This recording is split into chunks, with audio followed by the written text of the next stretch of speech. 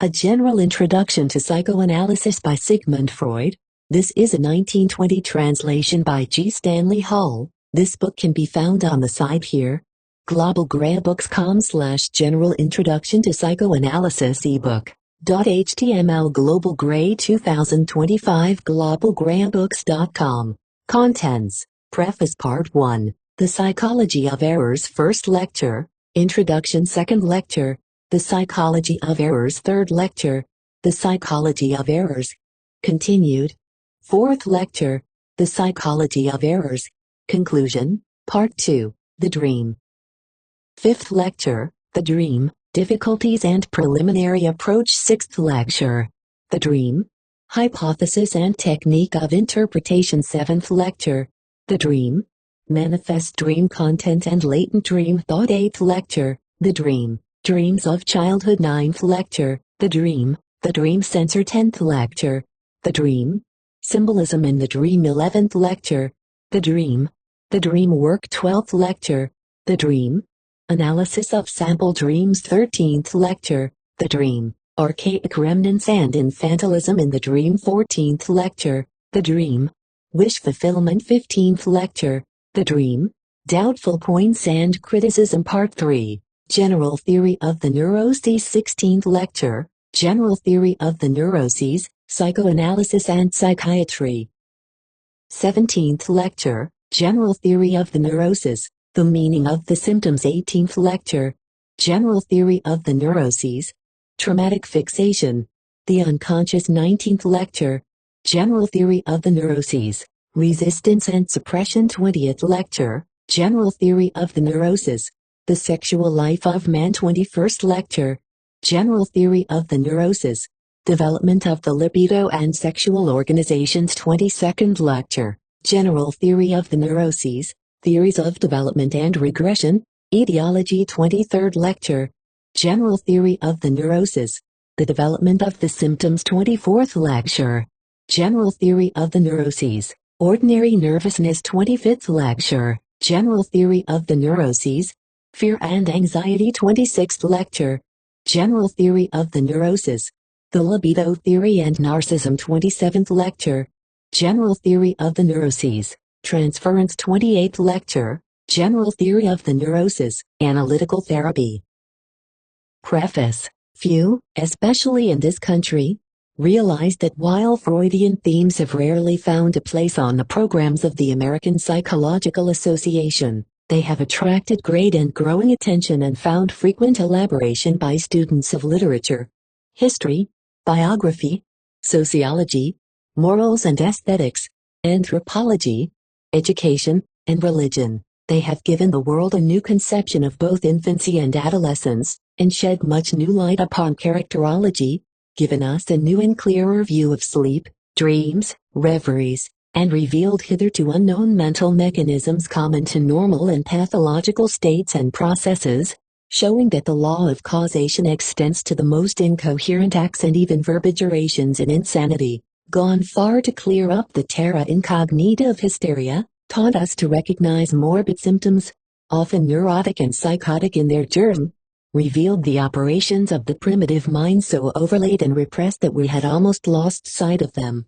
fashioned and used the key of symbolism to unlock many mysticisms of the past, and in addition to all this, effected thousands of cures, established a new prophylaxis, and suggested new tests for character, disposition, and ability, in all combining the practical and theoretic to a degree salutary as it is rare. These 28 lectures to laymen are elementary and almost conversational. Freud sets forth with a frankness almost startling the difficulties and limitations of psychoanalysis, and also describes its main methods and results, as only a master and originator of a new school of thought can do. These discourses are at the same time simple and almost confidential, and they trace and sum up the results of 30 years of devoted and painstaking research. While they are not at all controversial, we incidentally see in a clearer light the distinctions between the master and some of his distinguished pupils. A text like this is the most opportune, and will naturally more or less supersede all other introductions to the general subject of psychoanalysis.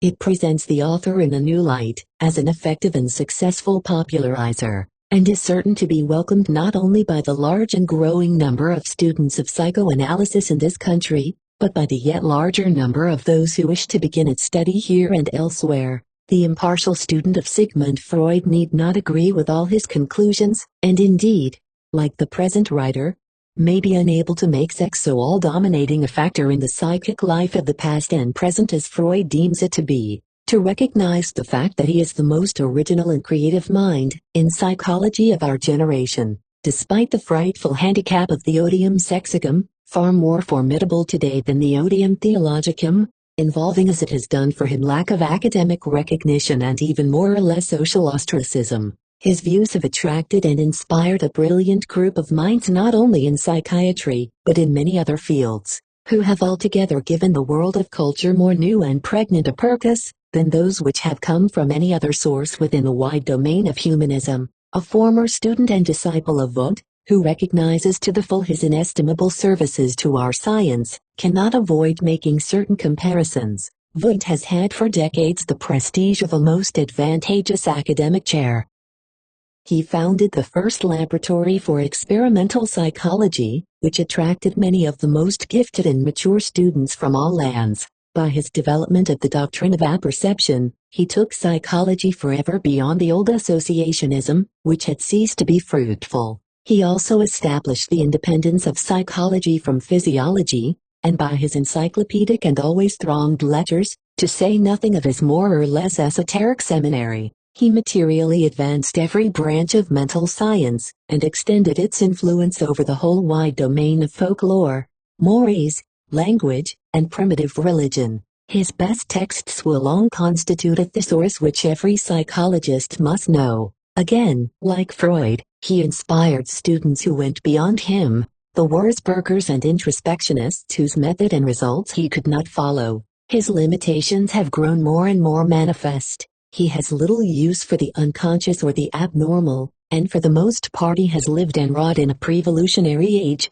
and always and everywhere underestimated the genetic standpoint. He never transcends the conventional limits in dealing, as he so rarely does, with sex, nor does he contribute much likely to be of permanent value, in any part of the wide domain of affectivity. We cannot forbear to express the hope that Freud will not repeat Wundt's error in making too abrupt a break with his more advanced pupils like Adler or the Zurich group. It is rather precisely just the topics that Wundt neglects that Freud makes his chief cornerstones, viz., the unconscious, the abnormal, sex, and affectivity generally, with many genetic, especially ontogenetic, but also phylogenetic factors. The Wundtian influence has been great in the past, while Freud has a great present and a yet greater future. In one thing Freud agrees with the introspectionists, viz., in deliberately neglecting the physiological factor and building on purely psychological foundations. Although for Freud psychology is mainly unconscious, while for the introspectionists it is pure consciousness.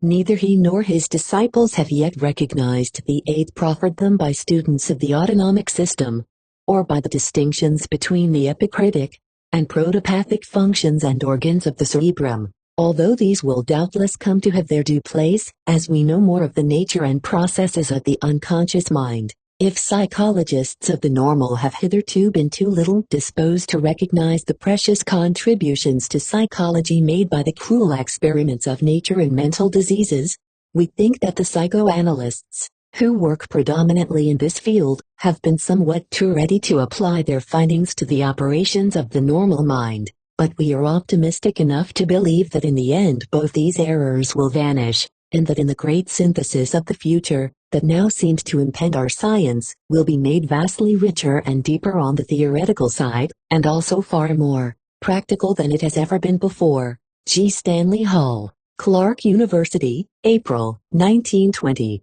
Part 1. The Psychology of Errors. First Lecture, Introduction. I do not know how familiar some of you may be, either from your reading or from hearsay, with psychoanalysis, but, in keeping with the title of these lectures, A General Introduction to Psychoanalysis, I am obliged to proceed as though you knew nothing about this subject, and stood in need of preliminary instruction. To be sure, this much I may presume that you do know, namely, that psychoanalysis is a method of treating nervous patients medically. And just at this point, I can give you an example to illustrate how the procedure in this field is precisely the reverse of that which is the rule in medicine. Usually when we introduce a patient to a medical technique, which is strange to him, we minimize its difficulties, and give him confident promises concerning the result of the treatment. When, however, we undertake psychoanalytic treatment with a neurotic patient, we proceed differently.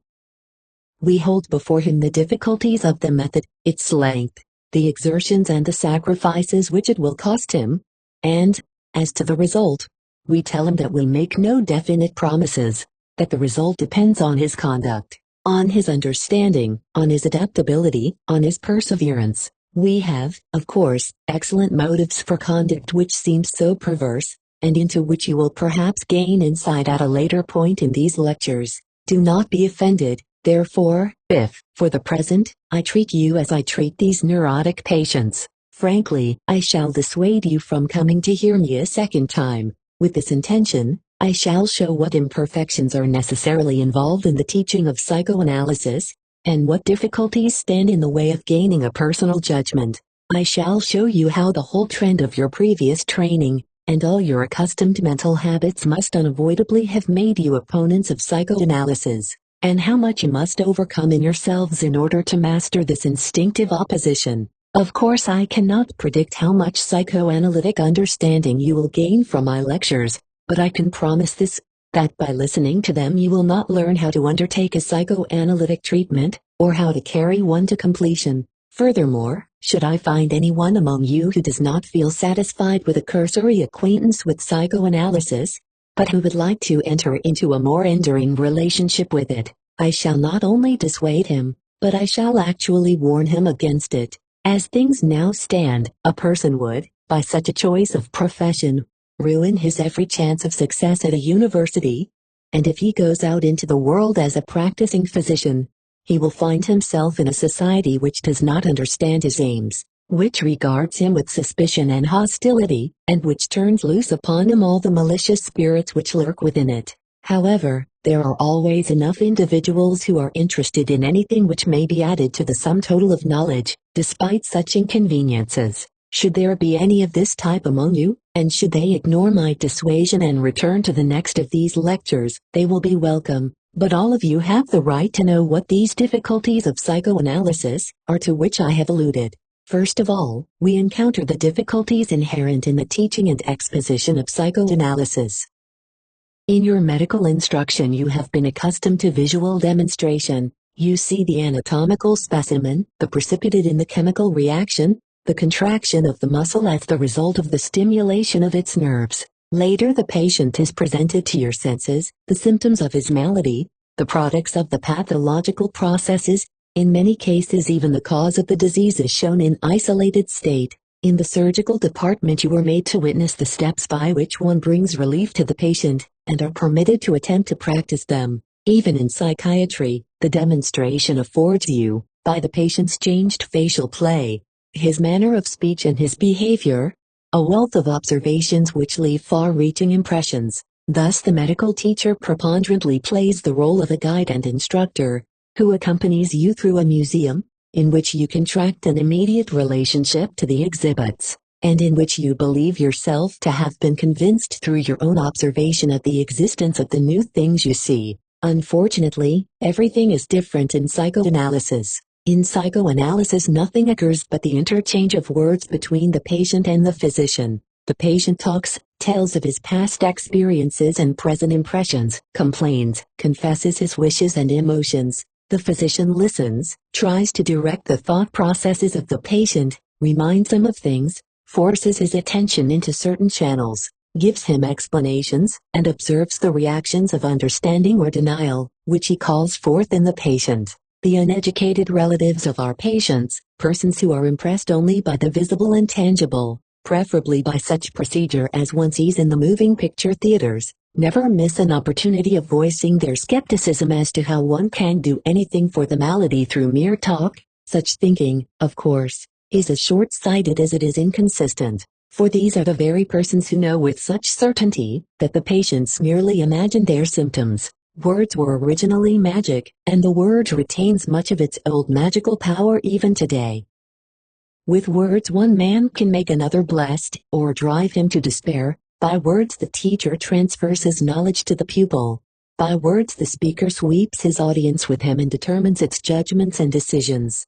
Words call forth effects and are the universal means of influencing human beings. Therefore let us not underestimate the use of words in psychotherapy, and let us be satisfied if we may be auditors of the words which are exchanged between the analyst and his patient. But even that is impossible. The conversation of which the psychoanalytic treatment consists brooks no auditor. It cannot be demonstrated. One can, of course, present a neurasthenic or hysteric to the students in a psychiatric lecture. He tells of his complaints and symptoms, but of nothing else. The communications which are necessary for the analysis are made only under the conditions of a special affective relationship to the physician. The patient would become dumb as soon as he became aware of a single impartial witness, for these communications concern the most intimate part of his psychic life. Everything which is a socially independent person he must conceal from others. These communications deal with everything which, as a harmonious personality, he will not admit even to himself. You cannot, therefore, listen in on a psychoanalytic treatment. You can only hear of it. You will get to know psychoanalysis, in the strictest sense of the word, only by hearsay. Such instruction, even at second hand, will place you in quite an unusual position for forming a judgment.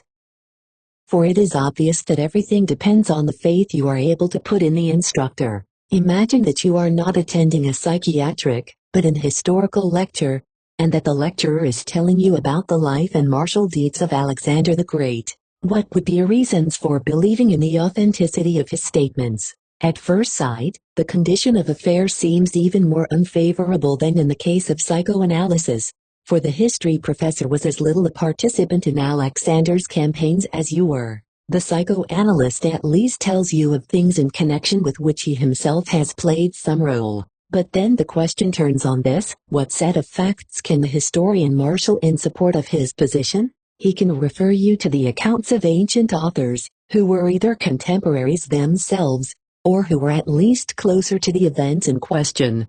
That is, he will refer you to the books of Diodor, Plutarch, Arrian, etc. He can place before you pictures of the preserved coins and statues of the king, and can pass down your rows a photograph of the Pompeian mosaics of the Battle of Issus. Yet, strictly speaking, all these documents prove only that previous generations already believed in Alexander's existence, and in the reality of his deeds, and your criticism might begin anew at this point. You will then find that not everything recounted of Alexander is credible, or capable of proof in detail.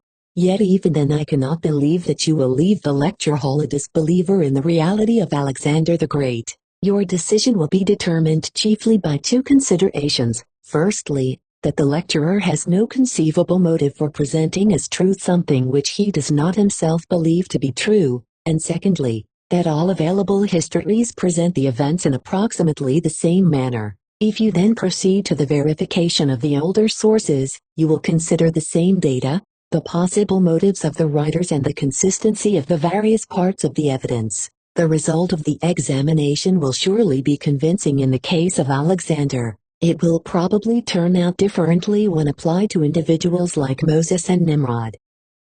But what doubts you might raise against the credibility of the psychoanalytic reporter, you will see plainly enough upon a later occasion. At this point you have a right to raise the question: if there is no such thing as objective verification of psychoanalysis, and no possibility of demonstrating it, how can one possibly learn psychoanalysis and convince himself of the truth of its claims? The fact is, the study is not easy and there are not many persons who have learned psychoanalysis thoroughly, but nevertheless, there is a feasible way. Psychoanalysis is learned, first of all, from a study of oneself, through the study of one's own personality. This is not quite what is ordinarily called self-observation, but, at a pinch, one can sum it up thus. There is a whole series of very common and universally known psychic phenomena, which, after some instruction in the technique of psychoanalysis, one can make the subject matter of analysis in oneself. By so doing one obtains the desired conviction of the reality of the occurrences which psychoanalysis describes. and of the correctness of its fundamental conception. To be sure, there are definite limits imposed on progress by this method. One gets much further if one allows himself to be analyzed by a competent analyst, observes the effect of the analysis on his own ego, and at the same time makes use of the opportunity to become familiar with the finer details of the technique of procedure. This excellent method is, of course, only practicable for one person, never for an entire class. There is a second difficulty in your relation to psychoanalysis for which I cannot hold the science itself responsible, but for which I must ask you to take the responsibility upon yourselves, ladies and gentlemen, at least in so far as you have hitherto pursued medical studies. Your previous training has given your mental activity a definite bent, which leads you far away from psychoanalysis. You have been trained to reduce the functions of an organism and its disorders anatomically, to explain them in terms of chemistry and physics, and to conceive them biologically, but no portion of your interest has been directed to the psychic life, in which, after all, the activity of this wonderfully complex organism culminates. For this reason psychological thinking has remained strange to you, and you have accustomed yourself to regard it with suspicion, to deny it the character of the scientific, to leave it to the laymen, poets, natural philosophers and mystics. Such a delimitation is surely harmful to your medical activity, for the patient will, as is usual in all human relationships, confront you first of all with his psychic facade, and I am afraid your penalty will be this, that you will be forced to relinquish a portion of the therapeutic influence to which you aspire, to those lay physicians, nature cure fakers and mystics whom you despise. I am not overlooking the excuse, whose existence one must admit, for this deficiency in your previous training. There is no philosophical science of therapy which could be made practicable for your medical purpose, neither speculative philosophy nor descriptive psychology, nor that so-called experimental psychology, which allies itself with the physiology of the sense organs, as it is taught in the schools, is in a position to teach you anything useful concerning the relation between the physical and the psychical, or to put into your hand the key to the understanding of a possible disorder of the psychic functions. Within a field of medicine, psychiatry does, it is true, occupy itself with the description of the observed psychic disorders, and with their grouping into clinical symptom pictures. But in their better hours, the psychiatrists themselves doubt whether their purely descriptive account deserves the name of a science. The symptoms which constitute these clinical pictures are known neither in their origin, in their mechanism, nor in their mutual relationship. There are either no discoverable corresponding changes of the anatomical organ of the soul, or else the changes are of such a nature as to yield no enlightenment.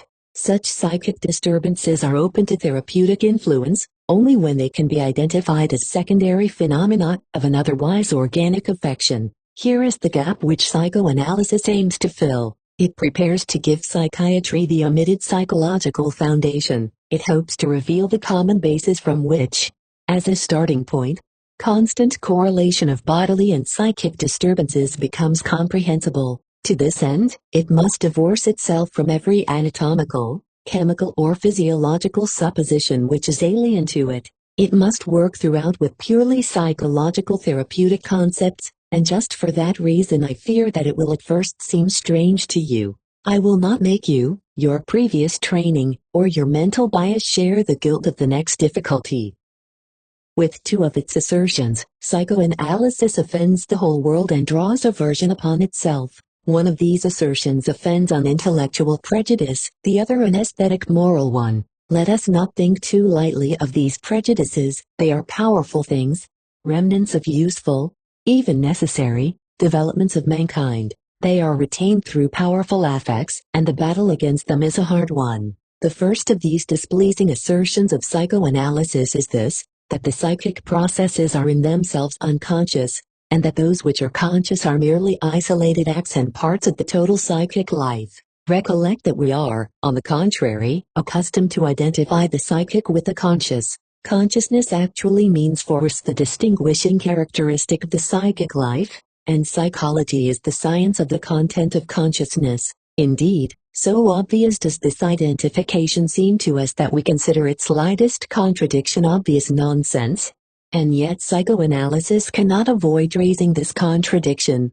It cannot accept the identity of the conscious with the psychic. Its definition of the psychic affirms that they are processes of the nature of feeling, thinking, willing, and it must assert that there is such a thing as unconscious thinking and unconscious willing. But with this assertion, psychoanalysis has alienated, to start with, the sympathy of all friends of sober science, and has laid itself open to the suspicion of being a fantastic mystery study, which would build in darkness and fish in murky waters. You, however, ladies and gentlemen, naturally cannot as yet understand what justification I have for stigmatizing as a prejudice so abstract a phrase as this one, that the psychic is consciousness. You cannot know what evaluation can have led to the denial of the unconscious, if such a thing really exists, and what advantage may have resulted from this denial. It sounds like a mere argument over words, whether one shall say that the psychic coincides with the conscious, or whether one shall extend it beyond that.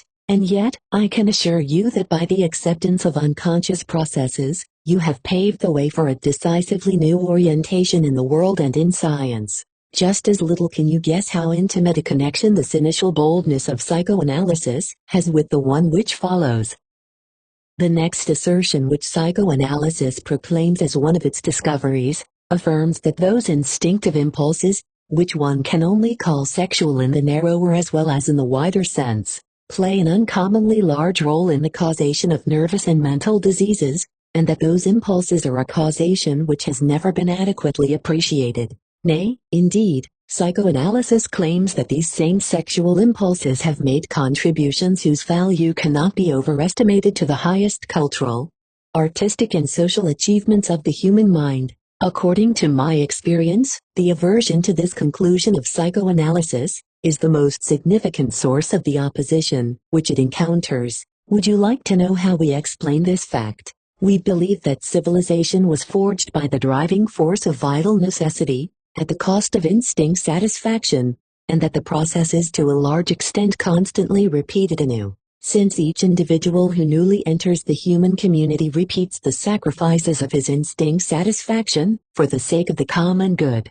among the instinctive forces thus utilized, the sexual impulses play a significant role. They are thereby sublimated, i.e., they are diverted from their sexual goals and erected to ends socially higher and no longer sexual. But this result is unstable. The sexual instincts are poorly tamed. Each individual who wishes to ally himself with the achievements of civilization is exposed to the danger of having his sexual instincts rebel against this sublimation. Society can conceive of no more serious menace to its civilization than would arise through the satisfying of the sexual instincts by their redirection toward their original goals. Society, therefore, does not relish being reminded of this ticklish spot in its origin. It has no interest in having the strength of the sexual instincts recognized and the meaning of the sexual life to the individual clearly delineated. On the contrary, society has taken the course of diverting attention from this whole field.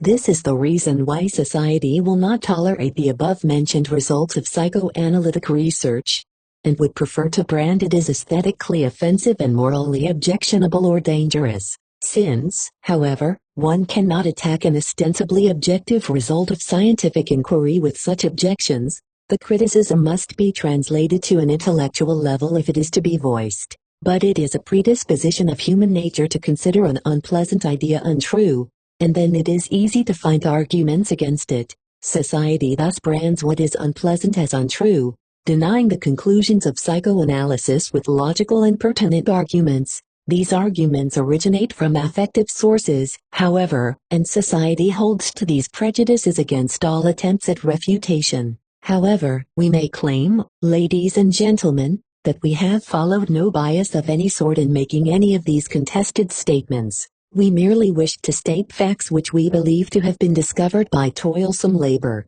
and we now claim the right unconditionally to reject the interference in scientific research of any such practical considerations, even before we have investigated whether the apprehension which these considerations are meant to instill are justified or not. These, therefore, are but a few of the difficulties which stand in the way of your occupation with psychoanalysis. They are perhaps more than enough for a beginning. If you can overcome their deterrent impression, we shall continue. Second lecture, The Psychology of Errors.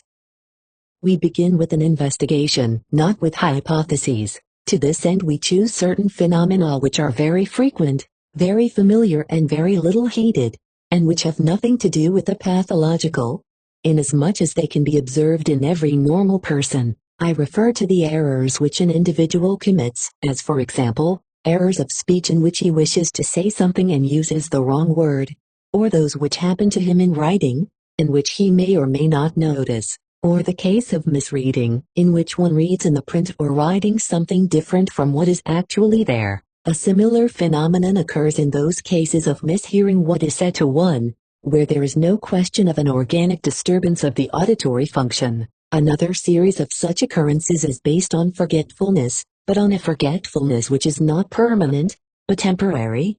As for instance when one cannot think of a name which one knows and always recognizes, or when one forgets to carry out a project at the proper time, but which one remembers again later, and therefore has only forgotten for a certain interval. In a third class this characteristic of transience is lacking, as for example in mislaying things so that they cannot be found again, or in the analogous case of losing things. Here we are dealing with a kind of forgetfulness, to which one reacts differently from the other cases, a forgetfulness at which one is surprised and annoyed, instead of considering it comprehensible. Allied with these phenomena is that of erroneous ideas, in which the element of transience is again prominent, inasmuch as for a while one believes something which, before and after that time, one knows to be untrue, and a number of similar phenomena of different designations. These are all occurrences whose interconnection is expressed in the use of the same prefix of designation, when they are almost all unimportant,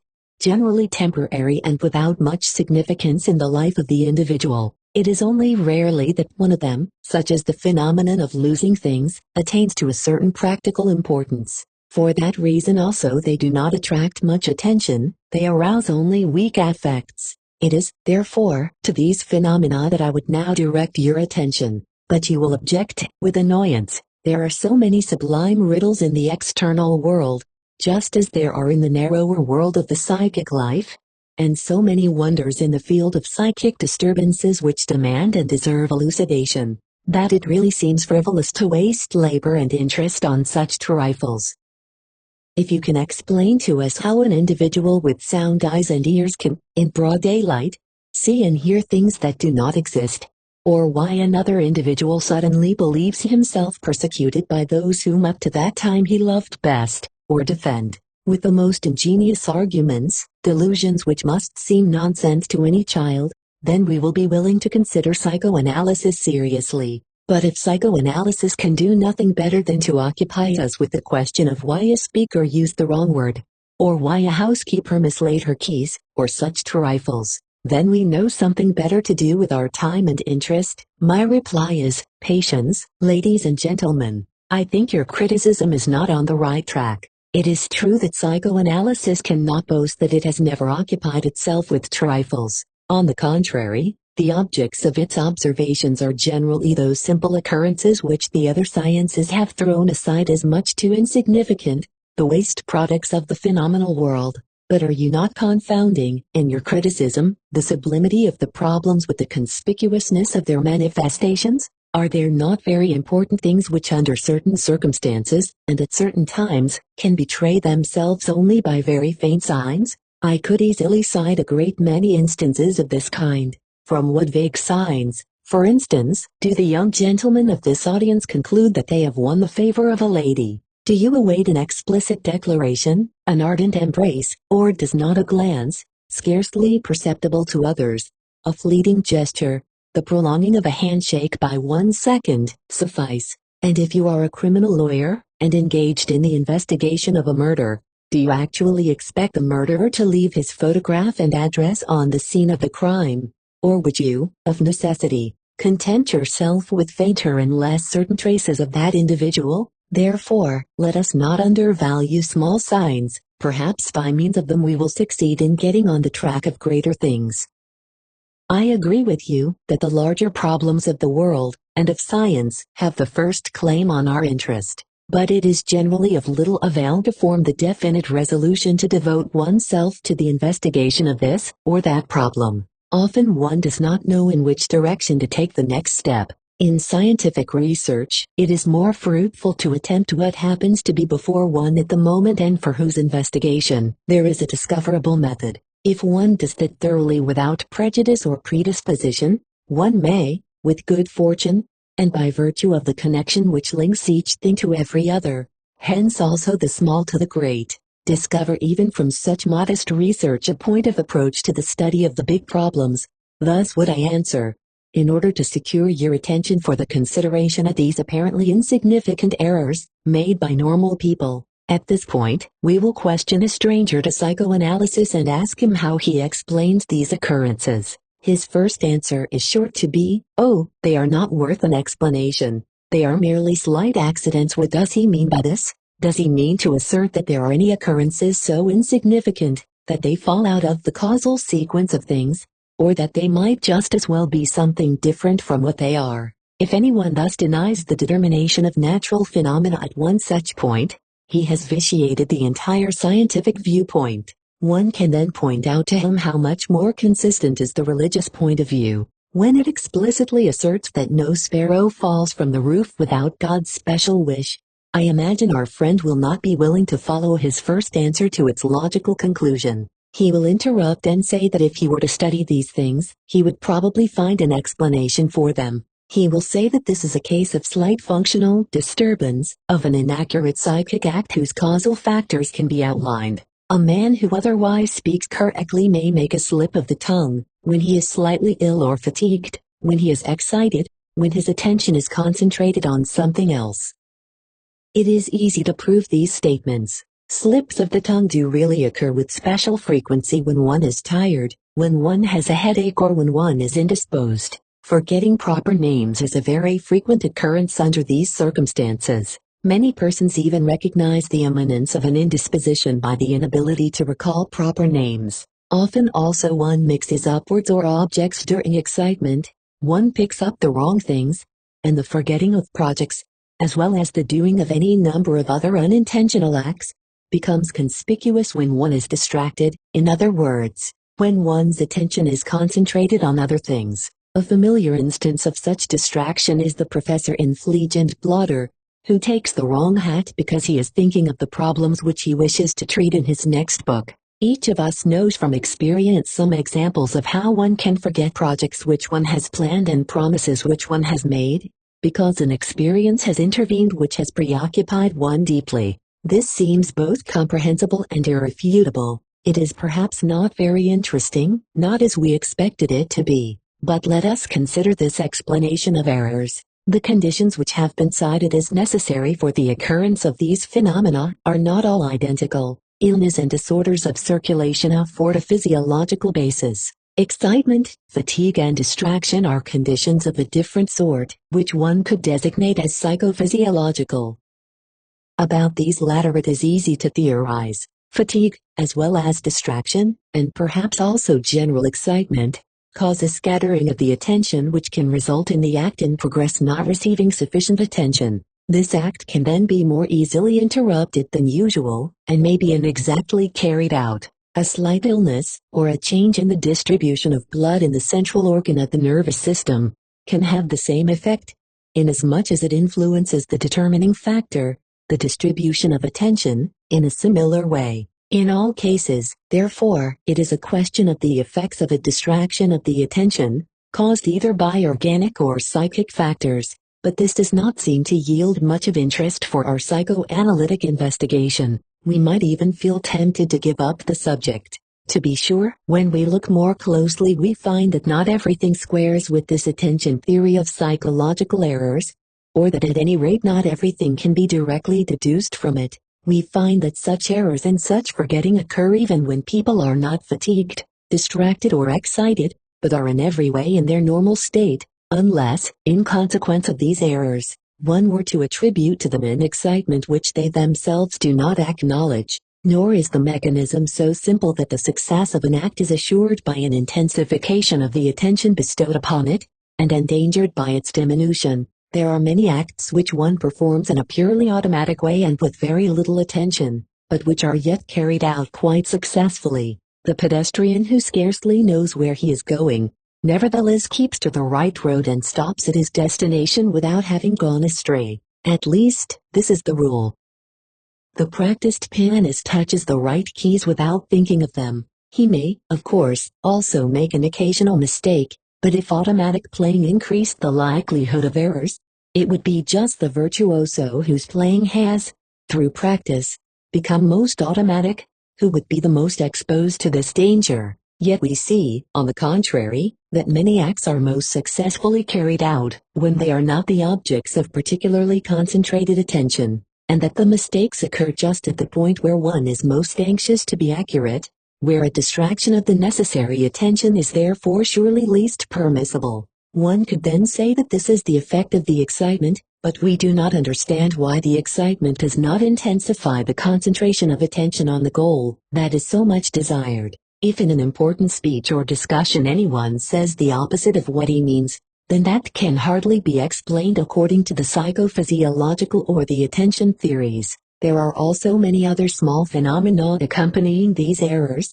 which are not understood and which have not been rendered comprehensible to us by these explanations. For instance, when one has temporarily forgotten a name, one is annoyed, one is determined to recall it and is unable to give up the attempt. Why is it that despite his annoyance the individual cannot succeed, as he wishes, in directing his attention to the word which is on the tip of his tongue, and which he instantly recognizes when it is pronounced to him? Or, to take another example, there are cases in which the errors multiply, link themselves together, substitute for each other. The first time one forgets an appointment, the next time, after having made a special resolution not to forget it, one discovers that one has made a mistake in the day or hour, or one tries by devious means to remember a forgotten word, and in the course of so doing loses track of a second name, which would have been of use in finding the first. If one then pursues the second name, a third gets lost, and so on.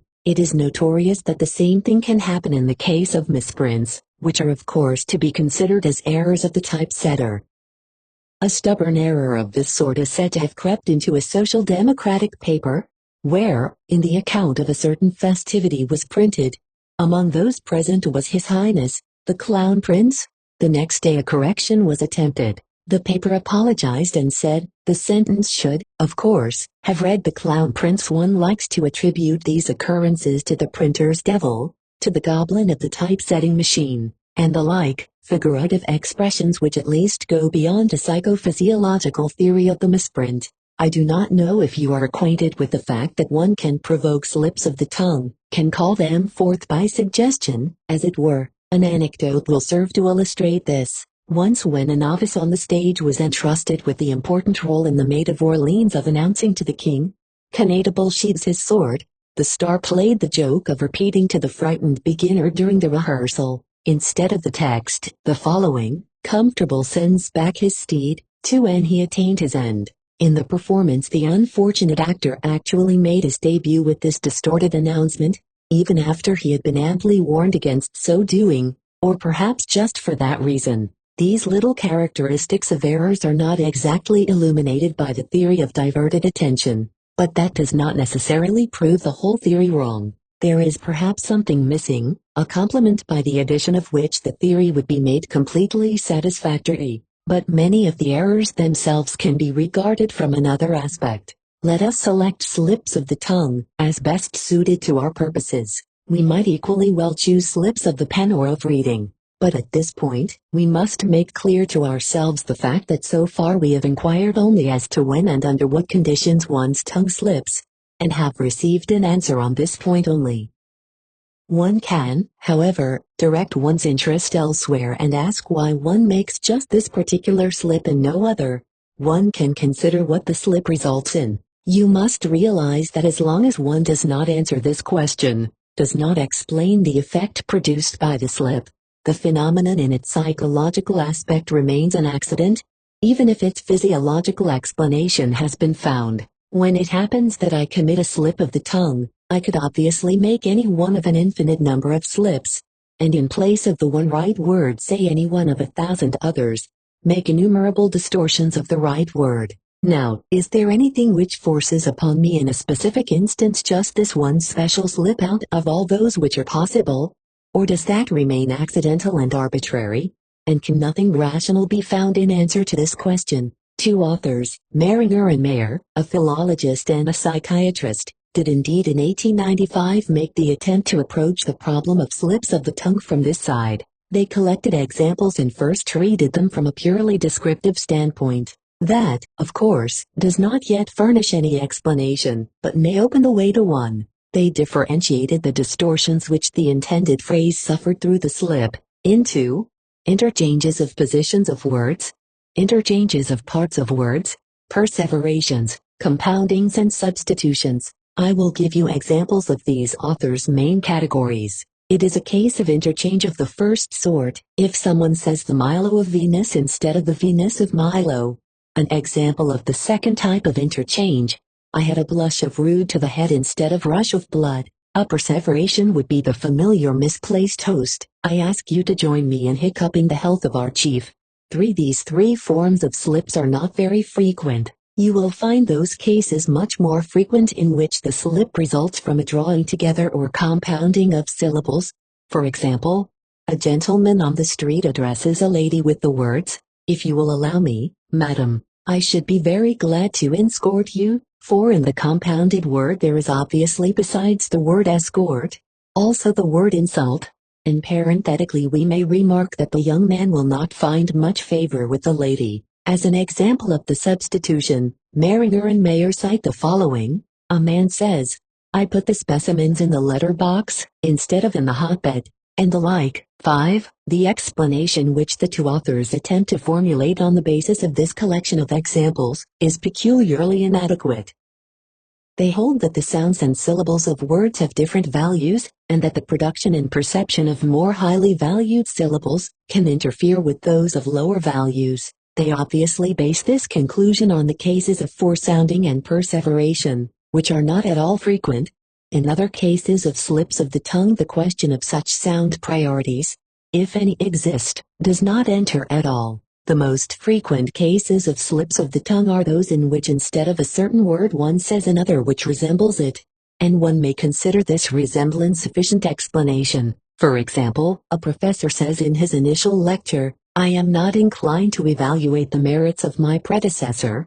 6. Or another professor says, in the case of the female genital, "Despite many temptations, I mean many attempts, etc." 7. The most common, and also the most conspicuous form of slips of the tongue, however, is that of saying the exact opposite of what one meant to say. In such cases, one goes far afield from the problem of sound relations and resemblance effects, and can cite, instead of these, the fact that opposites have an obviously close relationship to each other, and have particularly close relations in the psychology of association. There are historical examples of this sort. A president of our House of Representatives once opened the assembly with the words, "Gentlemen, I declare a quorum present," and herewith declare the assembly closed. Similar, in its trickiness, to the relation of opposites, is the effect of any other facile association, which may under certain circumstances, arise most inopportunely. Thus, for instance, there is the story which relates that on the occasion of a festivity in honor of the marriage of a child of H. Helmholtz, with a child of the well-known discoverer and captain of industry, W. Seaman, the famous physiologist Du Bois-Reymond was asked to speak. He concluded his undoubtedly sparkling toast with the words, "Success to the new firm, Siemens and Halski." That, of course, was the name of the well-known old firm. The association of the two names must have been about as easy for a native of Berlin as Weber and Fields to an American. Thus we must add to the sound relations and word resemblances the influence of word associations. But that is not all. In a series of cases, an explanation of the observed slip is unsuccessful, unless we take into account what phrase had been said, or even thought previously. This again makes it a case of perseveration of the sort stressed by Maringer, but of a longer duration. I must admit, I am on the whole of the impression that we are further than ever from an explanation of slips of the tongue. However, I hope I am not wrong when I say that during the above investigation of these examples of slips of the tongue, we have all obtained a new impression on which it will be of value to dwell. We sought the general conditions under which slips of the tongue occur, and then the influences which determine the kind of distortion resulting from the slip. But we have in no way yet considered the effect of the slip of the tongue in itself, without regard to its origin, and if we should decide to do so we must finally have the courage to assert, in some of the examples cited, the product of the slip also makes sense. What do we mean by it makes sense? It means, I think, that the product of the slip has itself a right to be considered as a valid psychic act which also has its purpose, as a manifestation having content and meaning. Hitherto we have always spoken of errors, but now it seems as if sometimes the error itself were quite a normal act, except that it has thrust itself into the place of some other expected or intended act. In isolated cases this valid meaning seems obvious and unmistakable. When the President with his opening words closes the session of the House of Representatives, instead of opening it, we are inclined to consider this error meaningful by reason of our knowledge of the circumstances under which the slip occurred. He expects no good of the Assembly, and would be glad if he could terminate it immediately. The pointing out of this meaning, the interpretation of this error, gives us no difficulty. Or a lady, pretending to admire, says to another, "I am sure you must have messed up this charming hat yourself." 8. No scientific quibbles in the world can keep us from discovering in this slip the idea this hat is a mess. Or a lady who is known for her energetic disposition, relates, "My husband asked the doctor to what diet he should keep, but the doctor said he didn't need any diet, he should eat and drink whatever I want." This slip of tongue is quite an unmistakable expression of a consistent purpose. Ladies and gentlemen, if it should turn out that not only a few cases of slips of the tongue and of errors in general, but the larger part of them, have a meaning, then this meaning of errors of which we have hitherto made no mention, will unavoidably become of the greatest interest to us and will, with justice, force all other points of view into the background. We could then ignore all physiological and psychophysiological conditions, and devote ourselves to the purely psychological investigations of the sense, that is, the meaning, the purpose of these errors. To this and therefore we will not fail, shortly, to study a more extensive compilation of material. But before we undertake this task, I should like to invite you to follow another line of thought with me. It has repeatedly happened that a poet has made use of slips of the tongue, or some other error, as a means of poetic presentation. This fact in itself must prove to us that he considers the error, the slip of the tongue for instance, as meaningful, for he creates it on purpose, and it is not a case of the poet committing an accidental slip of the pen, and then letting his pen slip stand as a tongue slip of his character. He wants to make something clear to us by this slip of the tongue, and we may examine what it is, whether he wishes to indicate by this that the person in question is distracted or fatigued. Of course, we do not wish to exaggerate the importance of the fact that the poet did make use of a slip to express his meaning. It could nevertheless really be a psychic accident, or meaningful only in very rare cases, and the poet would still retain the right to infuse it with meaning through his setting. As to their poetic use, however, it would not be surprising if we should glean more information concerning slips of the tongue from the poet than from the philologist or the psychiatrist. Such an example of the slip of the tongue occurs in Wallenstein, Piccolomini, Act 1, Scene 5. In the previous scene, Max Piccolomini has most passionately sided with the Herzog, and dilated ardently on the blessings of peace which disclosed themselves to him during the trip on which he accompanied Wallenstein's daughter to the camp. He leaves his father and the courtier, Questenberg, plunged in deepest consternation, and then the fifth scene continues, cue Alice. Alice, and stands it so? What friend, and do we let him go away in this delusion? Let him go away, not call him back immediately, not open his eyes upon the spot? Octavio, recovering himself out of a deep study, he has now opened mine, and I see more than pleases me. Q. What is it? Octavio, a curse on this journey. Q. But why so? What is it? Octavio, come along, friend. I must follow up the ominous track immediately. Mine eyes are opened now, and I must use them. Come. Draws Q on with him. Q. What now? Where go you then? Octavio, hastily, to herself. Q2. Octavio, interrupting him and correcting himself, to the Duke. Come, let us go. Octavio meant to say, to him, to the Lord. but his tongue slips and through his words to her he betrays to us, at least, the fact that he had quite clearly recognized the influence, which makes the young war hero dream of peace. A still more impressive example was found by Orang in Shakespeare. It occurs in The Merchant of Venice, in the famous scene in which the fortunate suitor makes his choice among the three caskets. And perhaps I can do no better than to read to you here Orang's short account of the incident. A slip of the tongue which occurs in Shakespeare's Merchant of Venice, Act 3, Scene 2, is exceedingly delicate in its poetic motivation and technically brilliant in its handling.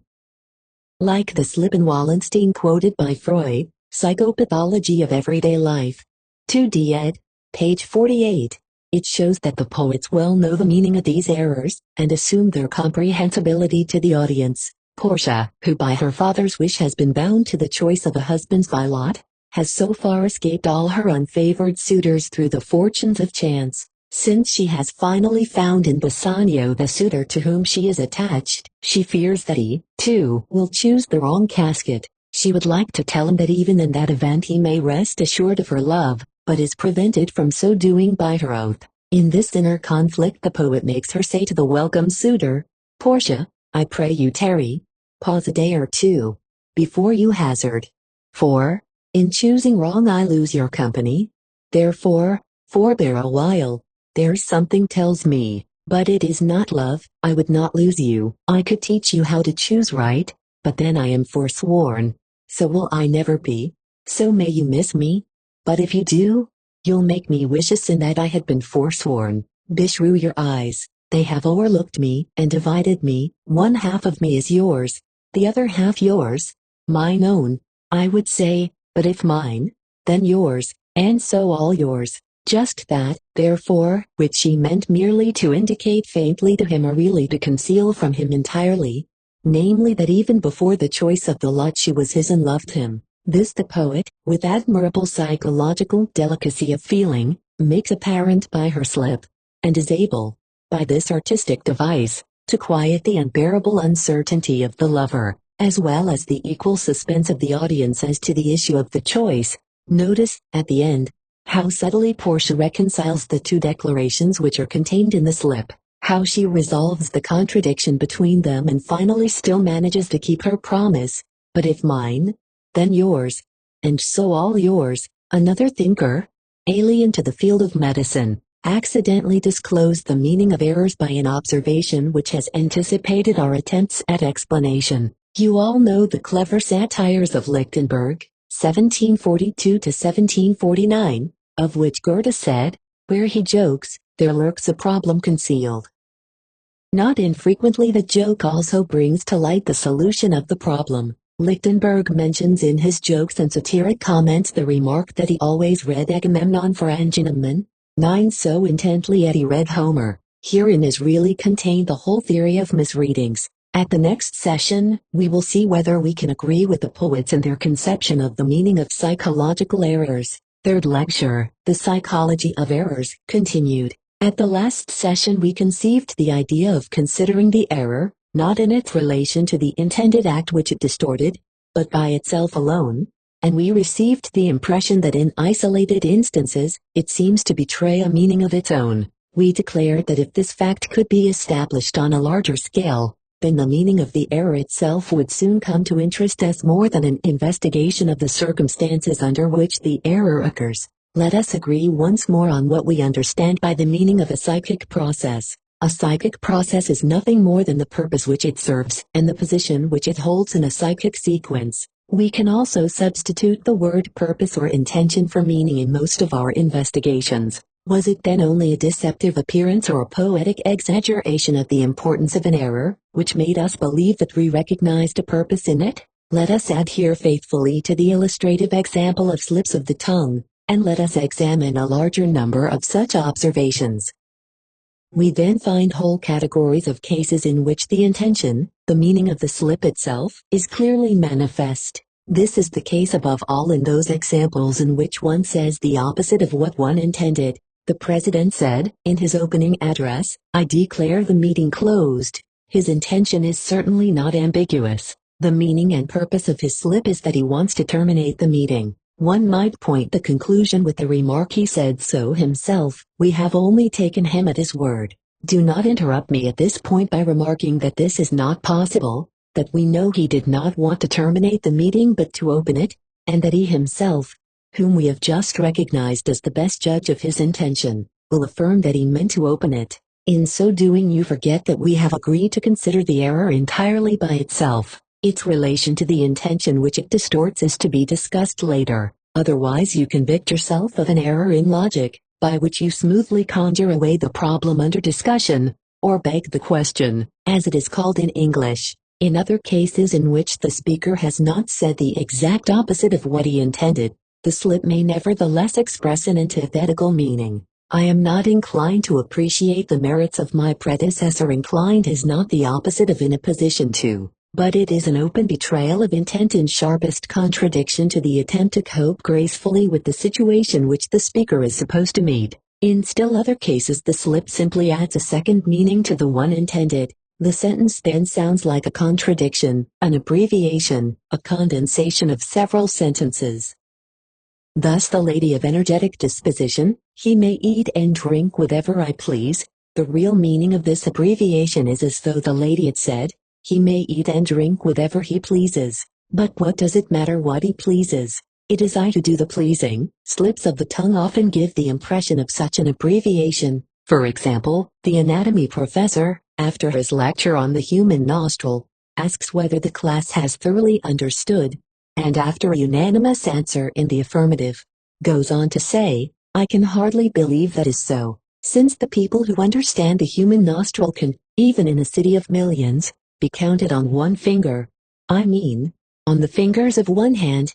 The abbreviated sentence here also has its meaning. It expresses the idea that there is only one person who thoroughly understands the subject. In contrast to these groups of cases are those in which the error does not itself express its meaning, in which the slip of the tongue does not in itself convey anything intelligible, cases, therefore, which are in sharpest opposition to our expectations. If anyone, through a slip of the tongue, distorts a proper name, or puts together an unusual combination of syllables, then this very common occurrence seems already to have decided in the negative the question of whether all errors contain a meaning. Yet closer inspection of these examples discloses the fact that an understanding of such a distortion is easily possible.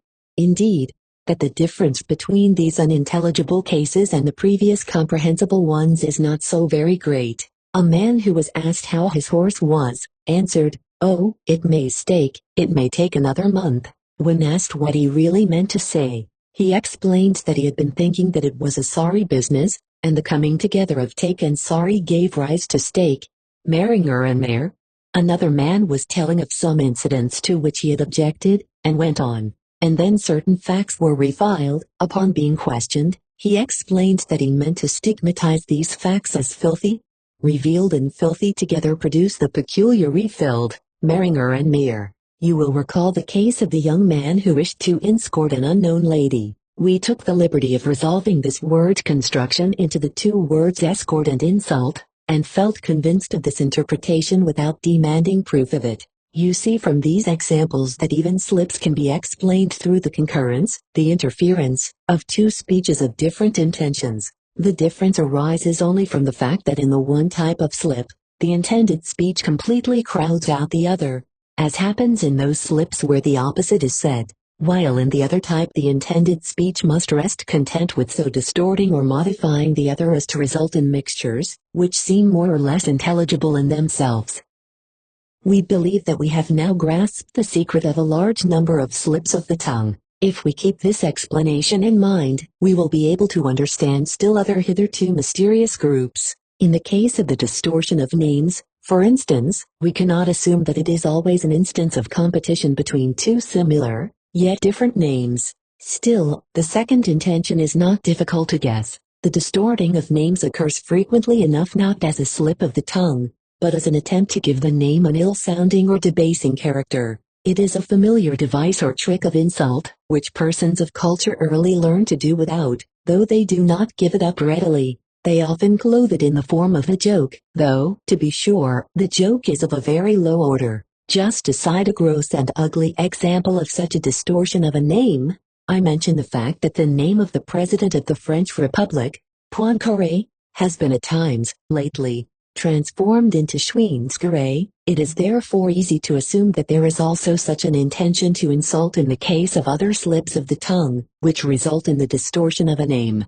In consequence of our adherence to this conception, similar explanations force themselves upon us. In the case of slips of the tongue whose effect is comical or absurd, I call upon you to hiccup the health of our chief. 10. Here the solemn atmosphere is unexpectedly disturbed by the introduction of a word that awakens an unpleasant image, and from the prototype of certain expressions of insult and offense, we cannot but suppose that there is an intention striving for expression which is in sharp contrast to the ostensible respect, and which could be expressed about as follows. You needn't believe this. I'm not really in earnest. I don't give a hoop for the fellow, etc.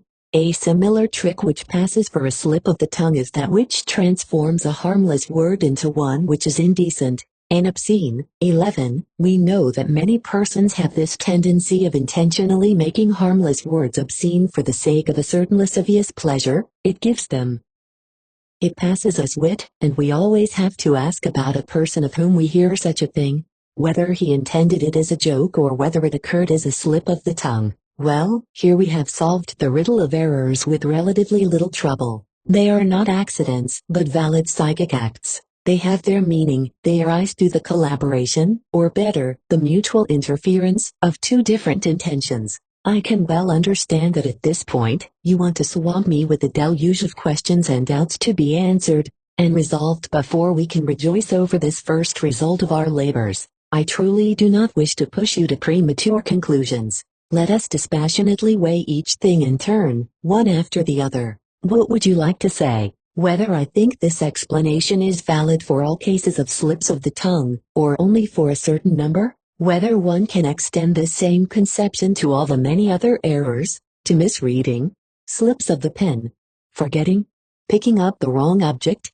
mislaying things, etc.? In the face of the psychic nature of errors, what meaning is left to the factors of fatigue, excitement, absent-mindedness and distraction of attention? Moreover, it is easy to see that of the two competing meanings in an error, one is always public, but the other not always. But what does one do in order to guess the latter? And when one believes one has guessed it, how does one go about proving that it is not merely a probable meaning, but that it is the only correct meaning? Is there anything else you wish to ask? If not, then I will continue. I would remind you of the fact that we really are not much concerned with the errors themselves, but we wanted only to learn something of value to psychoanalysis from their study. Therefore, I put the question, what are these purposes or tendencies which can thus interfere with others? And what relation is there between the interfering tendencies and those interfered with? Thus our labor really begins anew, after the explanation of the problem. Now, is this the explanation of all tongue slips? I am very much inclined to think so, and for this reason, that as often as one investigates a case of a slip of the tongue, it reduces itself to this type of explanation. But on the other hand, one cannot prove that a slip of the tongue cannot occur without this mechanism. It may be so, for our purposes it is a matter of theoretical indifference, since the conclusions which we wish to draw by way of an introduction to psychoanalysis remain untouched, even if only a minority of the cases of tongue slips come within our conception, which is surely not the case. I shall anticipate the next question, of whether or not we may extend to other types of errors what we have gleaned from slips of the tongue, and answer it in the affirmative. You will convince yourselves of that conclusion when we turn our attention to the investigation of examples of pen slips, picking up wrong objects, etc. I would advise you, however, for technical reasons, to postpone this task until we shall have investigated the tongue slip itself more thoroughly. The question of what meaning those factors which have been placed in the foreground by some authors, namely, the factors of circulatory disturbances, fatigue, excitement, absent-mindedness, the theory of the distraction of attention, the question of what meaning those factors can now have for us if we accept the above-described psychic mechanism of tongue slips, deserves a more detailed answer. You will note that we do not deny these factors. In fact, it is not very often that psychoanalysis denies anything which is asserted on the other side. As a rule, psychoanalysis merely adds something to such assertions, and occasionally it has happened that what had hitherto been overlooked, and was newly added by psychoanalysis, is just the essential thing. The influence on the occurrence of tongue slips of such physiological predispositions as result from slight illness, circulatory disturbances and conditions of fatigue, should be acknowledged without more ado. Daily personal experience can convince you of that, but how little is explained by such an admission. Above all, they are not necessary conditions of the errors. Slips of the tongue are just as possible when one is in perfect health and normal condition. Bodily factors, therefore, have only the value of acting by way of facilitation and encouragement to the peculiar psychic mechanism of a slip of the tongue. To illustrate this relationship, I once used a simile which I will now repeat because I know of no better one a substitute. Let us suppose that some dark night I go past a lonely spot and am there assaulted by a rascal who takes my watch and purse, and then, since I did not see the face of the robber clearly, I make my complaint at the nearest police station in the following words: "Loneliness and darkness have just robbed me of my valuables." The police commissioner could then say to me, "You seem to hold an unjustifiably extreme mechanistic conception. Let us rather state the case as follows: under cover of darkness, and favored by the loneliness, an unknown robber seized your valuables. The essential task in your case seems to me to be to discover the robber. Perhaps we can then take his booty from him again." Such psychophysiological moments as excitement, absent-mindedness and distracted attention are obviously of small assistance to us for the purpose of explanation. They are mere phrases, screens behind which we will not be deterred from looking. The question is rather what in such cases has caused the excitement, the particular diversion of attention. The influence of syllable sounds, word resemblances and the customary associations which words arouse should also be recognized as having significance. They facilitate the tongue slip by pointing the path which it can take. But if I have a path before me, does that fact as a matter of course determine that I will follow it? After all, I must have a stimulus to make me decide for it, and, in addition, a force which carries me forward on this path. These sound and word relationships therefore serve also only to facilitate the tongue slip, just as the bodily dispositions facilitate them. They cannot give the explanation for the word itself. Just consider, for example, the fact that in an enormously large number of cases, my lecturing is not disturbed by the fact that the words which I use recall others by their sound resemblance, that they are intimately associated with their opposites, or arouse common associations. We might add here the observation of the philosopher Vogt, that slips of the tongue occur when, in consequence of bodily fatigue, the tendency to association gains the upper hand over the intended speech. This would sound very plausible, if it were not contradicted by experiences which prove that from one series of cases of tongue slips, bodily stimuli were absent, and from another, the association stimuli were absent. However, your next question is one of particular interest to me, namely, in what way can one establish the existence of the two mutually antagonistic tendencies? You probably do not suspect how significant this question is. It is true, is it not, that one of the two tendencies, the tendency which suffers the interference, is always unmistakable? The person who commits the error is aware of it and acknowledges it. It is the other tendency, what we call the interfering tendency, which causes doubt and hesitation. Now we have already learned, and you have surely not forgotten, that these tendencies are, in a series of cases, equally plain. That is indicated by the effect of the slip, if only we have the courage to let this effect be valid in itself. The president who said the opposite of what he meant to say made it clear that he wanted to open the meeting, but equally clear that he would also have liked to terminate it. Here the meaning is so plain that there is nothing left to be interpreted.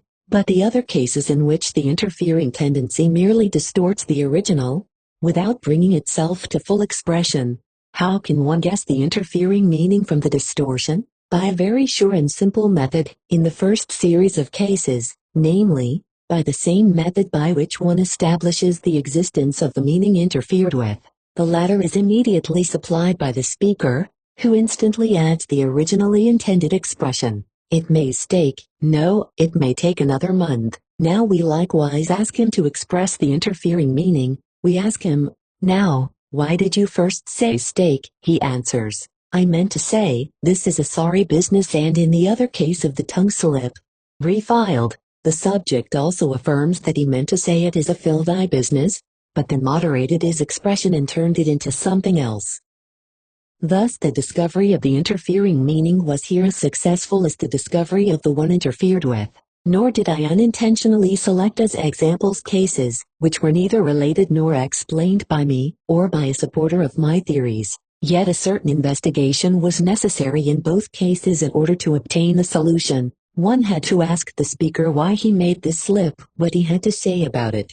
Otherwise he might perhaps have passed it by without seeking to explain it. When questioned, however, he furnished the explanation by means of the first thing that came to his mind. And now you see, ladies and gentlemen, that this slight investigation and its consequence are already a psychoanalysis, and the prototype of every psychoanalytic investigation which we shall conduct more extensively at a later time. Now, am I unduly suspicious if I suspect that at the same moment in which psychoanalysis emerges before you, your resistance to psychoanalysis also raises its head? Are you not anxious to raise the objection that the information given by the subject we questioned, and who committed the slip, is not proof sufficient? He naturally has the desire, you say, to meet the challenge, to explain the slip, and hence he says the first thing he can think of if it seems relevant. But that, you say, is no proof that this is really the way the slip happened. It might be so, but it might just as well be otherwise, you say.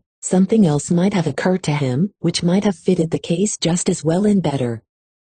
It is remarkable how little respect, at bottom, you have for a psychic fact. Imagine that someone has decided to undertake the chemical analysis of a certain substance, and has secured a sample of the substance, of a certain weight, so and so many milligrams. From this weighed sample certain definite conclusions can be drawn. Do you think it would ever occur to a chemist to discredit these conclusions by the argument that the isolated substance might have had some other weight? Everyone yields to the fact that it was just this weight and no other, and confidently builds his further conclusions upon that fact. But when you are confronted by the psychic fact that the subject, when questioned, had a certain idea, you will not accept that as valid, but say some other idea might just as easily have occurred to him. The trouble is that you believe in the illusion of psychic freedom, and will not give it up. I regret that on this point I find myself in complete opposition to your views. Now you will relinquish this point only to take up your resistance at another place. You will continue, we understand that it is the peculiar technique of psychoanalysis, that the solution of its problems is discovered by the analyzed subject himself. Let us take another example, that in which the speaker calls upon the assembly to hiccup the health of their chief. The interfering idea in this case, you say, is the insult. It is that which is the antagonist of the expression of conferring an honor, but that is mere interpretation on your part, based on observations extraneous to the slip. If in this case you question the originator of the slip, he will not affirm that he intended an insult. On the contrary, he will deny it energetically. Why do you not give up your unverifiable interpretation in the face of this plain objection? Yes, this time you struck a hard problem. I can imagine the unknown speaker. He is probably an assistant to the guest of honor, perhaps already a minor official, a young man with the brightest prospects. I will press him as to whether he did not after all feel conscious of something which may have worked in opposition to the demand that he do honor to the chief. What a fine success I'll have! He becomes impatient and suddenly bursts out on me. Look here, you'd better stop this cross-examination, or I'll get unpleasant. Why, you'll spoil my whole career with your suspicions. I simply said auf Justizen instead of unjustizen, because I'd already said auf twice in the same sentence. It's the thing that Meringer calls a perseveration, and there's no other meaning that you can twist out of it. Do you understand me? That's all. This is a surprising reaction, a really energetic denial. I see that there is nothing more to be obtained from the young man, but I also remark to myself that he betrays a strong personal interest in having his slip mean nothing. Perhaps you, too, agree that it is not right for him immediately to become so rude over a purely theoretical investigation. But, you will conclude, He really must know what he did and did not mean to say. Really? Perhaps that's open to question nevertheless. But now you think you have me. So that is your technique, I hear you say. When the person who has committed a slip gives an explanation which fits your theory, then you declare him the final authority on the subject. He says so himself, but if what he says does not fit into your scheme, then you suddenly assert that what he says does not count, that one need not believe him. Yet that is certainly true. I can give you a similar case in which the procedure is apparently just as monstrous. When a defendant confesses to a deed, the judge believes his confession. But if he denies it, the judge does not believe him. Were it otherwise, there would be no way to administer the law, and despite occasional miscarriages you must acknowledge the value of this system. Well, are you then the judge, and is the person who committed the slip a defendant before you? Is a slip of the tongue a crime? Perhaps we need not even decline this comparison, but just see to what far-reaching differences we have come by penetrating somewhat into the seemingly harmless problems of the psychology of errors, differences which at this stage we do not at all know how to reconcile. I offer you a preliminary compromise on the basis of the analogy of the judge and the defendant. You will grant me that the meaning of an error admits of no doubt, when the subject under analysis acknowledges it himself. I in turn will admit that a direct proof for the suspected meaning cannot be obtained if the subject denies us the information. And, of course, that is also the case when the subject is not present to give us the information. We are, then, as in the case of the legal procedure, dependent on circumstances which make a decision at one time seem more, and at another time, less probable to us. At law, one has to declare a defendant guilty on circumstantial evidence for practical reasons. We see no such necessity, but neither are we forced to forego the use of these circumstances. It would be a mistake to believe that a science consists of nothing but conclusively proved theorems, and any such demand would be unjust. Only a person with a mania for authority, a person who must replace his religious catechism with some other, even though it be scientific, would make such a demand. Science has but few apodactic precepts in its catechism. It consists chiefly of assertions which it has developed to certain degrees of probability. It is actually a symptom of scientific thinking, if one is content with these approximations of certainty, and is able to carry on constructive work despite the lack of the final confirmation.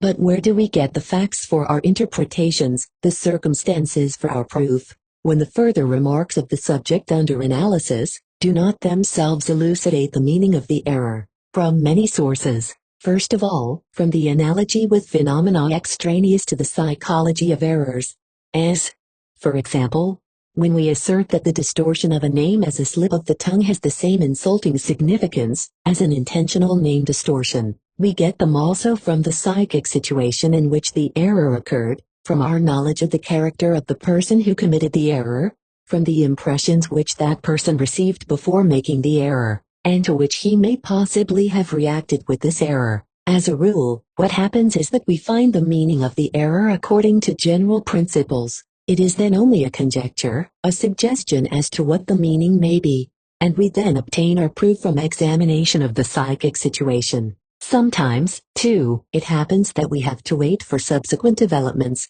which have announced themselves, as it were, through the error, in order to find our conjecture verified. I cannot easily give you proof of this if I have to limit myself to the field of tongue slips, although even here there are a few good examples. The young man who wished to escort the lady is certainly shy, the lady whose husband may eat and drink whatever she wants I know to be one of those energetic women who know how to rule in the home. Or take the following case. At a general meeting of the Concordia Club, a young member delivers a vehement speech in opposition, in the course of which he addresses the officers of the society as fellow committee lenders. We will conjecture that some conflicting idea militated in him against his opposition, an idea which was in some way based on a connection with money lending. As a matter of fact, we learn from our informant that the speaker was in constant money difficulties and had attempted to raise a loan. As a conflicting idea, therefore, we may safely interpolate the idea, be more moderate in your opposition. These are the same people who are to grant you the loan, but I can give you a wide selection of such circumstantial proof, if I delve into the wide field of other kinds of error. If anyone forgets an otherwise familiar proper name, or has difficulty in retaining it in his memory despite all efforts, then the conclusion lies close at hand, that he has something against the bearer of this name, and does not like to think of him. Consider in this connection the following revelation of the psychic situation in which this error occurs. A Mr. Y fell in love, without reciprocation, with a lady who soon after married a Mr. X, in spite of the fact that Mr. Y has known Mr. X a long time, and even has business relations with him. He forgets his name over and over again, so that he found it necessary on several occasions to ask other people the man's name when he wanted to write to Mr. X. 12. Mr. Y obviously does not want to have his fortunate rival in mind under any condition. Let him never be thought of. Another example, a lady makes inquiries at her doctor's concerning a mutual acquaintance, but speaks of her by her maiden name. She has forgotten her married name. She admits that she was much displeased by the marriage, and could not stand this friend's husband. 13. Later we shall have much to say in other relations about the matter of forgetting names. At present we are predominantly interested in the psychic situation in which the lapse of memory occurs. The forgetting of projects can quite commonly be traced to an antagonistic current, which does not wish to carry out the project. We psychoanalysts are not alone in holding this view, but this is the general conception to which all persons subscribe the daily affairs, and which they first deny in theory. The patron who makes apologies to his protégé, saying that he has forgotten his requests, has not squared himself with his protégé. The protégé immediately thinks, there's nothing to that, he did promise but he really doesn't want to do it. Hence, daily life also proscribes forgetting, in certain connections, and the difference between the popular and the psychoanalytic conception of these errors appears to be removed. Imagine a housekeeper who receives her guest with the words, "What, you come today? Why, I had totally forgotten that I had invited you for today." Or the young man who might tell his sweetheart that he had forgotten to keep the rendezvous which they planned. He is sure not to admit it. It were better for him to invent the most improbable excuses on the spur of the moment, hindrances which prevented him from coming at that time, and which made it impossible for him to communicate the situation to her. We all know that in military matters the excuse of having forgotten something is useless, that it protects one from no punishment, and we must consider this attitude justified. Here we suddenly find everyone agreed that a certain error is significant, and everyone agrees what its meaning is. Why are they not consistent enough to extend this insight to the other errors, and fully to acknowledge them? Of course, there is also an answer to this. If the meaning of this forgetting of projects leaves room for so little doubt among laymen, you will be less surprised to find that poets make use of these errors in the same sense. Those of you who have seen or read Shaw's Caesar and Cleopatra will recall that Caesar, when departing in the last scene, is pursued by the idea that there was something more he intended to do, but that he had forgotten it. Finally he discovers what it is, to take leave of Cleopatra. This small device of the author is meant to ascribe to the great Caesar a superiority which he did not possess, and to which he did not at all aspire. You can learn from historical sources that Caesar had Cleopatra follow him to Rome, and that she was staying there with her little Caesarion when Caesar was murdered, whereupon she fled the city. The cases of forgetting projects are as a rule so clear that they are of little use for our purpose, i.e., discovering in the psychic situation circumstantial evidence of the meaning of the error. Let us, therefore, turn to a particularly ambiguous and untransparent error, that of losing and mislaying objects. That we ourselves should have a purpose in losing an object, an accident frequently so painful, will certainly seem incredible to you. But there are many instances similar to the following. A young man loses the pencil which he had liked very much. The day before he had received a letter from his brother-in-law, which concluded with the words, "For the present I have neither the inclination, nor the time to be a party to your frivolity and your idleness." 14. It so happened that the pencil had been a present from this brother-in-law. Without this coincidence we could not, of course, assert that the loss involved any intention to get rid of the gift. Similar cases are numerous. Persons lose objects when they have fallen out with the donors, and no longer wish to be reminded of them. Or again, objects may be lost if one no longer likes the things themselves, and wants to supply oneself with a pretext for substituting other and better things in their stead. Letting a thing fall and break naturally shows the same intention toward that object. Can one consider it accidental when a schoolchild just before his birthday loses, ruins or breaks his belongings, for example his school bag or his watch? He who has frequently experienced the annoyance of not being able to find something which he has himself put away, will also be unwilling to believe there was any intent behind the loss. And yet the examples are not at all rare in which the attendant circumstances of the mislaying point to a tendency temporarily or permanently to get rid of the object. Perhaps the most beautiful example of this sort is the following. A young man tells me, a few years ago a misunderstanding arose in my married life. I felt my wife was too cool, and even though I willingly acknowledged her excellent qualities, we lived without any tenderness between us. One day she brought me a book which she had thought might interest me. I thanked her for this attention, promised to read the book, put it in a handy place, and couldn't find it again. Several months passed thus, during which I occasionally remembered this mislaid book and tried in vain to find it. About half a year later my beloved mother, who lived at a distance from us, fell ill. My wife left the house in order to nurse her mother-in-law. The condition of the patient became serious and gave my wife an opportunity of showing her best side. One evening I came home filled with enthusiasm and gratitude toward my wife. I approached my writing desk, opened a certain drawer with no definite intention but as if with somnambulistic certainty, and the first thing I found is the book so long mislaid. With the cessation of the motive, the inability to find the mislaid object also came to an end. Ladies and gentlemen, I could increase this collection of examples indefinitely, but I do not wish to do so here. In my Psychopathology of Everyday Life, first published in 1901, you will find only too many instances for the study of errors. 15 All these examples demonstrate the same thing repeatedly, namely, they make it seem probable that errors have a meaning, and show how one may guess or establish that meaning from the attendant circumstances. I limit myself today because we have confined ourselves to the purpose of profiting in the preparation for psychoanalysis from the study of these phenomena. I must, however, still go into two additional groups of observations, into the accumulated and combined errors, and into the confirmation of our interpretations by means of subsequent developments. The accumulated and combined errors are surely the fine flower of their species. If we were interested only in proving that errors may have a meaning, we would limit ourselves to the accumulated and combined errors in the first place, for here the meaning is unmistakable, even to the dullest intelligence, and can force conviction upon the most critical judgment. The accumulation of manifestations betrays a stubbornness such as could never come about by accident,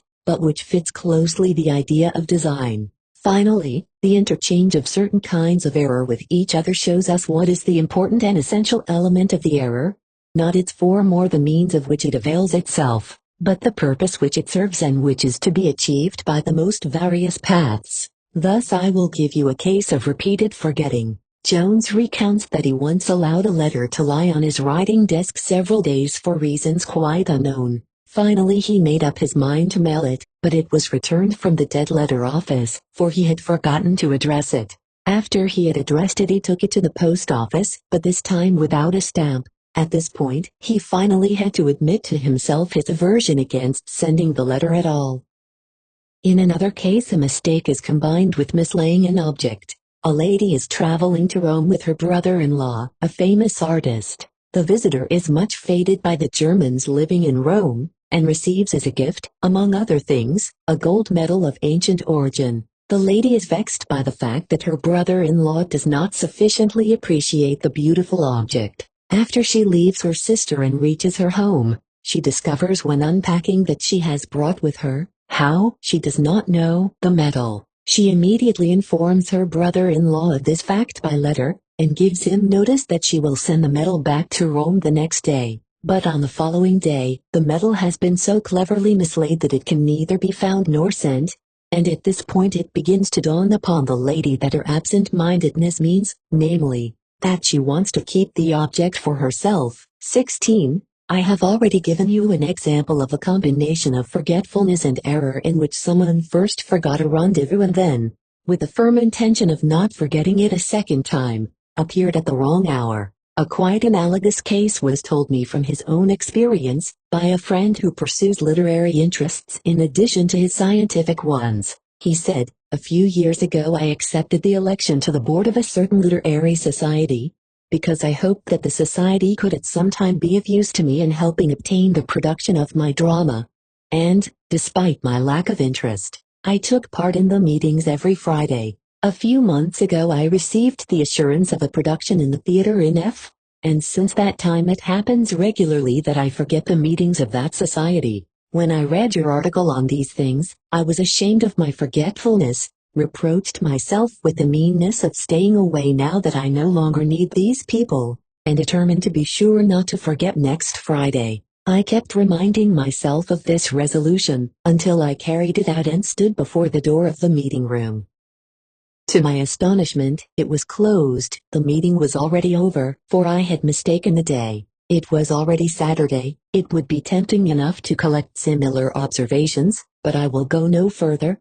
I will let you glance instead upon those cases in which our interpretation has to wait for its proof upon future developments. The chief condition of these cases is conceivably that the existing psychic situation is unknown to us or inaccessible to our inquiries. At that time our interpretation has only the value of a conjecture, to which we ourselves do not wish to grant too much weight. Later, however, something happens which shows us how justified was our interpretation even at that time. I was once the guest of a young married couple, and heard the young wife laughingly tell of a recent experience, of how on the day after her return from her honeymoon, she had hunted up her unmarried sister again in order to go shopping with her. As in former times, while her husband went to his business, suddenly she noticed a gentleman on the other side of the street, and she nudged her sister, saying, "Why look, there goes Mr. K."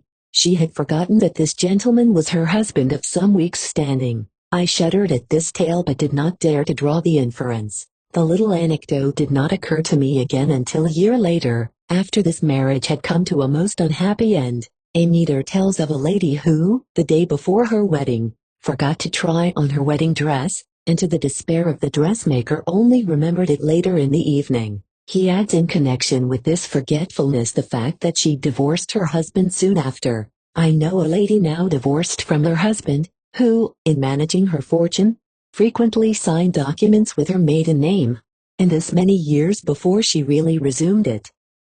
I know of other women who lost their wedding rings on their honeymoon, and also know that the course of the marriage gave a meaning to this accident. And now one more striking example with a better termination. It is said that the marriage of a famous German chemist did not take place because he forgot the hour of the wedding, and instead of going to the church went to the laboratory. He was wise enough to rest satisfied with this one attempt, and died unmarried at a ripe old age. Perhaps the idea has also come to you that in these cases mistakes have taken the place of the omena, or omens of the ancients. Some of the omena really were nothing more than mistakes, for example, when a person stumbled or fell down. Others, to be sure, bore the characteristics of objective occurrences rather than that of subjective acts. But you would not believe how difficult it sometimes is to decide in a specific instance whether the act belongs to the one or the other group. It so frequently knows how to masquerade as a passive experience. Every one of us who can look back over a longer or shorter life experience will probably say that he might have spared himself many disappointments and painful surprises if he had found the courage and decision to interpret as omens the little mistakes which he made in his intercourse with people, and to consider them as indications of the intentions which were still being kept secret.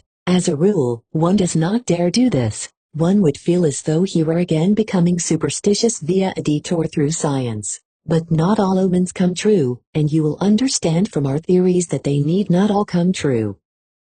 Fourth lecture, The Psychology of Errors, Conclusion. We may certainly put it down as the conclusion of our labors up to this point that errors have a meaning, and we may make this conclusion the basis of our further investigations. Let me stress the fact once more that we do not assert, and for our purposes need not assert, that every single mistake which occurs is meaningful.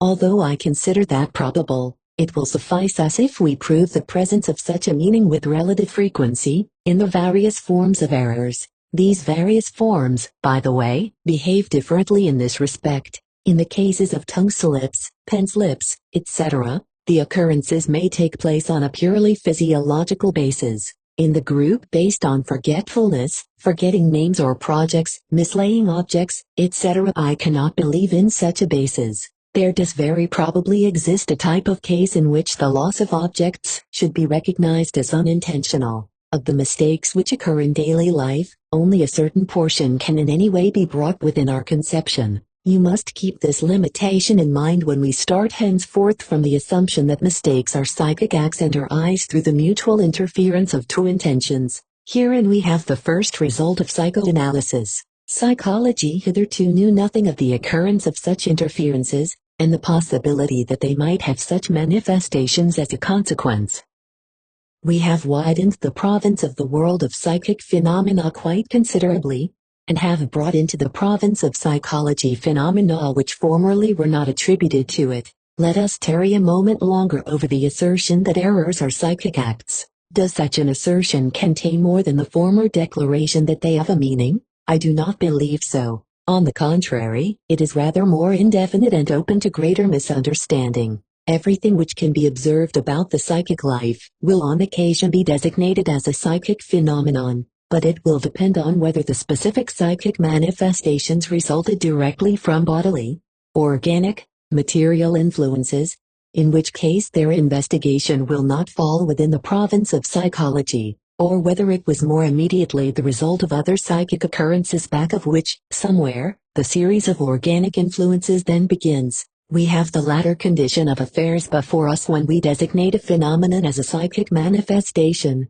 and for that reason it is more expedient to put our assertion in this form: the phenomena are meaningful, they have a meaning. By meaning we understand significance, purpose, tendency and position in a sequence of psychic relations. There are a number of other occurrences which are very closely related to errors, but which this particular name no longer fits. We call them accidental and symptomatic acts. They also have the appearance of being unmotivated, the appearance of insignificance and unimportance, but in addition, and more plainly, of superfluity. They are differentiated from errors by the absence of another intention, with which they collide, and by which they are disturbed.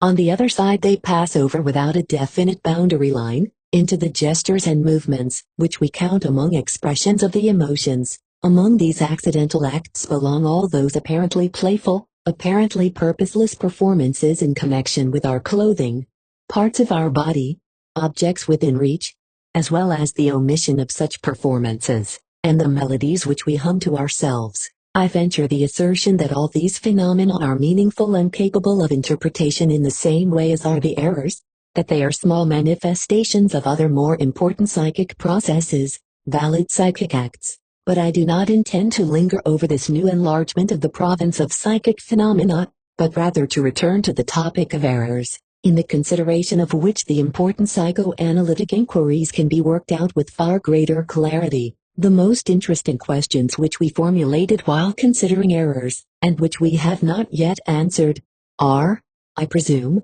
the following. We said that the errors are the result of the mutual interference of two different intentions, of which the one can be called the intention interfered with, and the other the interfering intention. The intentions interfered with give rise to no further questions, but concerning the others we want to know. Firstly, what kind of intentions are these which arise as disturbers of others, and secondly, in what proportions are the interfering related to the interfered? Will you permit me again to take the slip of the tongue as representative of the whole species, and allow me to answer the second question before the first? The interfering intention in the tongue slip may stand in a significant relation to the intention interfered with, and then the former contains a contradiction of the latter, correcting or supplementing it. Or, to take a less intelligible and more interesting case, the interfering intention has nothing to do with the intention interfered with. Proofs for the first of the two relations we can find without trouble in the examples which we already know and in others similar to those. In almost all cases of tongue slips where one says the contrary of what he intended, where the interfering intention expresses the antithesis of the intention interfered with, the error is the presentation of the conflict between two irreconcilable strivings. I declare the meeting opened, but would rather have it closed, is the meaning of the precedent slip. a political paper which has been accused of corruptibility, defends itself in an article meant to reach a climax in the words, "Our readers will testify that we have always interceded for the good of all in the most disinterested manner," but the editor who had been entrusted with the composition of the defense, wrote, "in the most interested manner," that is, he thinks to be sure, "I have to write this way, but I know better." A representative of the people who urges that the Kaiser should be told the truth Ruckhaltless. Here's an inner voice which is frightened by his boldness, and which through a slip changes the Ruckhaltless into Ruckradless. 17. In the examples familiar to you, which give the impression of contraction and abbreviation, it is a question of a correction, an addition or continuation by which the second tendency manifests itself together with the first. Things were revealed, but better say it right out, they were filthy, therefore, things were refiled. 18. The people who understand this topic can be counted on the fingers of one hand, but no, there is really only one who understands it, therefore, count it on one finger. Or, my husband may eat and drink whatever he wants, but you know very well that I don't permit him to want anything, therefore he may eat and drink whatever I want. In all these cases, therefore, the slip arises from the content of the intention itself, or is connected with it. The other type of relationship between the two interfering intentions seems strange. If the interfering intention has nothing to do with the content of the one interfered with, where then does it come from, and how does it happen to make itself manifest as interference just at that point? The observation which alone can furnish an answer here recognizes the fact that the interference originates in the thought process, which has just previously occupied the person in question and which then has that after effect, irrespective of whether it has already found expression in speech or not. It is therefore really to be designated as perseveration, but not necessarily as the perseveration of spoken words. Here also there is no lack of an associative connection between the interfering and the interfered with, yet it is not given in the content, but artificially restored, often by means of forced connecting links.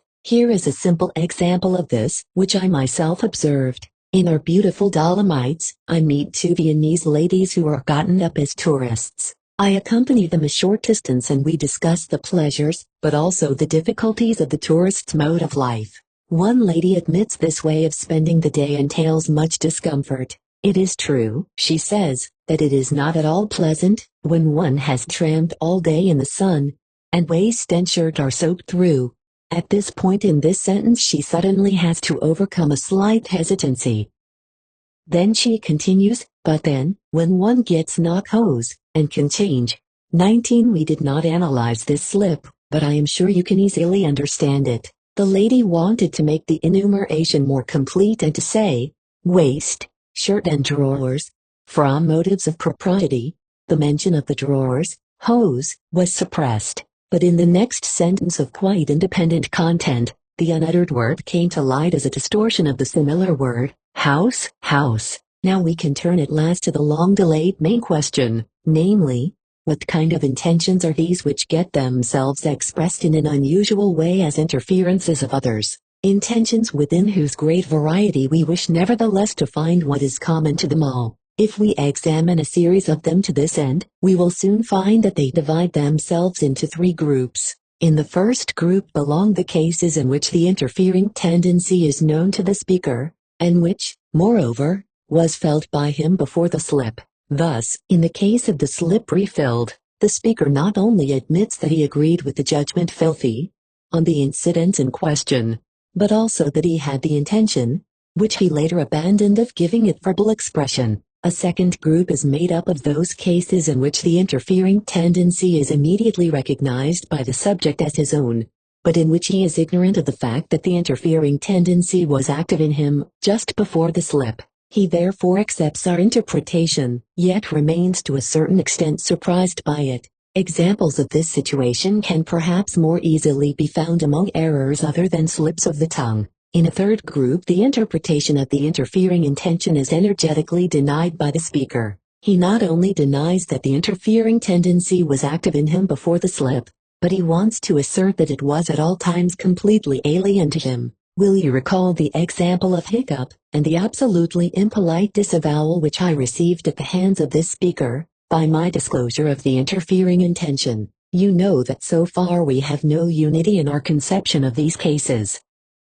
I pay no attention to the Toastmaster's disavowal and hold fast to my interpretation, while you, I am sure, are yet under the influence of his repudiation, and are considering whether one ought not to forego the interpretation of such slips, and let them pass as purely physiological acts, incapable of further analysis. I can imagine what it is that frightens you off. My interpretation draws the conclusion that intentions of which he himself knows nothing may manifest themselves in a speaker, and that I can deduce them from the circumstances. You hesitate before so novel a conclusion and one so full of consequences. I understand that, and sympathize with you to that extent. But let us make one thing clear: if you want consistently to carry through the conception of errors which you have derived from so many examples, you must decide to accept the above conclusion, even though it be unpleasant. If you cannot do so, you must give up that understanding of errors which you have so recently won. Let us tarry a while over the point which unites the three groups, which is common to the three mechanisms of tongue slips. Fortunately, that is unmistakable. In the first two groups, the interfering tendency is recognized by the speaker. In the first, there is the additional fact that it showed itself immediately before the slip. In both cases, however, it was suppressed. The speaker had made up his mind not to convert the interfering tendency into speech, and then the slip of the tongue occurred. That is to say, the suppressed tendency obtains expression against the speaker's will, in that it changes the expression of the intention which he permits, mixes itself with it, or actually puts itself in its place. This is, then, the mechanism of the tongue slip. From my point of view, I can also best harmonize the processes of the third group with the mechanism here described.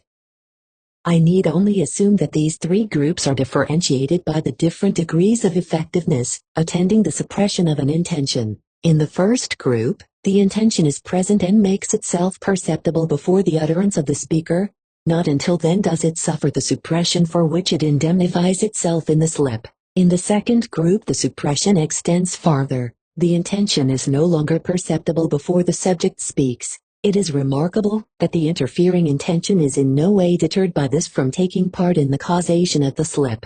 Through this fact, however, the explanation of the procedure in the third group is simplified for us. I shall be so bold as to assume that in the error a tendency can manifest itself which has been suppressed for even a longer time, perhaps a very long time, which does not become perceptible and which, therefore, cannot be directly denied by the speaker. But leave the problem of the third group. From the observation of the other cases, you most draw the conclusion that the suppression of the existing intention to say something is the indispensable condition of the occurrence of a slip.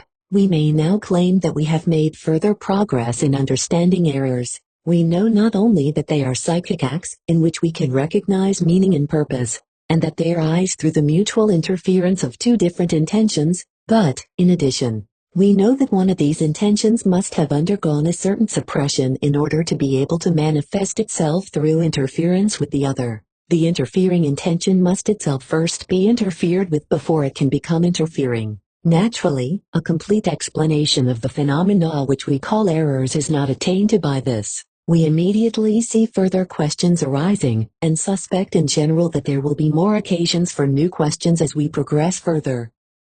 We might, for example, ask why the matter does not proceed much more simply. If there is an existing purpose to suppress a certain tendency instead of giving it expression, then this suppression should be so successful that nothing at all of the latter comes to light, or it could even fail, so that the suppressed tendency attains to full expression. But errors are compromise formations. They mean some success and some failure for each of the two purposes. The endangered intention is neither completely suppressed nor does it, without regard to individual cases, come through wholly intact. We can imagine that special conditions must be existent for the occurrence of such interference, or compromise formations, but then we cannot even conjecture what sort they may be, nor do I believe that we can uncover these unknown circumstances through further penetration into the study of errors. Rather will it be necessary thoroughly to examine other obscure fields of psychic life. Only the analogies which we there encounter can give us the courage to draw those assumptions, which are requisite to a more fundamental elucidation of errors.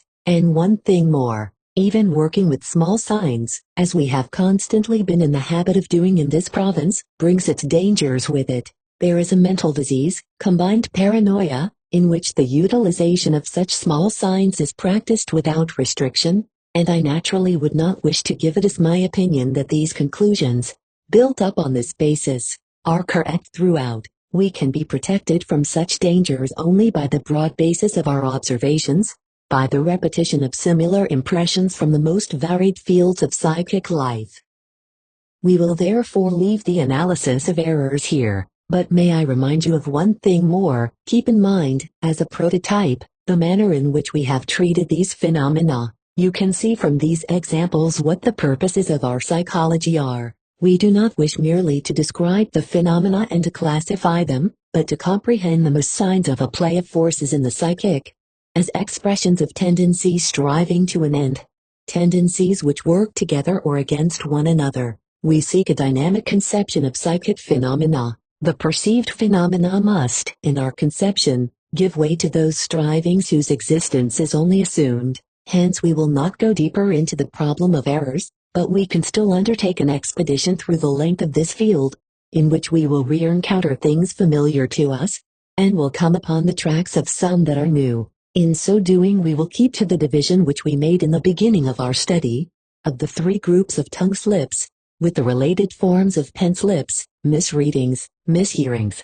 forgetfulness with its subdivisions according to the forgotten object, proper names, foreign words, projects, impressions, and the other faults of mistaking, mislaying and losing objects. Errors, insofar as they come into our consideration, are grouped in part with forgetfulness, in part with mistakes. We have already spoken in such detail of tongue slips, and yet there are still several points to be added. Linked with tongue slips are smaller effective phenomena which are not entirely without interest. No one likes to make a slip of the tongue. Often one fails to hear his own slip, though never that of another. Tongue slips are in a certain sense infectious. It is not at all easy to discuss tongue slips without falling into slips of the tongue oneself.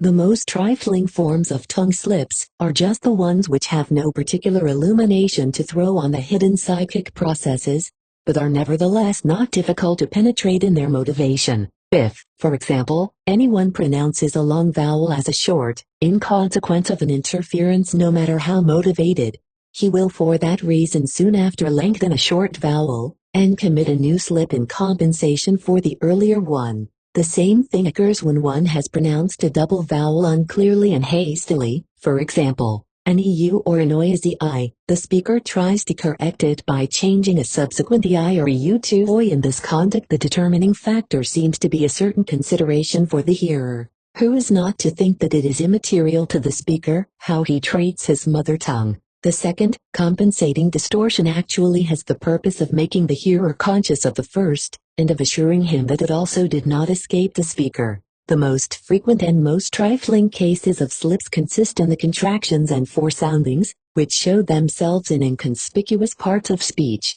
One's tongue slips in a longer speech to such an extent that the last word of the intended speech is said too soon. That gives the impression of a certain impatience to be finished with the sentence, and gives proof in general of a certain resistance to communicating this sentence or speech as a whole. Thus we come to borderline cases in which the differences between the psychoanalytic and the common physiological conception of tongue slips are blended. We assume that in these cases there is a tendency which interferes with the intention of the speech, but it can only announce that it is present and not what its own intention is. The interference which it occasions then follows some sound influences or associative relationship, and may be considered as a distraction of attention from the intended speech. But neither this disturbance of attention nor the associative tendency which has been activated strikes the essence of the process. This hints, however, at the existence of an intention which interferes with the purpose speech, an intention whose nature cannot, as is possible in all the more pronounced cases of tongue slips, this time be guessed from its effects. Slips of the pen, to which I now turn, are in agreement with those of the tongue to the extent that we need expect to gain no new points of view from them. perhaps we will be content with a small gleaning. Those very common little slips of the pen, contractions, anticipations of later words, particularly of the last words, again point to a general distaste for writing, and to an impatience to be done. The pronounced effects of pen slips permit the nature and purpose of the interfering tendency to be recognized. One knows in general that if one finds a slip of the pen in a letter, everything was not as usual with the writer. What was the matter one cannot always establish. The pen slip is frequently as little noticed by the person who makes it as the tongue slip. The following observation is striking. There are some persons who have the habit of always rereading a letter they have written before sending it. Others do not do so, but if the latter make an exception and reread the letter, they always have the opportunity of finding and correcting a conspicuous pen slip. How can that be explained? This looks as if these persons knew that they had made a slip of the pen while writing the letter. Shall we really believe that such is the case? There is an interesting problem linked with the practical significance of the pen slip.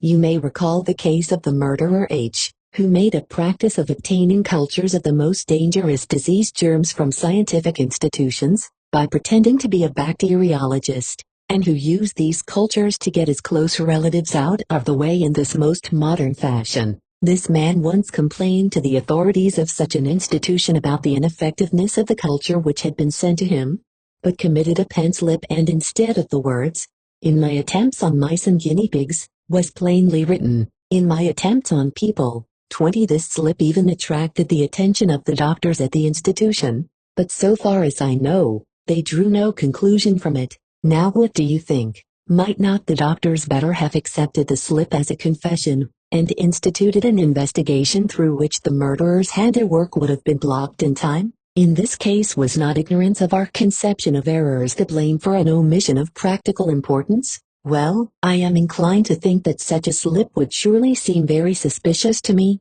but a fact of great importance stands in the way of its utilization as a confession. The thing is not so simple. The pen slip is surely an indication, but by itself it would not have been sufficient to instigate an investigation. That the man is preoccupied with the thought of infecting human beings, the slip certainly does betray, but it does not make it possible to decide whether this thought has the value of a clear plan of injury, or merely of a fantasy having no practical consequence. It is even possible that the person who made such a slip will deny this fantasy with the best subjective justification, and will reject it as something entirely alien to him. Later, when we give our attention to the difference between psychic and material reality, you will understand these possibilities even better. Yet this is again a case in which an error later attained unsuspected significance. In misreading, we encounter a psychic situation, which is clearly differentiated from that of the tongue slips or pen slips. The one of the two rival tendencies is here replaced by a sensory stimulus, and perhaps for that reason is less resistant. What one is reading is not a production of one's own psychic activity, as is something which one intends to write. In a large majority of cases, therefore, the misreading consists in a complete substitution. One substitutes another word for the word to be read, and there need be no connection in meaning between the text and the product of the misreading. In general, the slip is based upon a word resemblance. Lichtenberg's example of reading Agamemnon for Anginum in 21 is the best of this group. If one wishes to discover the interfering tendency which causes the misreading, one may completely ignore the misread text and can begin the analytic investigation with the two questions. What is the first idea that occurs in free association to the product of the misreading? And, in what situation did the misreading occur? Now and then a knowledge of the latter suffices by itself to explain the misreading. Take, for example, the individual who, distressed by certain needs, wanders about in a strange city and reads the word closet on a large sign on the first floor of a house. He has just time to be surprised at the fact that the sign has been nailed so high up when he discovers that, accurately observed, the sign reads corset, house. In other cases, the misreadings which are independent of the text require a penetrating analysis, which cannot be accomplished without practice and confidence in the psychoanalytic technique. But generally it is not a matter of much difficulty to obtain the elucidation of a misreading. The substituted word, as in the example, Agamemnon, betrays without more ado the thought sequence from which the interference results. In war times, for instance, it is very common for one to read into everything which contains a similar word structure, the names of the cities, generals and military expressions which are constantly buzzing around us. In this way, whatever interests and preoccupies one puts itself in the place of that which is foreign or uninteresting. The after effects of thoughts blur the new perceptions. There are other types of misreadings, in which the text itself arouses the disturbing tendency, by means of which it is then most often changed into its opposite.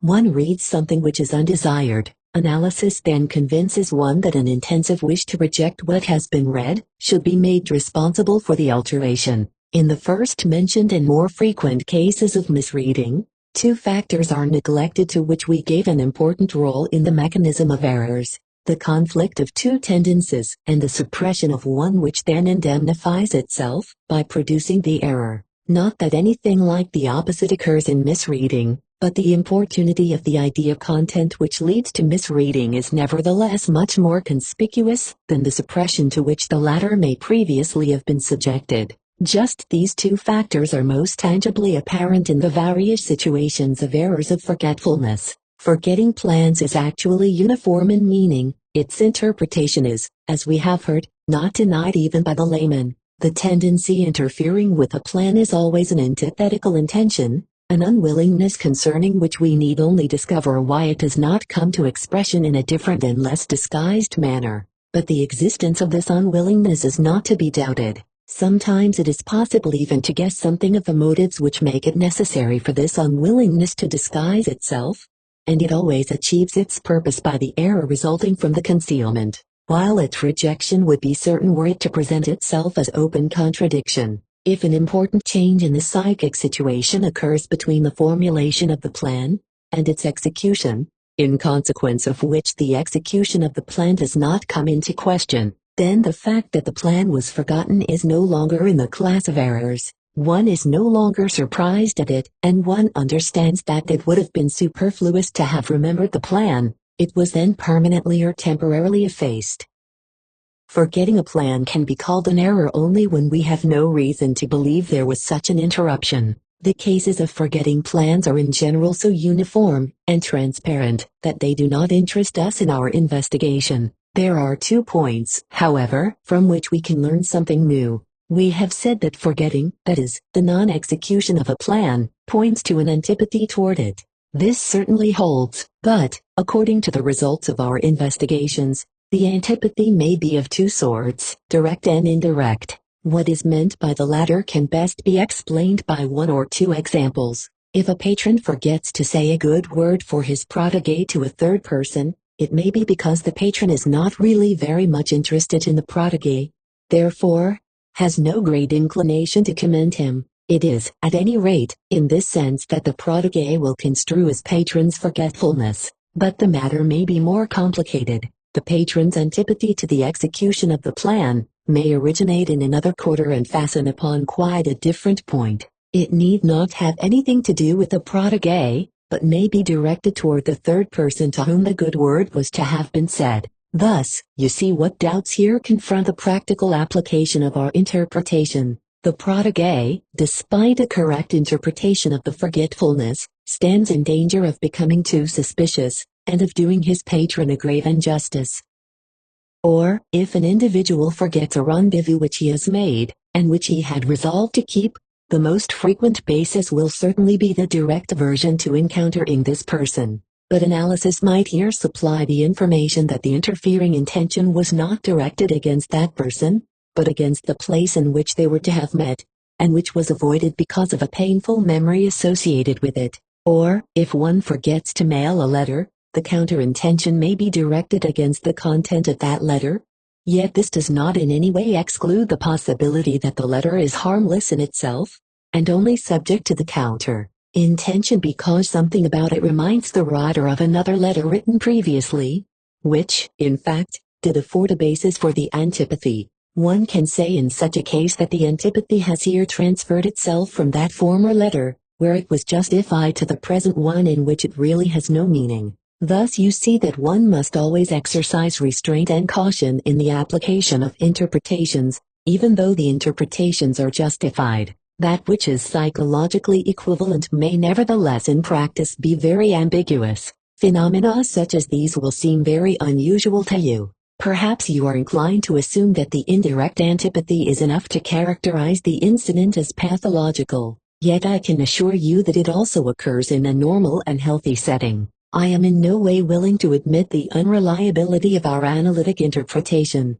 After all, the above discussed ambiguity of plan forgetting exists only so long as we have not attempted an analysis of the case, and are interpreting it only on the basis of our general suppositions. When we analyze the person in question, we discover with sufficient certainty in each case whether or not it is a direct antipathy, or what its origin is otherwise. A second point is the following: when we find in a large majority of cases that the forgetting of a plan goes back to an antipathy, we gain courage to extend this solution to another series of cases in which the analyzed person does not confirm, but denies, the antipathy which we inferred.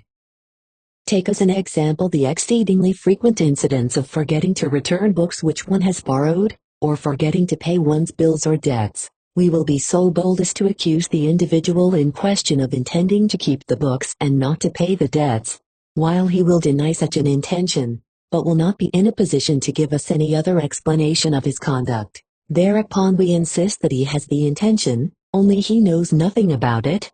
All we need for our inference is to have the intention betray itself through the effect of the forgetfulness. The subject may then repeat that he had merely forgotten it. You now recognize the situation as one in which we once before found ourselves. If we wish to be consistent in our interpretation, an interpretation which has been proved as manifold as it is justified, we will be unavoidably forced to the conclusion that there are tendencies in a human being, which can become effective without his being conscious of them. By so doing, however, we place ourselves in opposition to all the views which prevail in daily life and in psychology. Forgetting proper names and foreign names as well as foreign words can be traced in the same manner to a counter-intention, which aims either directly or indirectly at the name in question. I have already given you an example of such direct antipathy. The indirect causation, however, is particularly frequent and generally necessitates careful analysis for its determination.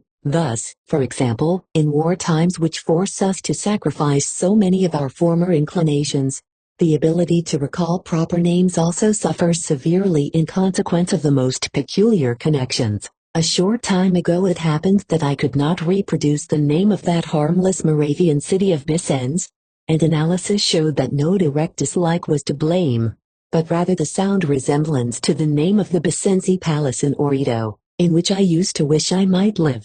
As a motive for the antagonism to remembering the name, we here encounter for the first time a principle which will later disclose to us its whole tremendous significance in the causation of neurotic symptoms, viz., the aversion on the part of the memory to remembering anything which is connected with unpleasant experience, and which would revive this unpleasantness by reproduction. This intention of avoiding unpleasantness in recollections of other psychic acts, the psychic flight from unpleasantness, we may recognize as the ultimate effective motive not only for the forgetting of names, but also for many other errors, such as omissions of action, etc. Forgetting names does, however, seem to be especially facilitated psychophysiologically and therefore also occurs in cases in which the interference of an unpleasantness motive cannot be established. If anyone once has a tendency to forget names, you can establish by analytical investigation that he not only loses names because he himself does not like them, or because they remind him of something he does not like, but also because the same name in his mind belongs to another chain of associations, with which he has more intimate relations. The name is anchored there, as it were, and denied to the other associations activated at the moment. If you will recall the tricks of mnemonic technique, you will ascertain with some surprise that one forgets names in consequence of the same associations, which one otherwise purposely forms in order to save them from being forgotten. The most conspicuous example of this is afforded by proper names of persons, which conceivably enough must have very different psychic values for different people. For example, take a first name, such as Theodore. To one of you it will mean nothing special, to another it means the name of his father, brother, friend, or his own name. Analytic experience will then show you that the first person is not in danger of forgetting that a certain stranger bears this name, while the latter will be constantly inclined to withhold from the stranger this name, which seems reserved for intimate relationships. Let us now assume that this associative inhibition can come into contact with the operation of the unpleasantness principle, and in addition with an indirect mechanism, and you will be in a position to form a correct picture of the complexity of causation of this temporary name forgetting. An adequate analysis that does justice to the facts, however, will completely disclose these complications. Forgetting impressions and experiences shows the working of the tendency to keep unpleasantness from recollection, much more clearly and conclusively, than does the forgetting of names. It does not, of course, belong in its entirety to the category of errors, but only insofar as it seems to us conspicuous and unjustified, measured by the measuring stick of our accustomed conception. Thus, for example, where the forgetfulness strikes fresh or important impressions or impressions, whose loss tears a hole in the otherwise well-remembered sequence. Why and how it is in general that we forget, particularly why and how we forget experiences which have surely left the deepest impressions, such as the incidents of our first years of childhood, is quite a different problem, in which the defense against unpleasant associations plays a certain role but is far from explaining everything. That unpleasant impressions are easily forgotten is an indubitable fact. Various psychologists have observed it, and the great Darwin was so struck by it, that he made the golden rule for himself of writing down with particular care observations, which seemed unfavorable to his theory, since he had convinced himself that they were just the ones which would not stick in his memory. Those who hear for the first time of this principle of defense against unpleasant recollections by means of forgetting, seldom fail to raise the objection that they, on the contrary, have had the experience then just the painful is hard to forget, inasmuch as it always comes back to mind to torture the person against his will, as, for example, the recollection of an insult or humiliation. This fact is also correct, but the objection is not valid. It is important that one begin betimes to reckon with the fact that the psychic life is the arena of the struggles and exercises of antagonistic tendencies, or, to express it in non-dynamic terminology, that it consists of contradictions and paired antagonisms. Information concerning one specific tendency is of no avail for the exclusion of its opposite. There is room for both of them. It depends only on how the opposites react upon each other, what effects will proceed from the one and what from the other. Losing and mislaying objects is of especial interest to us because of the ambiguity and the multiplicity of tendencies in whose services the errors may act. The common element in all cases is this, that one wished to lose something. The reasons and purposes thereof vary. One loses an object when it has become damaged, when one intends to replace it with a better one, when one has ceased to like it, when it came from a person whose relations to one have become strained, or when it was obtained under circumstances of which one no longer wishes to think. The same purpose may be served by letting the object fall, be damaged or broken. In the life of society it is said to have been found that unwelcome and illegitimate children are much more often frail than those born in wedlock. To reach this result we do not need the coarse technique of the so-called angel maker. A certain remissness in the care of the child is said to suffice amply. In the preservation of objects, the case might easily be the same as with the children, but things may be singled out for loss without their having forfeited any of their value, namely, when there exists the intention to sacrifice something to fate in order to ward off some other dreaded loss. Such exorcisings of fate are, according to the findings of analysis, still very frequent among us. Therefore, the loss of things is often a voluntary sacrifice. In the same way losing may serve the purposes of obstinacy or self-punishment. In short, the more distant motivation of the tendency to get rid of a thing oneself by means of losing it is not overlooked. Mistakes, like other errors, are often used to fulfill wishes which one ought to deny oneself. The purpose is thus masked as fortunate accident. For instance, one of our friends once took the train to make a call in the suburbs, despite the clearest antipathy to so doing, and then, in changing cars, made the mistake of getting into the train which took him back to the city. Or, if on a trip one absolutely wants to make a longer stay at a halfway station, one is apt to overlook or miss certain connections, so that he is forced to make the desired interruption to the trip. Or, as once happened to a patient of mine whom I had forbidden to call up his fiancée on the telephone, by mistake and absent-mindedly he asked for a wrong number when he wanted to telephone to me, so that he was suddenly connected with the lady. A pretty example, and one of practical significance in making a direct mistake, is the observation of an engineer, at a preliminary hearing, in a damage suit. Some time ago I worked with several colleagues in the laboratory of a high school, on a series of complicated elasticity experiments, a piece of work which we had undertaken voluntarily, but which began to take more time than we had expected. One day as I went into the laboratory with my colleague F, the latter remarked how unpleasant it was to him to lose so much time that day, since he had so much to do at home. I could not help agreeing with him, and remarked half-jokingly, alluding to an incident of the previous week, "Let's hope that the machine gives out again so that we can stop work and go home early." In the division of labor it happened that F was given the regulation at the valve of the press, that is to say, he was, by means of a cautious opening of the valve, to let the liquid pressure from the accumulator flow slowly into the cylinder of the hydraulic press. The man who was directing the job stood by the manometer, pressure gauge, and when the right pressure had been reached called out in a loud voice, "Stop." At this command F seized the valve and turned with all his might, to the left. All valves, without exception, closed to the right, thereby the whole pressure of the accumulator suddenly became effective in the press, a strain for which the connecting pipes are not designed, so that a connecting pipe immediately burst, quite a harmless defect, but one which nevertheless forced us to drop work for the day and go home. It is characteristic, by the way, that some time afterward when we were discussing this occurrence, my friend F had no recollection whatever of my remark, which I could recall with certainty. From this point, you may reach the conjecture that it is not harmless accident, which makes the hands of your domestics such dangerous enemies to your household property. But you can also raise the question whether it is always an accident, when one damages himself, and exposes his own person to danger. There are interests the value of which you will presently be able to test by means of the analysis of observations.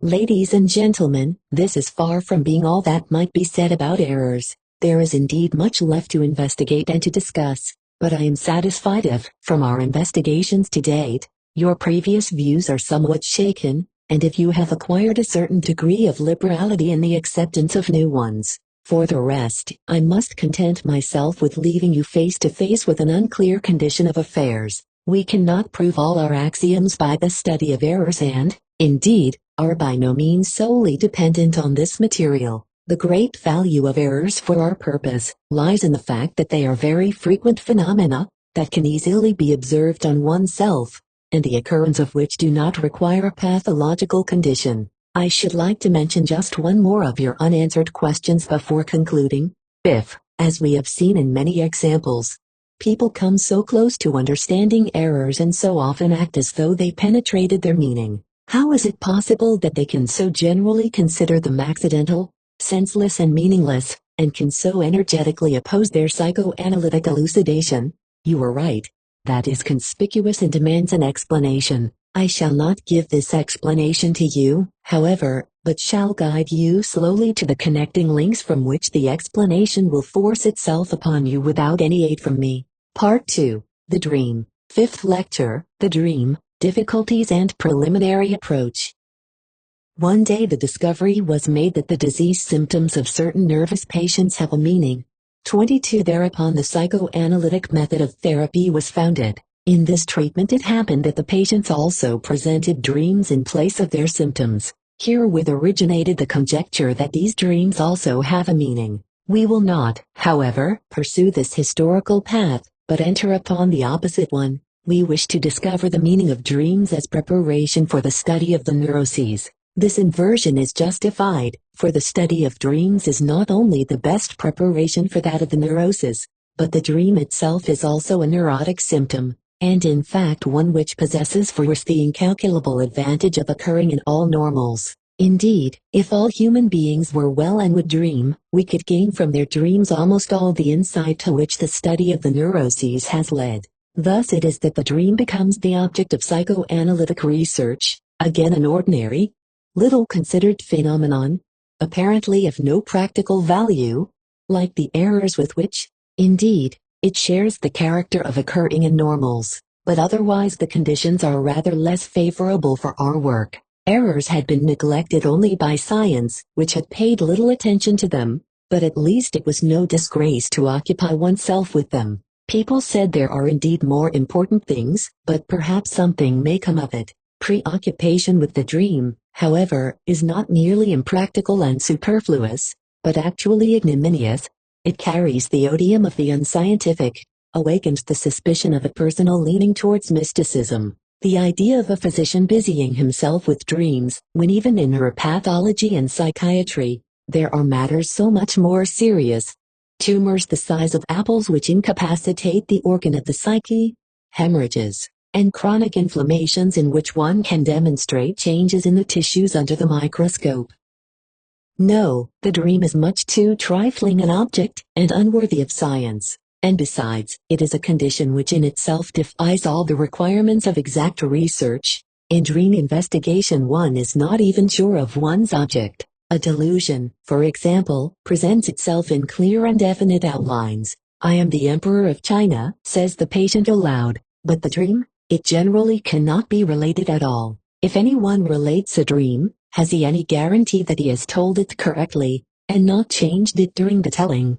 Or invented an addition which was forced by the indefiniteness of his recollection? Most dreams cannot be remembered at all, are forgotten except for small fragments, and upon the interpretation of such material, shall a scientific psychology or method of treatment for patients be based? A certain excess in judgment may make us suspicious. The objections to the dream as an object of research obviously go too far. The question of insignificance we have already had to deal with in discussing errors. We said to ourselves that important matters may manifest themselves through small signs. As concerns the indefiniteness of the dream, it is after all a characteristic like any other.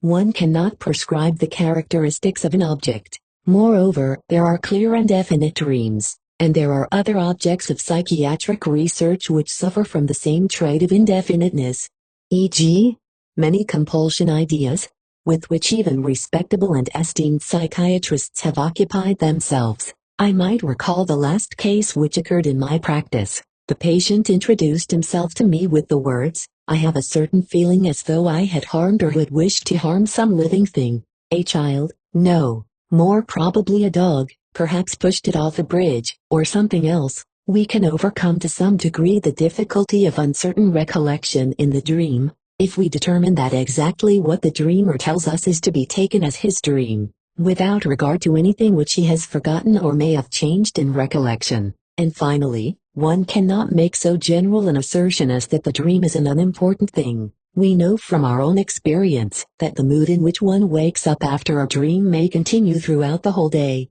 Cases have been observed by physicians in which a psychosis begins with a dream, and holds to a delusion which originated in it. It is related of historical personages that they drew their inspiration for important deeds from dreams. So we may ask, whence comes the contempt of scientific circles for the dream? I think it is the reaction to their overestimation in former times. Reconstruction of the past is notoriously difficult, but this much we may assume with certainty, if you will permit me the jest, that our ancestors of 3,000 years ago and more dreamed much in the way we do. As far as we know, all ancient peoples attached great importance to dreams and considered them of practical value. They drew omens for the future from dreams, sought premonitions in them. In those days, to the Greeks and all Orientals, a campaign without dream interpreters must have been as impossible as a campaign without an aviation scout today. When Alexander the Great undertook his campaign of conquests, the most famous dream interpreters were in attendance. The city of Tyrus, which was then still situated on an island, put up so fierce a resistance that Alexander considered the idea of raising the siege. Then he dreamed one night of a satyr dancing as if in triumph, and when he laid his dream before his interpreters he received the information that the victory over the city had been announced to him. He ordered the attack and took Tyrus. Among the Etruscans and the Romans other methods of discovering the future were in use, but the interpretation of dreams was practical and esteemed during the entire Hellenic Roman period. Of the literature dealing with the topic, at least the chief work has been preserved to us, namely, the Book of Artemidorus of Daldis,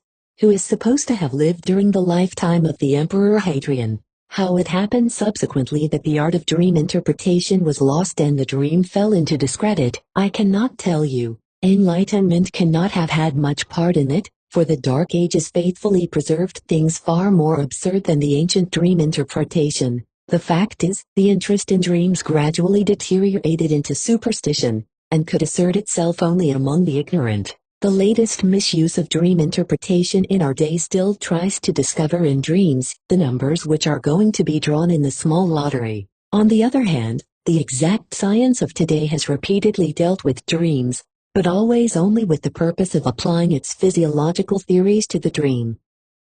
By physicians, of course, the dream was considered as a non-psychic act, as the manifestation of somatic irritations in the psychic life. Binns, 1876, pronounced the dream a bodily process, in all cases useless, in many actually pathological, above which the world soul and immortality are raised as high as the blue ether over the weed-grown sands of the lowest plain. Maury compared it with the irregular twitchings of St. Vitus' dance in contrast to the coordinated movements of the normal person. An old comparison makes the content of the dream analogous to the tones which the 10 fingers of a musically illiterate person would bring forth if they ran over the keys of the instrument. Interpretation means finding a hidden meaning. There can be no question of interpretation in such an estimation of the dream process. Look up the description of the dream in Vaud, Jodl and other newer philosophers. You will find an enumeration of the deviations of dream life from waking thought, in a sense disparaging to the dream. The description points out the disintegration of association, the suspension of the critical faculty, the elimination of all knowledge, and other signs of diminished activity. The only valuable contribution to the knowledge of the dream, which we owe to exact science, pertains to the influence of bodily stimuli, operative during sleep, on the content of the dream. There are 2 thick volumes of experimental researches on dreams by the recently deceased Norwegian author, J. Morley Vold, translated into German in 1910 and 1912, which deal almost solely with the consequences of changes in the position of the limbs. They are recommended as the prototype of exact dream research. Now can you imagine what exact science would say if it discovered that we wish to attempt to find the meaning of dreams? It may be it has already said it, but we will not allow ourselves to be frightened off. If errors can have a meaning, the dream can, too, and errors in many cases have a meaning which has escaped exact science. Let us confess to sharing the prejudice of the ancients and the common people, and let us follow in the footsteps of the ancient dream interpreters. First of all, we must orient ourselves in our task, and take a bird's-eye view of our field. What is a dream? It is difficult to say in one sentence. But we do not want to attempt any definition where a reference to the material with which everyone is familiar suffices. Yet we ought to select the essential element of the dream. How can that be found? There are such monstrous differences within the boundary which encloses our province, differences in every direction. The essential thing will very probably be that which we can show to be common to all dreams. Well, the first thing which is common to all dreams is that we are asleep during their occurrence. The dream is apparently the psychic life during sleep, which has certain resemblances to that of the waking condition, and on the other hand is distinguished from it by important differences.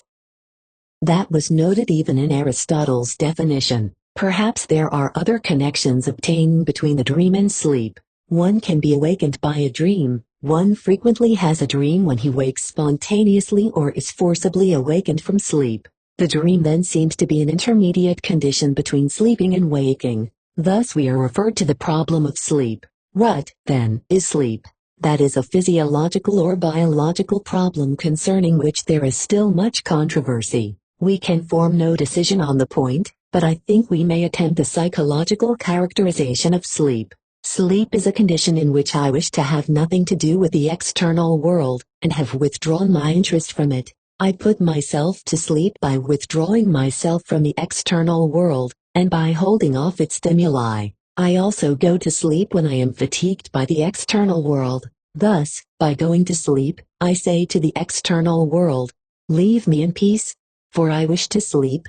Conversely, the child says, I won't go to bed yet, I am not tired, I want to have some more fun. The biological intention of sleep thus seems to be recuperation.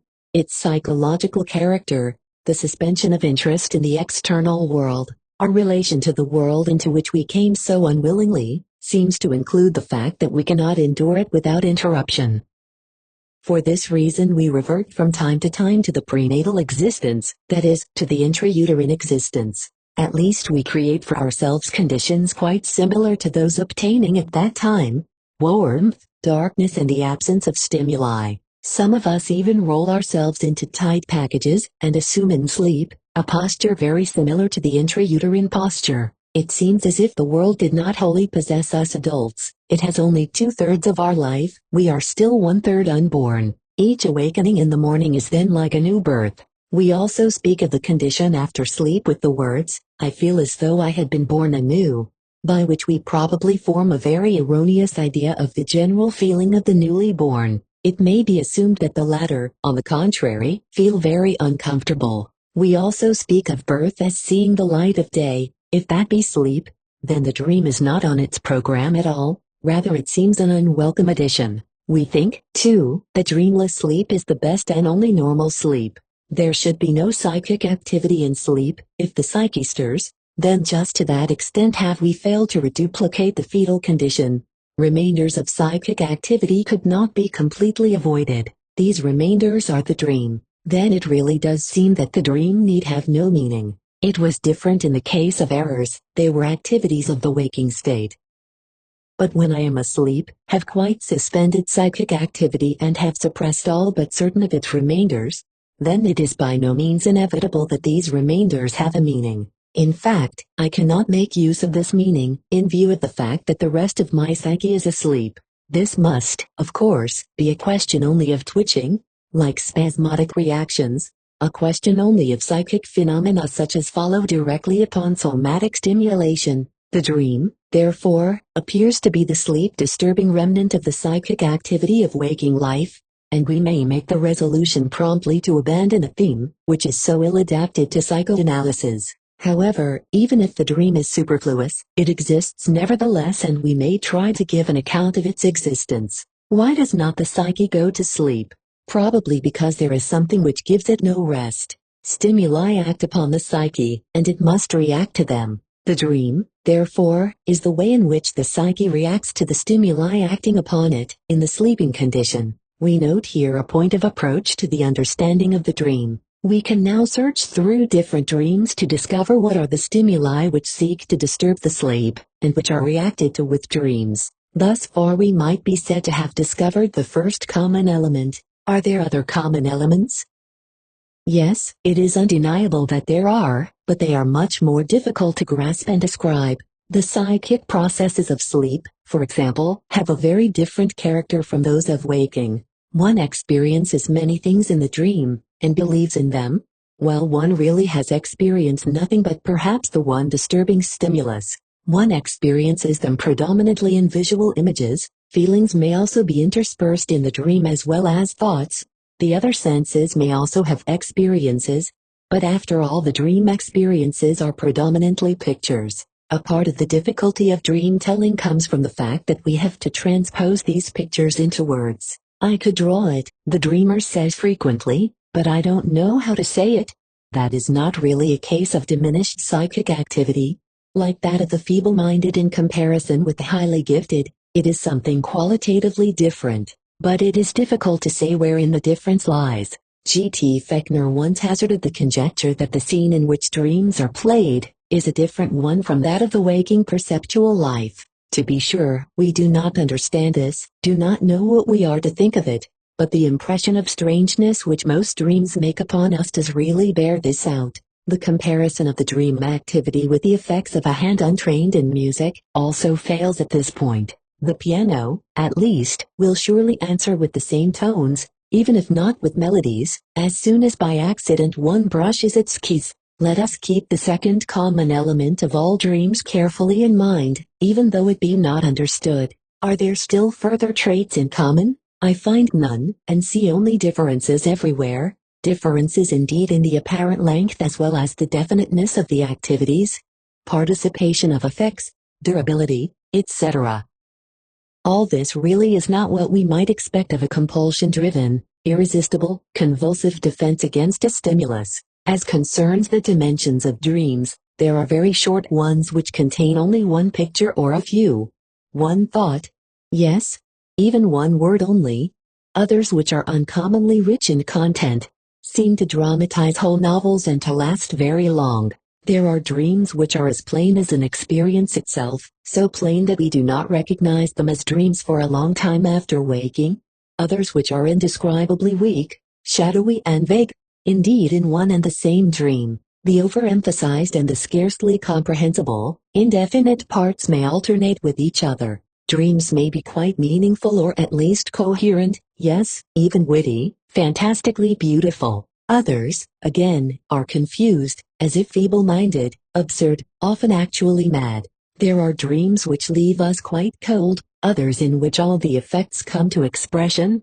Pain deep enough for tears, fear strong enough to waken us, astonishment, delight, etc. Dreams are generally quickly forgotten upon waking, or they may hold over a day to such an extent as to be faintly and incompletely remembered in the evening. Others, for example, the dreams of childhood, are so well preserved that they stay in the memory 30 years later, like fresh experiences. Dreams, like individuals, may appear a single time, and never again, or they may repeat themselves unchanged in the same person, or with small variations. In short, this nightly psychic activity can avail itself of an enormous repertoire, can indeed compass everything which the psychic accomplishes by day.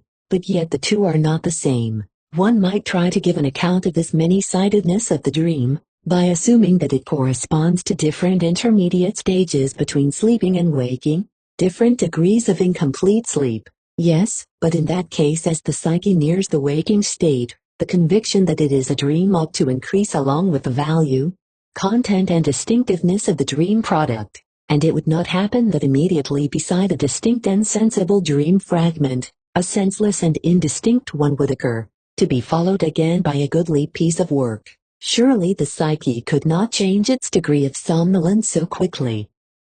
This explanation thus avails us nothing. At any rate, it cannot be accepted offhand. Let us, for the present, give up the idea of finding the meaning of the dream, and try instead to clear a path to a better understanding of the dream by means of the elements common to all dreams. From the relation of dreams to the sleeping condition, we concluded that the dream is the reaction to a sleep-disturbing stimulus. As we have heard, this is the only point upon which exact experimental psychology can come to our assistance. It gives us the information that stimuli applied during sleep appear in the dream. There have been many such investigations carried out, including that of the above-mentioned Morley-Volpe. Indeed, each of us must at some time have been in a position to confirm this conclusion by means of occasional personal observations. I shall choose certain older experiments for presentation. Maury had such experiments made on his own person. He was allowed to smell cologne while dreaming. He dreamed that he was in Cairo in the shop of Johann Marina Farina, and therewith were linked further extravagant adventures.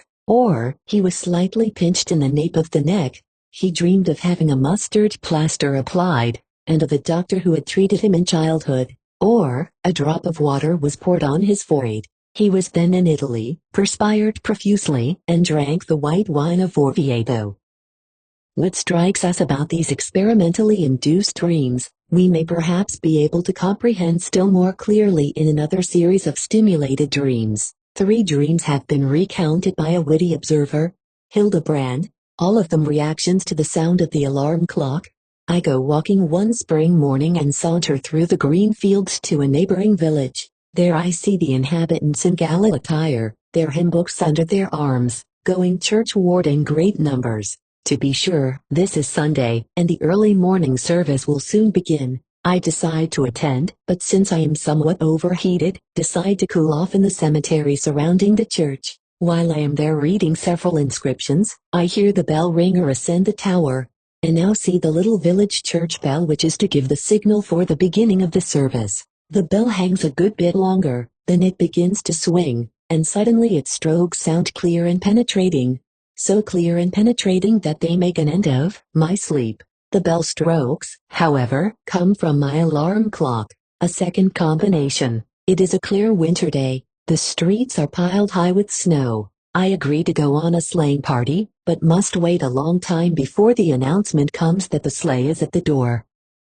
Then follow the preparations for getting in. The fur coat is put on, the foot warmer dragged forth, and finally I am seated in my place. But the departure is still delayed until the reins give the waiting horses the tangible signal. Now they pull. The vigorously shaken bells begin their familiar Janissary music, so powerfully that instantly the spider web of the dream is torn. Again it is nothing but the shrill tone of the alarm clock. And still a third example. I see a kitchen maid walking along the corridor to the dining room with some dozens of plates piled high. The pillar of porcelain in her arm seems to me in danger of losing its balance. Take care, I warn her. The whole load will fall to the ground. Naturally, the inevitable retort follows. One is used to that, etc. And I still continue to follow the passing figure with apprehensive glances. Sure enough, at the threshold she stumbles, the brittle dishes fall and rattle and crash over the floor in 1,000 pieces. But the endless racket is not, as I soon notice, a real rattling, but really a ringing, and with this ringing, as the awakened subject now realizes, the alarm has performed its duty. These dreams are very pretty, quite meaningful, not at all incoherent, as dreams usually are. We will not object to them on that score. That which is common to them all is that the situation terminates each time in a noise, which one recognizes upon waking up as the sound of the alarm. Thus we see here how a dream originates, but also discovers something else. The dream does not recognize the alarm. Indeed, the alarm does not appear in the dream. The dream replaces the alarm sound with another. It interprets the stimulus which interrupts the sleep, but interprets it each time in a different way. Why? There is no answer to this question. It seems to be something arbitrary. But to understand the dream means to be able to say why it has chosen just this sound, and no other for the interpretation of the alarm clock stimulus. In quite analogous fashion, we must raise the objection to the Maury experiment, that we see well enough that the stimulus appears in the dream, but that we do not discover why it appears in just this form, and that the form taken by the dream does not seem to follow from the nature of the sleep-disturbing stimulus. Moreover, in the Maury experiments a mass of other dream material links itself to the direct stimulus product, as, for example, the extravagant adventures in the Cologne dream, for which one can give no account. Now I shall ask you to consider the fact that the waking dreams offer by far the best chances for determining the influence of external sleep-disturbing stimuli. In most of the other cases it will be more difficult. One does not wake up in all dreams, and in the morning, when one remembers the dream of the night, how can one discover the disturbing stimulus which was perhaps in operation at night? I did succeed once in subsequently establishing such a sound stimulus, though naturally only in consequence of special circumstances. I woke up one morning in a place in the Tyrolese mountains, with the certainty that I had dreamt the Pope had died. I could not explain the dream, but then my wife asked me, "Did you hear the terrible bell ringing that broke out early this morning from all the churches and chapels?" No, I had heard nothing. My sleep is a sound one, but thanks to this information I understood my dream. How often may such stimuli incite the sleeper to dream without his knowing of them afterward? Perhaps often, perhaps infrequently. When the stimulus can no longer be traced, one cannot be convinced of its existence. Even without this fact we have given up evaluating the sleep-disturbing stimuli, since we know that they can explain only a little bit of the dream, and not the whole dream reaction. But we need not give up this whole theory for that reason. In fact, it can be extended. It is clearly immaterial through what caused the sleep was disturbed and the psyche incited to dream. If the sensory stimulus is not always externally induced, it may be instead a stimulus proceeding from the internal organs, a so-called somatic stimulus. This conjecture is obvious, and it corresponds to the most popular conception of the origin of dreams. Dreams come from the stomach, one often hears it said. Unfortunately, it may be assumed here again that the cases are frequent in which the somatic stimulus which operated during the night can no longer be traced after waking, and has thus become unverifiable. But let us not overlook the fact that many recognized experiences testify to the derivation of dreams from the somatic stimulus. It is in general indubitable that the condition of the internal organs can influence the dream. The relation of many a dream content to a distension of the bladder, or to an excited condition of the genital organs, is so clear that it cannot be mistaken. From these transparent cases one can proceed to others in which, from the content of the dream, at least a justifiable conjecture may be made that such somatic stimuli have been operative, inasmuch as there is something in this content which may be conceived as elaboration, representation, interpretation of the stimuli. The dream investigator Schirmer, 1861, insisted with particular emphasis on the derivation of the dream from organic stimuli, and cited several splendid examples in proof. For example, in a dream he sees two rows of beautiful boys with blonde hair and delicate complexions stand opposite each other in preparation for a fight, fall upon each other, seize each other, take up the old position again, and repeat the whole performance. Here the interpretation of these rows of boys as teeth is plausible in itself, and it seems to become convincing when after this scene the dreamer pulls a long tooth out of his jaws.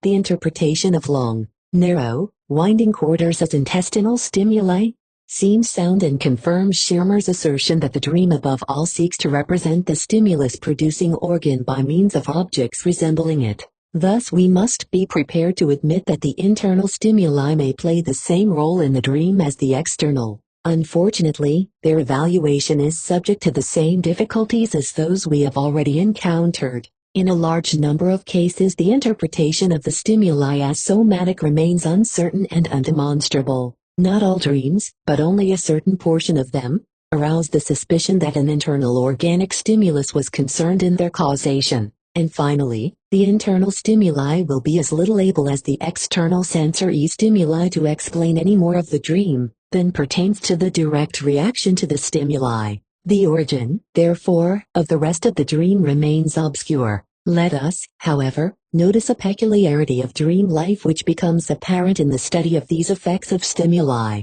The dream does not simply reproduce the stimulus, but it elaborates it, it plays upon it, places it in a sequence of relationships, replaces it with something else. That is a side of dream activity, which must interest us, because it may lead us closer to the nature of the dream. If one does something under stimulation, then the stimulation need not exhaust the act. Shakespeare's Macbeth, for example, is a drama created on the occasion of the coronation of the king, who for the first time wore upon his head the crown symbolizing the union of three countries. But does this historical occasion cover the content of the drama? Does it explain its greatness and its riddle? Perhaps the external and internal stimuli, acting upon the sleeper, are only the insiders of the dream, of whose nature nothing is betrayed to us from our knowledge of that fact. The other element common to dreams, their psychic peculiarity, is on the one hand hard to comprehend, and on the other hand offers no point for further investigation. In dreams we perceive a thing for the most part in visual forms. Can the stimuli furnish a solution for this fact? Is it actually the stimulus which we experience? Why, then, is the experience visual when optic stimulation incited the dream only in the rarest cases? Or can it be proved, when we dream speeches, that during sleep a conversation or sounds resembling it reached our ear? This possibility I ventured decisively to reject. If, from the common elements of dreams, we get no further, then let us see what we can do with their differences. Dreams are often senseless, blurred, absurd, but there are some that are meaningful, sober, sensible. Let us see if the latter, the sensible dreams, can give some information concerning the senseless ones. I will give you the most recent sensible dream which was told me, the dream of a young man. I was promenading in Courtner Street, met Mr. X there, whom I accompanied for a bit, and then I went to a restaurant. Two ladies and a gentleman seated themselves at my table. I was annoyed at this at first, and would not look at them. Then I did look, and found that they were quite pretty. The dreamer adds that the evening before the dream he had really been in Courtner Street, which is his usual route, and that he had met Mr. X there. The other portion of the dream is no direct reminiscence, but bears a certain resemblance to a previous experience, or another meaningful dream, that of a lady. Her husband asks, "Doesn't the piano need tuning?" She, "It is not worthwhile. It has to be newly aligned." This dream reproduces without much alteration a conversation which took place the day before between herself and her husband. What can we learn from these two sober dreams? Nothing but that you find them to be reproductions of daily life or ideas connected therewith. This would at least be something if it could be stated of all dreams. There is no question, however, that this applies to only a minority of dreams. In most dreams there is no sign of any connection with the previous day, and no light is thereby cast on the senseless and absurd dream. We know only that we have struck a new problem. We wish to know not only what it is that the dream says, but when, as in our examples, the dream speaks plainly. We also wish to know why and wherefore this recent experience is repeated in the dream. I believe you are as tired as I am of continuing attempts like these. We see, after all, that the greatest interest in a problem is inadequate, if one does not know a path which will lead to a solution. Up to this point we have not found this path. Experimental psychology gave us nothing but a few very valuable pieces of information concerning the meaning of stimuli as dream insiders. We need expect nothing from philosophy, except that lately it has taken haughtily to pointing out to us the intellectual inferiority of our object. Let us not apply to the occult sciences for help. History and popular tradition tell us that the dream is meaningful and significant, it sees into the future. Yet that is hard to accept and surely not demonstrable. Thus our first efforts end in entire helplessness. Unexpectedly we get a hint from a quarter toward which we have not yet looked. Colloquial usage, which after all is not an accidental thing but the remnant of ancient knowledge, though it should not be made use of without caution. Our speech, that is to say, recognizes something which curiously enough it calls daydreaming. Daydreams are fantasies. They are very common phenomena, again observable in the normal as well as in the sick, and access to their study is open to everyone in his own person. The most conspicuous feature about these fantastic productions is that they have received the name daydreams, for they share neither of the two common elements of dreams. Their name contradicts the relation to the sleeping condition, and as regards the second common element, one does not experience or hallucinate anything, one only imagines it. One knows that it is a fantasy, that one is not seeing but thinking the thing. These daydreams appear in the period before puberty, often as early as the last years of childhood, continue into the years of maturity, are then either given up or retained through life. The content of these fantasies is dominated by very transparent motives. They are scenes and events in which the egoistic, ambitious and power-seeking desires of the individual find satisfaction. With young men the ambition fantasies generally prevail. In women, the erotic, since they have banked their ambition on success in love. But often enough the erotic desire appears in the background with men too.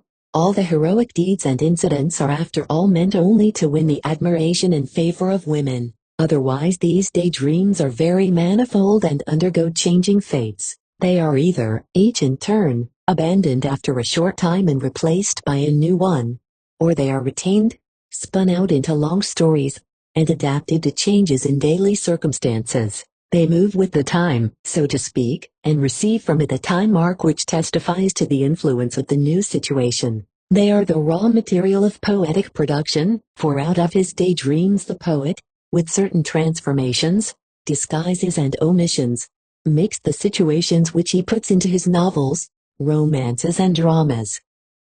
The hero of the daydreams, however, is always the individual himself, either directly or by means of a transparent identification with another. Perhaps daydreams bear this name because of the similarity of their relation to reality, in order to indicate that their content is as little to be taken for real as that of dreams. Perhaps, however, this identity of names does nevertheless rest on a characteristic of the dream which is still unknown to us.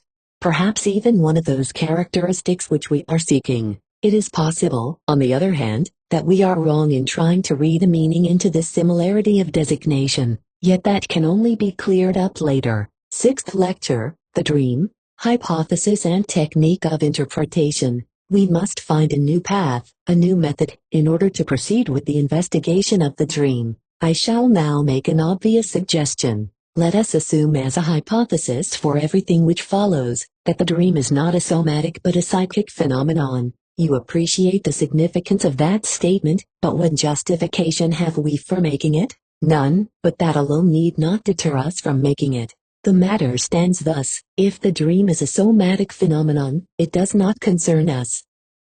It can be of interest to us only on the supposition that it is a psychic phenomenon. Let us therefore work upon that assumption in order to see what comes of it. The result of our labor will determine whether we are to hold to this assumption, and whether we may, in fact, consider it internalized. What is it that we really wish to achieve? To what end are we working? It is what one usually seeks to attain in the sciences, an understanding of phenomena, the creation of relationships between them, and ultimately, if possible, the extension of our control over them. Let us then proceed with the work on the assumption that the dream is a psychic phenomenon. This makes it an achievement and expression of the dreamer, but one that tells us nothing, one that we do not understand. What do you do when I make a statement you do not understand? You ask for an explanation, do you not? Why may we not do the same thing here? Ask the dreamer to give us the meaning of his dream. If you will remember, we were in this same situation once before.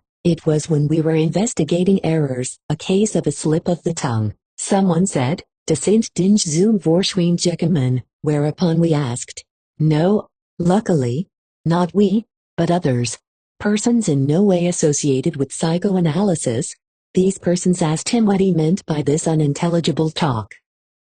He immediately answered that he had intended to say das waren Schweinerian, but that he had suppressed this intention, in favor of the other, more gentle the Sintinch zum Vorschwingekommen. 23 I explained to you at the time that this inquiry was typical of every psychoanalytical investigation. And now you understand that psychoanalysis follows the technique, as far as possible, of having the subjects themselves discover the solutions of their riddles. The dreamer himself, then, is to tell us the meaning of his dream. It is common knowledge, however, that this is not such an easy matter with dreams. In the case of slips, our method worked in a number of cases, but we encountered some where the subject did not wish to say anything, in fact, indignantly rejected the answer that we suggested. Instances of the first method are entirely lacking in the case of dreams. The dreamer always says he knows nothing. He cannot deny our interpretation, for we have none. Shall we then give up the attempt? Since he knows nothing and we know nothing and a third person surely knows nothing, it looks as though there were no possibility of discovering anything. If you wish, discontinue the investigation, but if you are of another mind, you can accompany me on the way, for I assure you, it is very possible, in fact, probable, that the dreamer does know what his dream means, but does not know that he knows, and therefore believes he does not know. You will point out to me that I am again making an assumption, the second in this short discourse, and that I am greatly reducing the credibility of my claim, on the assumption that the dream is a psychic phenomenon, on the further assumption that there are unconscious things in man, which he knows without knowing that he knows. etc. We need only realize clearly the intrinsic improbability of each of these two assumptions, and we shall calmly turn our attention from the conclusions to be derived from such premises. Yet, ladies and gentlemen, I have not invited you here to delude you or to conceal anything from you. I did, indeed, announce a general introduction to psychoanalysis, but I did not intend the title to convey that I was an oracle, who would show you a finished product with all the difficulties carefully concealed, all the gaps filled in and all the doubts glossed over, so that you might peacefully believe you had learned something new. No, precisely because you are beginners, I wanted to show you our science as it is, with all its hills and pitfalls, demands and considerations, for I know that it is the same in all sciences, and must be so in their beginnings particularly. I know, too, that teaching as a rule endeavors to hide these difficulties and these incompletely developed phases from the student, but that will not do in psychoanalysis. I have, as a matter of fact, made two assumptions, one within the other, and he who finds the whole too troublesome and too uncertain or is accustomed to greater security or more elegant derivations,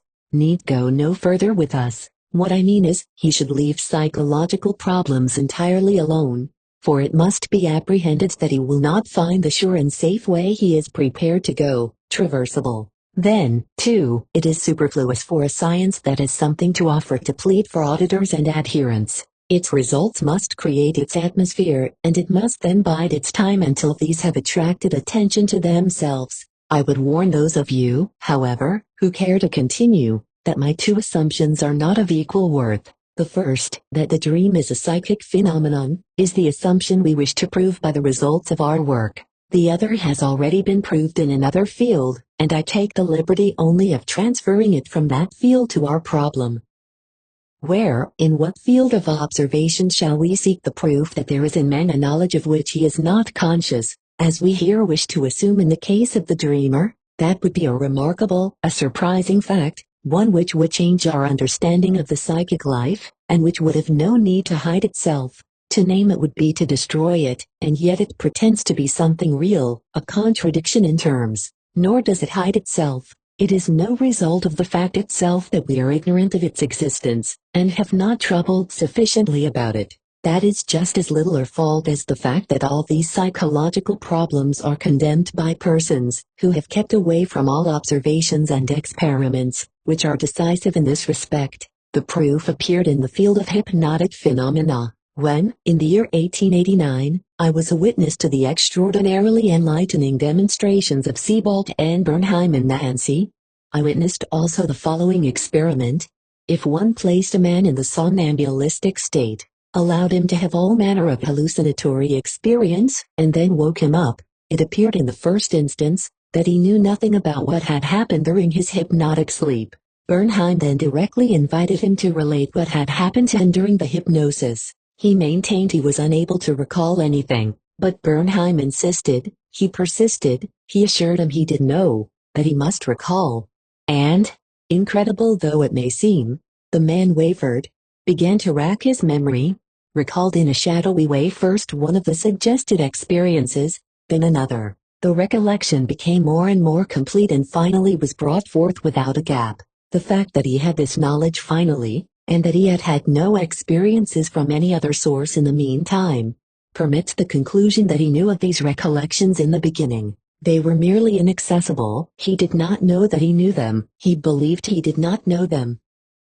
This is exactly what we suspect in a dreamer. I trust you were taken by surprise by the establishment of this fact, and that you will ask me why I did not refer to this proof before in the case of the slips, where we credited the man who made a mistake in speech with intentions he knew nothing about and which he denied. If a person believes he knows nothing concerning experiences, the memory of which, however, he retains, you might say, it is no longer so improbable that there are also other psychic experiences within him of whose existence he is ignorant. This argument would have impressed us and advanced us in the understanding of errors.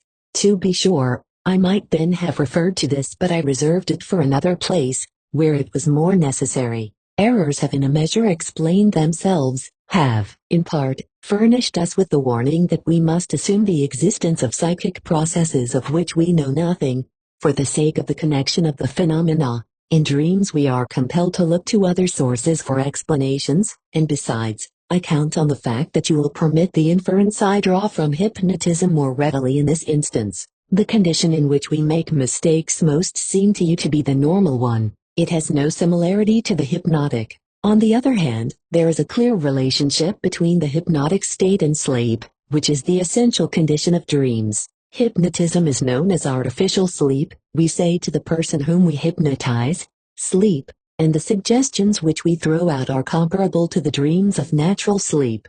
The psychical conditions are in both cases really analogous. In natural sleep we withdraw our attention from the entire outside world. In the hypnotic, on the other hand, from the whole world with the exception of the one person who has hypnotized us, with whom we remain in touch. Furthermore, the so-called nurse's sleep, in which the nurse remains in touch with the child, and can be waked only by him, is a normal counterpart of hypnotism.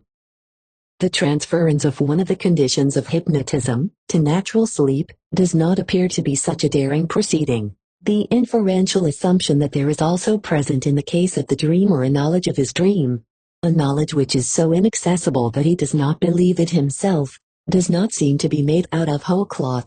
Let us note that at this point, there appears a third approach to the study of the dream, from the sleep-disturbing stimuli, from the daydreams, and now in addition, from the suggested dreams of the hypnotic state. Now we return, perhaps with increased faith, to our problem. Apparently it is very probable that the dreamer knows of his dream. The question is, how to make it possible for him to discover this knowledge, and to impart it to us. We do not demand that he give us the meaning of his dream at once, but he will be able to discover its origin, the thought and sphere of interest from which it springs. In the case of the errors, you will remember, the man was asked how he happened to use the wrong word, Vorschwein, and his next idea gave us the explanation. Our dream technique is very simple, an imitation of this example. We again ask how the subject happened to have the dream, and his next statement is again to be taken as an explanation. We disregard the distinction whether the dreamer believes or does not believe he knows, and treat both cases in the same way. This technique is very simple indeed, but I am afraid it will arouse your sharpest opposition. You'll say, a new assumption, the third, and the most improbable of all. If I ask the dreamer what he considers the explanation of his dream to be, his very next association is to be the desired explanation? But it may be he thinks of nothing at all, or his next thought may be anything at all. We cannot understand upon what we can base such anticipation. This, really, is putting too much faith in a situation where a slightly more critical attitude would be more suitable. Furthermore, a dream is not an isolated error, but consists of many elements. To which idea should we pin our faith? You are right in all the non-essentials. A dream must indeed be distinguished from a word slip, even in the number of its elements. The technique is compelled to consider this very carefully. Let me suggest that we separate the dream into its elements and carry on the investigation of each element separately. Then the analogy to the word slip is again set up. You are also correct when you say that in answer to the separate dream elements, no association may occur to the dreamer. There are cases in which we accept this answer, and later you will hear what those cases are. They are, oddly enough, cases in which we ourselves may have certain associations. But in general we shall contradict the dreamer when he maintains he has no associations. We shall insist that he must have some association and we shall be justified. He will bring forth some association, any one, it makes no difference to us. He will be especially facile with certain information which might be designated as historical. He will say, that is something that happened yesterday, as in the two prosaic dreams with which we are acquainted. Or, that reminds me of something that happened recently. And in this manner we shall notice that the act of associating the dreams with recent impressions is much more frequent than we had at first supposed. Finally, the dreamer will remember occurrences more remote from the dream, and ultimately even events in the far past. But in the essential matters you are mistaken. If you believe that we assume arbitrarily that the dreamer's next association will disclose just what we are seeking, or must lead to it, that on the contrary the association is just as likely to be entirely inconsequential, and without any connection with what we are seeking, and that it is an example of my unbounded optimism to expect anything else, then you are greatly mistaken. I have already taken the liberty of pointing out that in each one of you, there is a deep-rooted belief in psychic freedom and volition, a belief which is absolutely unscientific, and which must capitulate before the claims of a determinism that controls even the psychic life.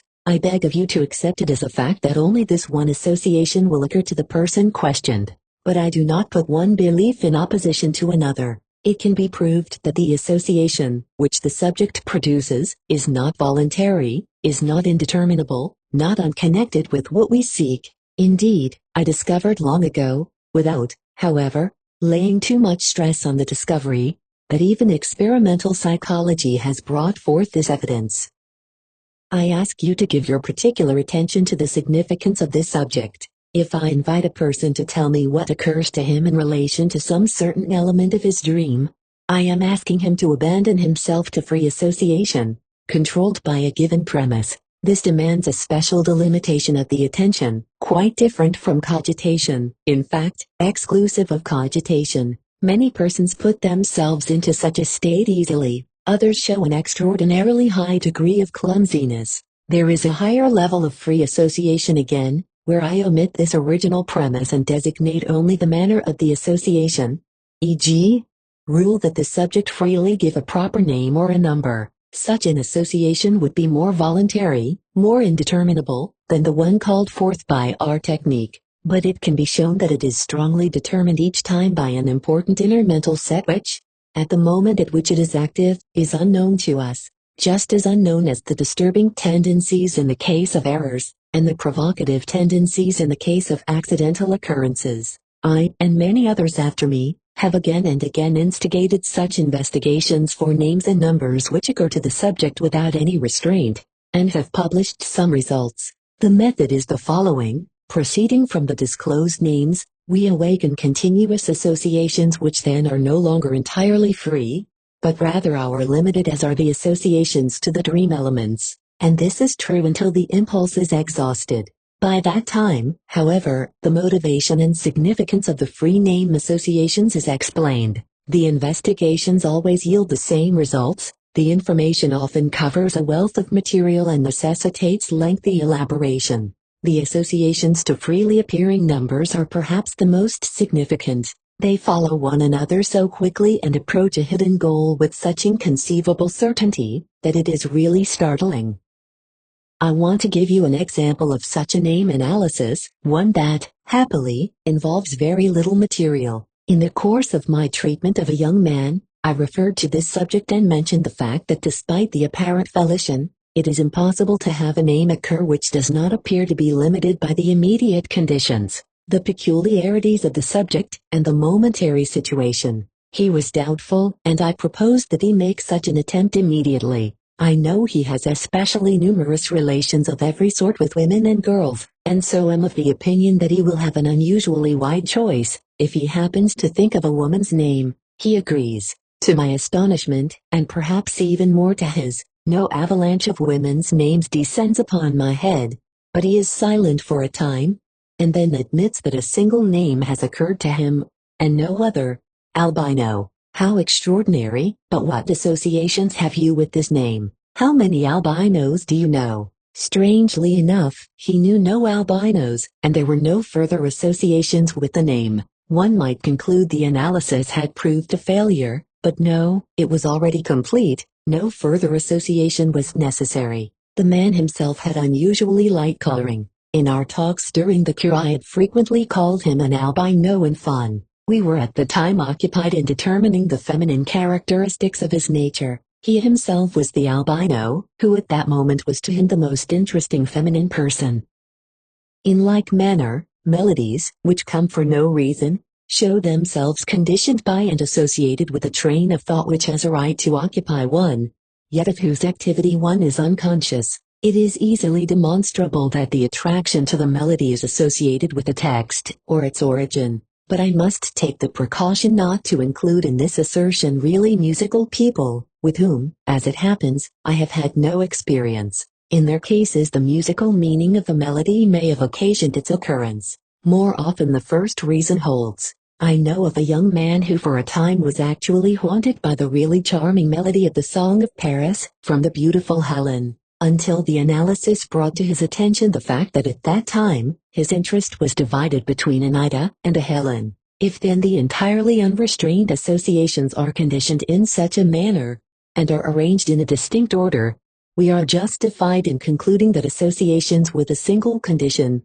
that of an original premise, or starting point, may be conditioned to no less degree. The investigation does in fact show that aside from the conditioning which we have established by the premise, a second farther dependence is recognizable upon powerful affective thoughts, upon cycles of interest and complexes of whose influence we are ignorant, therefore unconscious at the time. Associations of this character have been the subject matter of very enlightening experimental investigations, which have played a noteworthy role in the history of psychoanalysis. The Wundt school proposed the so-called association experiment, wherein the subject is given the task of answering in the quickest possible time, with any desired reaction, to a given stimulus word. It is then possible to study the interval of time that elapses between the stimulus and the reaction, the nature of the answer given as reaction, the possible mistake in a subsequent repetition of the same attempt, and similar matters. The Zurich school under the leadership of Bleuler and Jung gave the explanation of the reactions following the association experiment by asking the subject to explain a given reaction by means of further associations. In the cases where there was anything extraordinary in the reaction, it then became apparent that these extraordinary reactions were most sharply determined by the complexes of the subject. In this matter, Bleuler and Jung built the first bridge from experimental psychology to psychoanalysis. Thus instructed, you will be able to say, we recognize now that free associations are predetermined, not voluntary, as we had believed. We admit this also as regards the associations connected with the elements of the dream, but that is not what we are concerned with. You maintain that the associations to the dream element are determined by the unknown psychic background of this very element. We do not think that this is a proven fact. We expect, to be sure, that the association to the dream element will clearly show itself through one of the complexes of the dreamer, but what good is that to us? That does not lead us to understand the dream, but rather, as in the case of the association experiment, to a knowledge of the so-called complexes. What have these to do with the dream? You are right, but you overlook one point, in fact, the very point because of which I did not choose the association experiment as the starting point for this exposition. In this experiment, the one determinant of the reaction, viz., the stimulus word, is voluntarily chosen. The reaction is then an intermediary between this stimulus word and the recently aroused complex of the subject. In the dream, the stimulus word is replaced by something that itself has its origin in the psychic life of the dreamer, in sources unknown to him, hence very likely itself a product of the complex. It is not an altogether fantastic hypothesis, then, that the more remote associations, even those that are connected with the dream element, are determined by no other complex than the one which determines the dream element itself, and will lead to the disclosure of the complex. Let me show you by another case that the situation is really as we expect it to be. Forgetting proper names is really a splendid example for the case of dream analysis, only here there is present in one person what in the dream interpretation is divided between two persons. Though I have forgotten a name temporarily, I still retain the certainty that I know the name, that certainty which we could acquire for the dreamer only by way of the Bernheim experiment. The forgotten name, however, is not accessible. Cogitation, no matter how strenuous, does not help. Experience soon tells me that, but I am able each time to find one or more substitute names for the forgotten name. If such a substitute name occurs to me spontaneously, then the correspondence between this situation and that of the dream analysis first becomes evident. Nor is the dream element the real thing, but only a substitute for something else. For what particular thing I do not know, but am to discover by means of the dream analysis. The difference lies only in this, that in forgetting a name I recognize the substitute automatically as unsuitable, while in the dream element we must acquire this interpretation with great labor. When a name is forgotten, too, there is a way to go from the substitute to the unknown reality, to arrive at the forgotten name. If I center my attention on the substitute name and allow further associations to accumulate, I arrive in a more or less roundabout way at the forgotten name, and discover that the spontaneous substitute names, together with those called up by me, have a certain connection with the forgotten name, were conditioned by it. I want to show you an analysis of this type. One day I noticed that I could not recall the name of the little country in the Riviera of which Monte Carlo is the capital. It is very annoying, but it is true. I steep myself in all my knowledge about this country, think of Prince Albert, of the House of Lusignan, of his marriages, his preference for deep-sea study, and anything else I can think of, but to no avail. So I give up the thinking, and in place of the lost name allow substitute names to suggest themselves. They come quickly: Monte Carlo itself, then Piedmont, Albania, Montevideo, Calico. Albania is the first to attract my attention. It is replaced by Montenegro, probably because of the contrast between black and white. Then I see that four of these substitutes contain the same syllable mon. I suddenly have the forgotten word, and cry aloud, Monaco. The substitutes really originated in the forgotten word, the four first from the first syllable. The last brings back the sequence of syllables in the entire final syllable. In addition, I am also able easily to discover what it was that took the name from my memory for a time.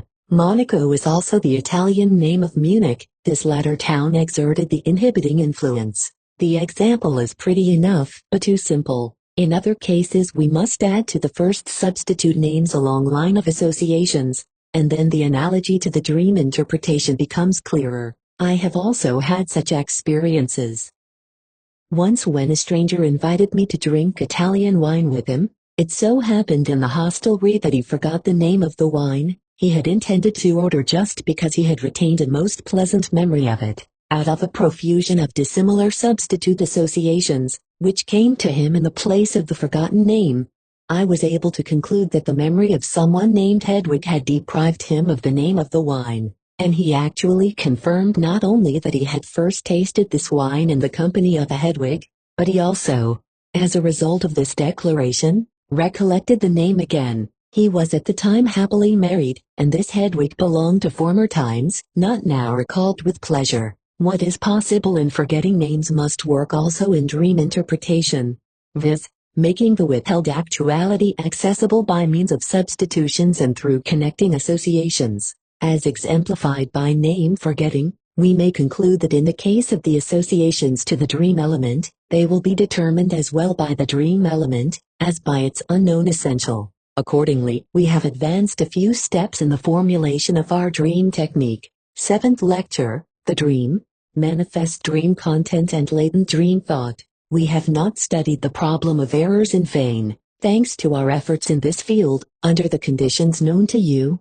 we have evolved two different things, a conception of the elements of the dream and a technique for dream interpretation. The conception of the dream element goes to show something unreal, a substitute for something else, unknown to the dreamer.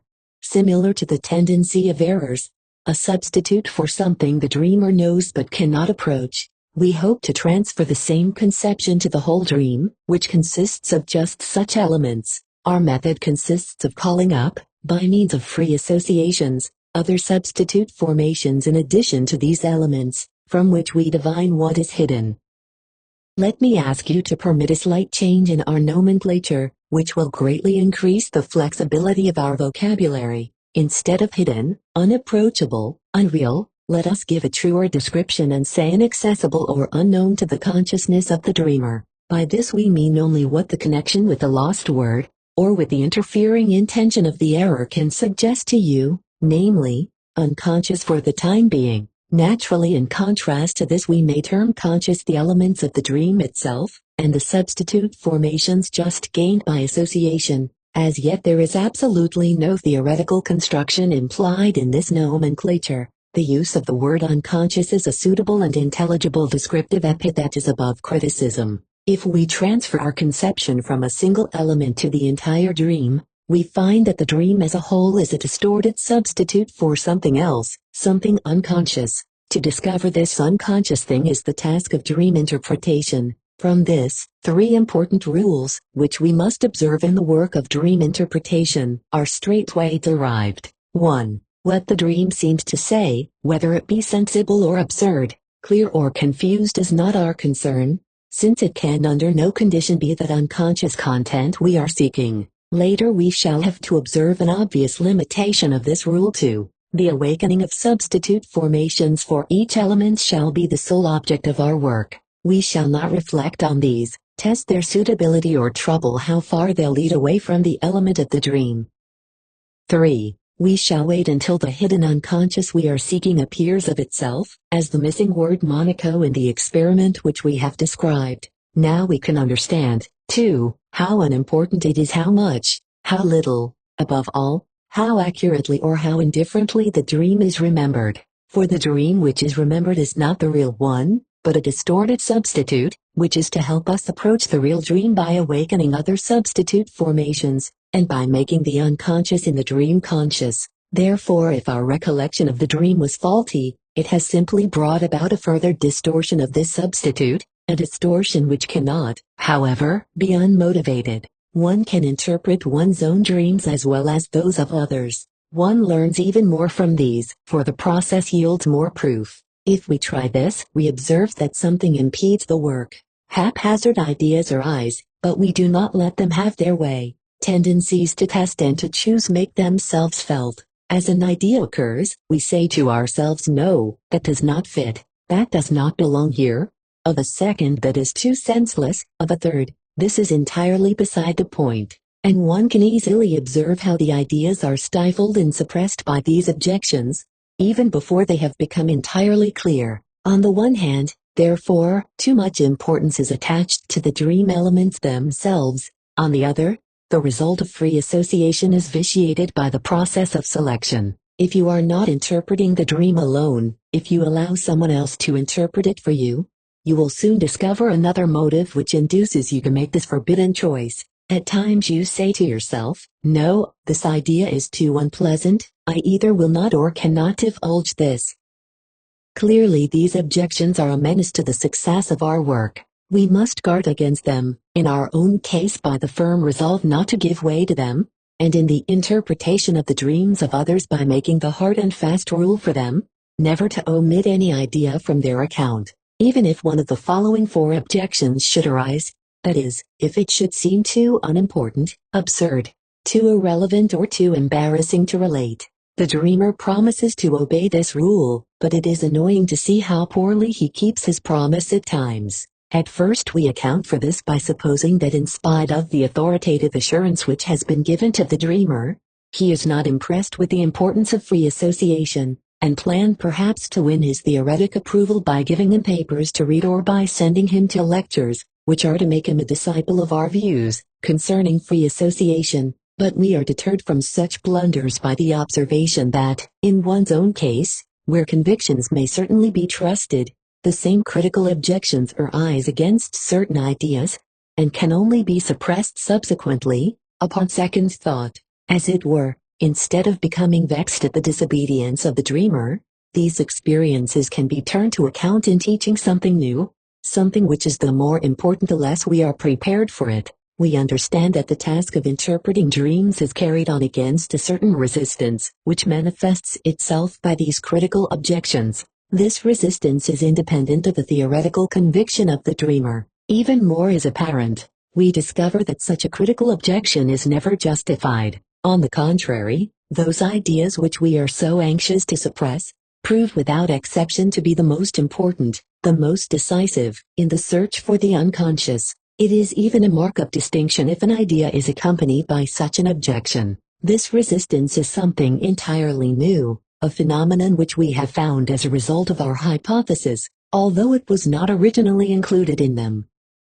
We are not too pleasantly surprised by this new factor in our problem. We suspect that it will not make our work any easier. It might even tempt us to abandon our entire work in connection with the dream. Such an unimportant thing as the dream, and in addition such difficulties instead of a smooth technique. But from another point of view, these same difficulties may prove fascinating, and suggest that the work is worth the trouble. Whenever we try to penetrate to the hidden unconscious, starting out from the substitute which the dream element represents, we meet with resistance. Hence, we are justified in supposing that something of weight must be hidden behind the substitute. What other reason could there be for the difficulties which are maintained for purposes of concealment? If a child does not want to open his clenched fist, he is certainly hiding something he ought not to have.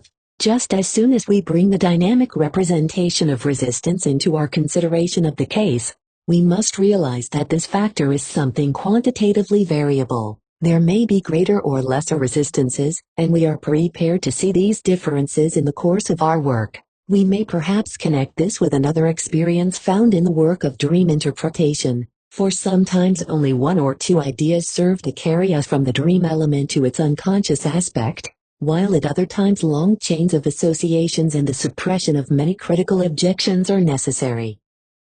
We shall note that these variations are connected with the variable force of resistance. This observation is probably correct. If resistance is slight, then the substitute is not far removed from the unconscious, but strong resistance carries with it a great distortion of the unconscious, and in addition a long journey back to it. Perhaps the time has come to take a dream, and try out our method to see if our faith in it shall be confirmed. But which dream shall we choose? You cannot imagine how hard it is for me to decide, and at this point I cannot explain the source of the difficulty. Of course, there must be dreams which, as a whole, have suffered slight distortion, and it would be best to start with one of these. But which dreams are the least distorted? Those which are sensible and not confused, of which I have already given you 2 examples. This would be a gross misunderstanding. Testing shows that these dreams have suffered by distortion to an exceptionally high degree. But if I take the first best dream, regardless of certain necessary conditions, you would probably be very much disappointed. Perhaps we should have to note such an abundance of ideas in connection with single elements of dream, that it would be absolutely impossible to review the work in perspective. If we write the dream out and confront it with a written account of all the ideas which arise in connection with it, these may easily amount to a reiteration of the text of the dream. It would therefore seem most practical to choose for analysis several short dreams, of which each one can at least reveal or confirm something. This is what we shall decide upon, provided experience should not point out where we shall really find slightly distorted dreams. But I know of another way to simplify matters, one which, moreover, lies in our path. Instead of attempting the interpretation of entire dreams, we shall limit ourselves to single dream elements, and by observing a series of examples, we shall see how these are explained by the application of our method 1. A lady relates that as a child she often dreamt that God had a pointed paper hat on his head. How do you expect to understand that without the help of the dreamer? Why, it sounds quite absurd. It is no longer absurd when the lady testifies that as a child she was frequently made to wear such a hat at the table, because she could not help stealing glances at the plates of her brothers and sisters to see if one of them had gotten more than she. The hat was therefore supposed to act as a sort of blinder. This explanation was moreover historic, and given without the least difficulty. The meaning of this fragment and of the whole brief dream is clear with the help of a further idea of the dreamer. Since I had heard that God was all-knowing and all-seeing, she said, the dream can only mean that I know everything and see everything just as God does. Even when they try to prevent me. This example is perhaps too simple too. A skeptical patient has a longer dream, in which certain people happen to tell her about my book concerning laughter and praise it highly. Then something is mentioned about a certain canal, perhaps another book in which canal occurs, or something else with the word canal she doesn't know. It is all confused. Now you will be inclined to think that the element canal will evade interpretation, because it is so vague. You are right as to the supposed difficulty, but it is not difficult because it is vague. But rather it is vague for a different reason, the same reason which also makes the interpretation difficult. The dreamer can think of nothing concerning the word canal. I naturally can think of nothing. A little while later, as a matter of fact on the next day, she tells me that something occurred to her that may perhaps be related to it, a joke that she has heard. On a ship between Dover and Calais, a well-known author is conversing with an Englishman, who quoted the following proverb in a certain connection. Du sublime you ridicule. Illinois un pas. 24. The author answers, oui, les pas de Calais. 25. With which he wishes to say that he finds France sublime and England ridiculous. But the Pas de Calais is really a canal, namely, the English Channel. Do I think that this idea has anything to do with the dream? Certainly, I believe that it really gives the solution to the puzzling dream fragments. Or can you doubt that this joke was already present in the dream, as the unconscious factor of the element? Canal, can you take it for granted that it was subsequently added to it? The idea testifies to the skepticism which is concealed behind her obtrusive admiration, and the resistance is probably the common reason for both phenomena, for the fact that the idea came so hesitatingly, and that the decisive element of the dream turned out to be so vague. Kindly observe at this point the relation of the dream element to its unconscious factor. It is like a small part of the unconscious, like an allusion to it. Through its isolation it became quite unintelligible. 3. A patient dreams, in the course of a longer dream, around a table of peculiar shape several members of his family are sitting, etc. In connection with this table, it occurs to him that he saw such a piece of furniture during a visit to a certain family. Then his thoughts continue. In this family a peculiar relation had existed between father and son, and soon he adds to this that as a matter of fact, the same relation exists between himself and his father. The table is therefore taken up into the dream to designate this parallel. This dreamer had for a long time been familiar with the claims of dream interpretation, Otherwise he might have taken exception to the fact that so trivial a detail as the shape of a table should be taken as the basis of the investigation. As a matter of fact, we judge nothing in the dream as accidental or indifferent,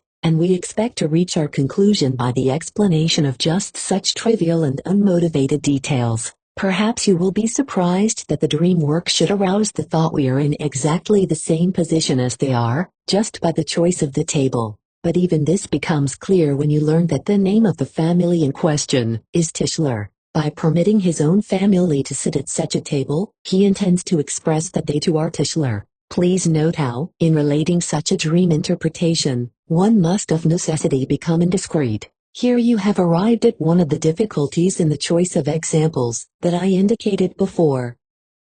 I could easily have substituted another example for this one, but would probably have avoided this indiscretion at the cost of committing another one in its place. The time has come to introduce two new terms, which we could have used long ago. We shall call that which the dream relates the manifest content of the dream, that which is hidden, which we can only reach by the analysis of ideas, we shall call latent dream thoughts. We may now consider the connection between the manifest dream content and the latent dream thoughts, as they are revealed in these examples. Many different connections can exist. In examples 1 and 2, the manifest content is also a constituent part of the latent thought, but only a very small part of it. A small piece of a great composite psychic structure in the unconscious dream thought has penetrated into the manifest dream, like a fragment of it, or in other cases, like an allusion to it, like a catchword or an abbreviation in the telegraphic code. The interpretation must mold this fragment, or indication, into a whole, as was done most successfully in example 2. One sort of distortion of which the dream mechanism consists is therefore substitution, by means of a fragment, or an allusion. In the third, moreover, we must recognize another relation which we shall see more clearly and distinctly expressed in the following examples. 4. The dreamer pulls a certain woman of his acquaintance from behind a bed. He finds the meaning of this dream element himself by his first association. It means, this woman has a pull with him. 26.5. Another man dreams that his brother is in a closet. The first association substitutes close press for closet, and the second gives the meaning, his brother is close pressed for money. 27. 6. The dreamer climbs a mountain from the top of which he has an extraordinarily distant view. This sounds quite sensible. Perhaps there is nothing about it that needs interpretation, and it is simply necessary to find out which reminiscence this dream touches upon, and why it was recalled. But you are mistaken. It is evident that this dream requires interpretation as well as any other which is confused. For no previous mountain climbing of his own occurs to the dreamer, but he remembers that an acquaintance of his is publishing a run shop, which deals with our relation to the furthermost parts of the earth. The latent dream thought is therefore in this case an identification of the dreamer with the run shop. Here you find a new type of connection between the manifest content and the latent dream element. The former is not so much a distortion of the latter as a representation of it, a plastic concrete perversion that is based on the sound of the word. However, it is for this very reason again a distortion, for we have long ago forgotten from which concrete picture the word has arisen, and therefore do not recognize it by the image which is substituted for it. If you consider that the manifest dream consists most often of visual images, and less frequently of thoughts and words, you can imagine that a very particular significance in dream formation is attached to this sort of relation. You can also see that in this manner it becomes possible to create substitute formations for a great number of abstract thoughts in the manifest dream, substitutions that serve the purpose of further concealment all the same. This is the technique of our picture puzzle. What the origin is of the semblance of wit which accompanies such representations is a particular question which we need not touch upon at this time.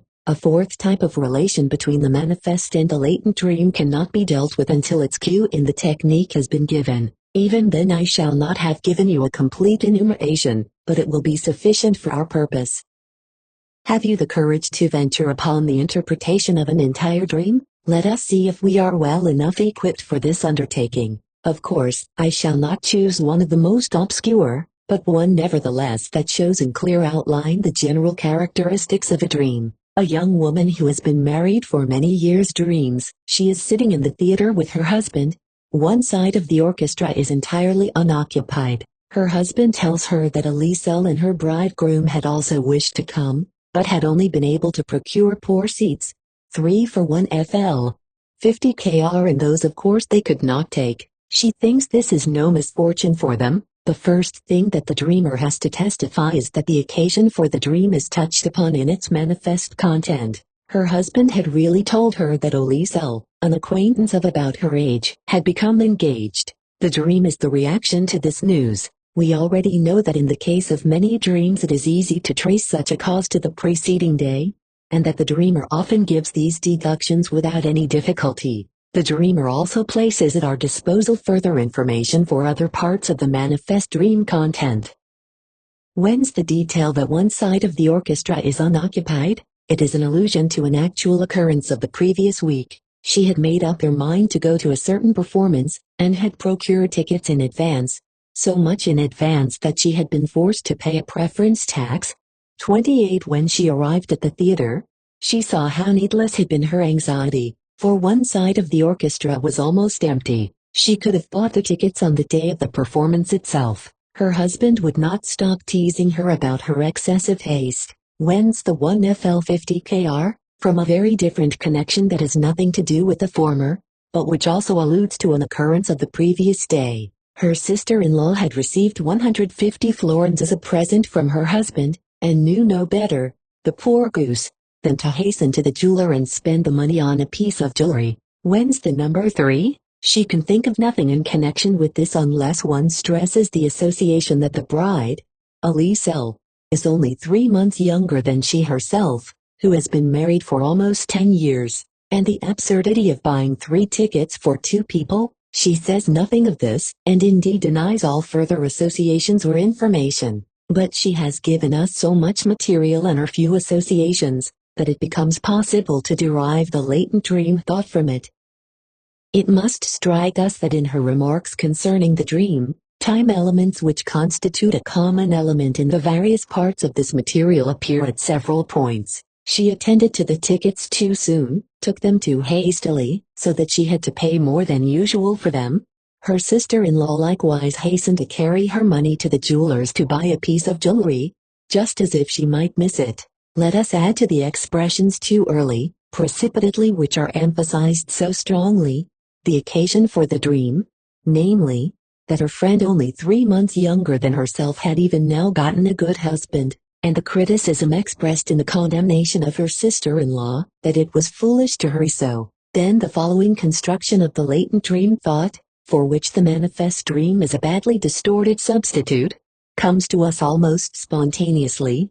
How foolish it was of me to hurry so in marrying. Elise's example shows me that I could have gotten a husband later too. The precipitateness is represented by her own behavior in buying the tickets, and that of her sister-in-law in purchasing jewelry. Going to the theater was substituted for getting married. This appears to have been the main thought, and perhaps we may continue, though with less certainty, because the analysis in these parts is not supported by statements of the dreamer, and I would have gotten 100 times as much for my money. 150 FL is 100 times as much as 1 FL 50 KR. If we might substitute the dowry for the money, then it would mean that one buys a husband with the dowry. The jewelry as well as the poor seats would represent the husband. It would be even more desirable if the fragment 3 seats had something to do with a husband, but our understanding does not penetrate so far. We have only guessed that the dream expresses her disparagement of her own husband, and her regret at having married so early.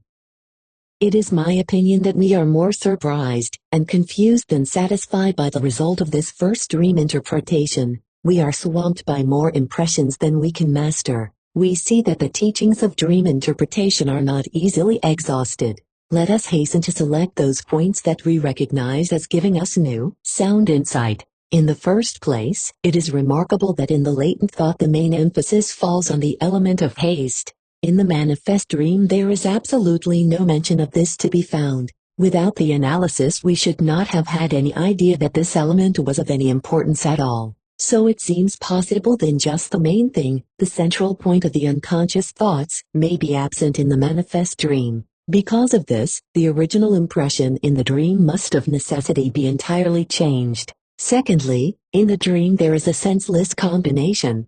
341 FL 50 KR. In the dream thought we divine the sentence, "It was senseless to marry so early." Can one deny that this thought, "It was senseless," was represented in the manifest dream by the introduction of an absurd element? Thirdly, comparison will show that the relation between the manifest and latent elements is not simple, certainly not of such a sort that a manifest element is always substituted for the latent. There must rather be a quantitative relationship between the two groups, according to which a manifest element may represent several latent ones, or a latent element represented by several manifest elements. Much that is surprising might also be said of the sense of the dream, and the dreamer's reaction to it.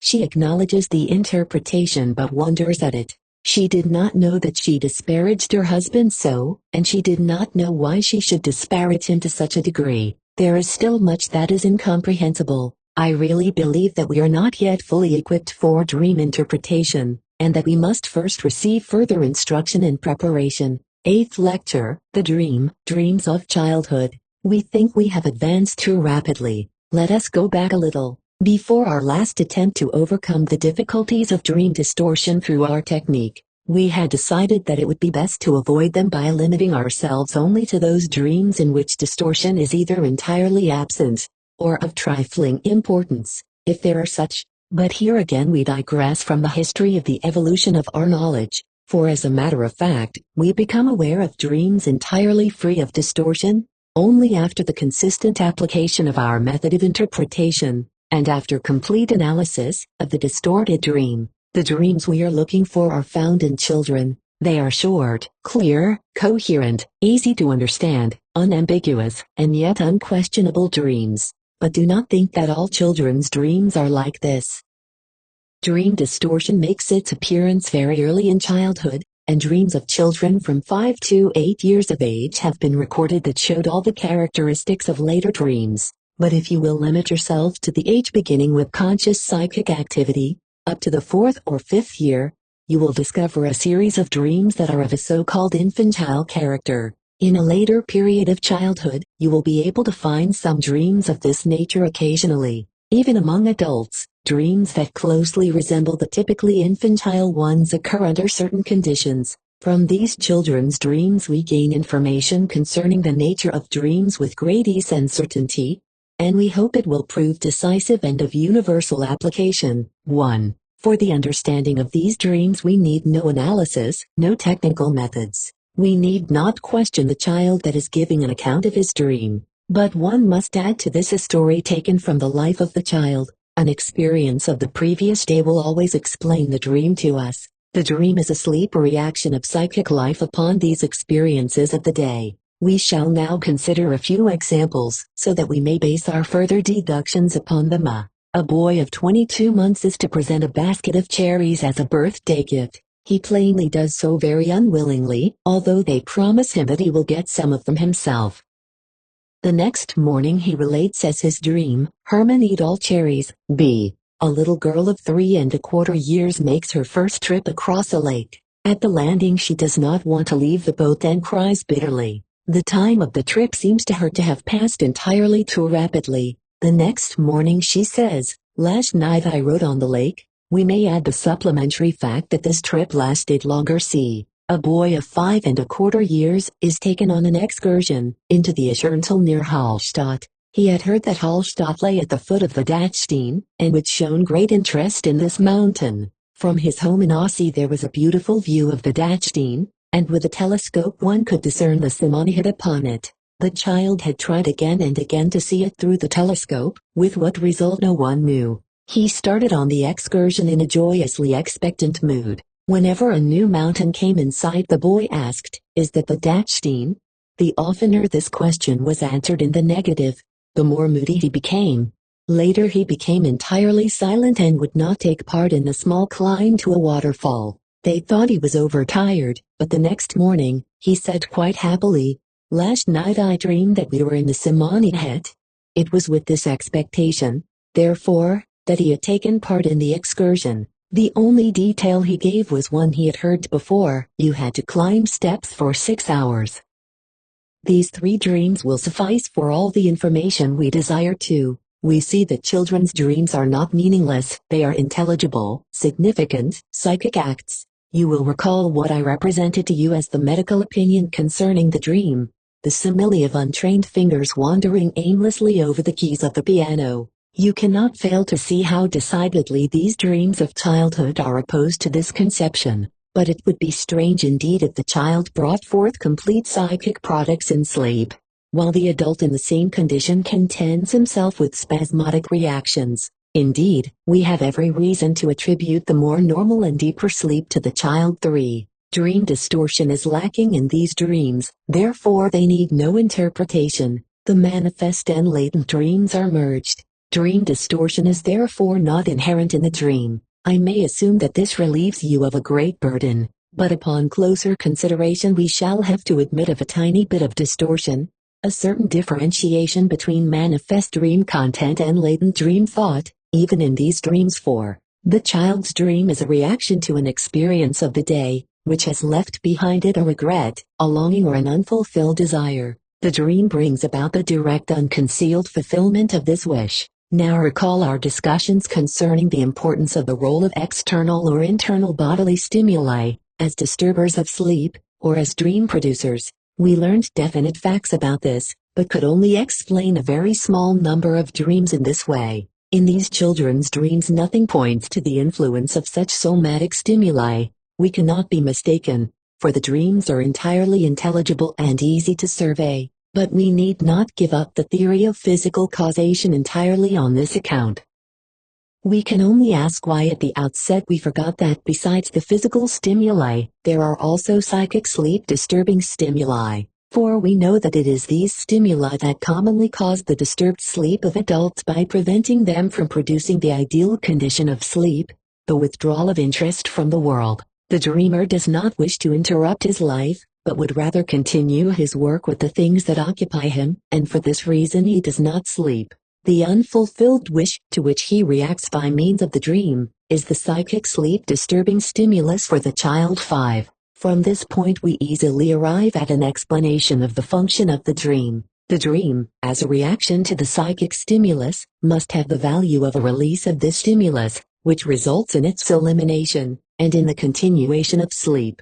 We do not know how this release is made possible by the dream, but we note that the dream is not a disturber of sleep, as Calumny says, but a guardian of sleep, whose duty it is to quell disturbances. It is true, we think we would have slept better if we had not dreamed, but here we are wrong. As a matter of fact, we would not have slept at all without the help of the dream. That we have slept so soundly is due to the dream alone. It could not help disturbing us slightly, just as the night watchman often cannot avoid making a little noise while he drives away the rioters who would awaken us with their noise. 6. One main characteristic of the dream is that a wish is its source, and that the content of the dream is the gratification of this wish. Another equally constant feature is that the dream does not merely express a thought, but also represents the fulfillment of this wish in the form of a hallucinatory experience. I should like to travel on the lake, says the wish that excites the dream. The dream itself has as its content I travel on the lake. One distinction between the latent and manifest dream, a distortion of the latent dream thought, therefore remains even in the case of these simple children's dreams, namely, the translation of the thought into experience. In the interpretation of the dream it is of utmost importance that this change be traced back. If this should prove to be an extremely common characteristic of the dream, then the above-mentioned dream fragment, I see my brother in a closet, could not be translated, my brother is close-pressed, but rather, I wish that my brother were close-pressed, my brother should be close-pressed. Of the two universal characteristics of the dream we have cited, the second plainly has greater prospects of unconditional acknowledgement than the first. Only extensive investigation can ascertain that the cause of the dream must always be a wish, and cannot also be an anxiety, a plan or a reproach. But this does not alter the other characteristic, that the dream does not simply reproduce the stimulus but by experiencing it anew, as it were, removes, expels and settles it. 7. In connection with these characteristics of the dream, we can again resume the comparison between the dream and the error. In the case of the latter, we distinguish an interfering tendency and one interfered with, and the error is the compromise between the two. The dream fits into the same scheme. The tendency interfered with, in this case, can be no other than that of sleep. For the interfering tendency we substitute the psychic stimulus, the wish which strives for its fulfillment, let us say, for thus far we are not familiar with any other sleep-disturbing psychic stimulus. In this instance also the dream is the result of compromise. We sleep, and yet we experience the removal of a wish. We gratify the wish, but at the same time continue to sleep. Both are partly carried out and partly given up. 8. You will remember that we once hoped to gain access to the understanding of the dream problem by the fact that certain very transparent fantasy formations are called daydreams. Now these daydreams are actual wish fulfillments of ambitious or erotic wishes with which we are familiar, but they are conscious, and though vividly imagined, they are never hallucinatory experiences. In this instance, therefore, the less firmly established of the two main characteristics of the dream holds, while the other proves itself entirely dependent upon the condition of sleep, and impossible to the waking state. In colloquial usage, therefore, there is a presentment of the fact that the fulfillment of a wish is a main characteristic of the dream. Furthermore, if the experience in the dream is a transformed representation, only made possible by the condition of sleep, in other words, a sort of nocturnal daydream, then we can readily understand that the occurrence of fantasy formations can release the nocturnal stimulus and bring satisfaction. For daydreaming is an activity closely bound up in gratification and is, indeed, pursued only for this reason. Not only this but other colloquial usages also express the same feeling. Well-known proverbs say, "The pig dreams of acorns, the goose of maize," or ask, "Of what does the hen dream? Of millet." So the proverb descends even lower than we do, from the child to the animal, and maintains that the content of a dream is the satisfaction of a need. Many turns of speech seem to point to the same thing. Dream-like beauty, I should never have dreamed of that. In my wildest dreams I hadn't imagined that. This is open partisanship on the part of colloquial usage, for there are also dreams of fear and dreams of embarrassing or indifferent content, but they have not been drawn into common usage. It is true that common usage recognizes bad dreams, but still the dream plainly connotates to it only the beautiful wish fulfillment. There is indeed no proverb that tells us that the pig or the goose dreams of being slaughtered. Of course it is unbelievable that the wish fulfillment characteristic has not been noted by writers on the dream. Indeed, this was very often the case, but none of them thought of acknowledging this characteristic as universal and of making it the basis of an explanation of the dream.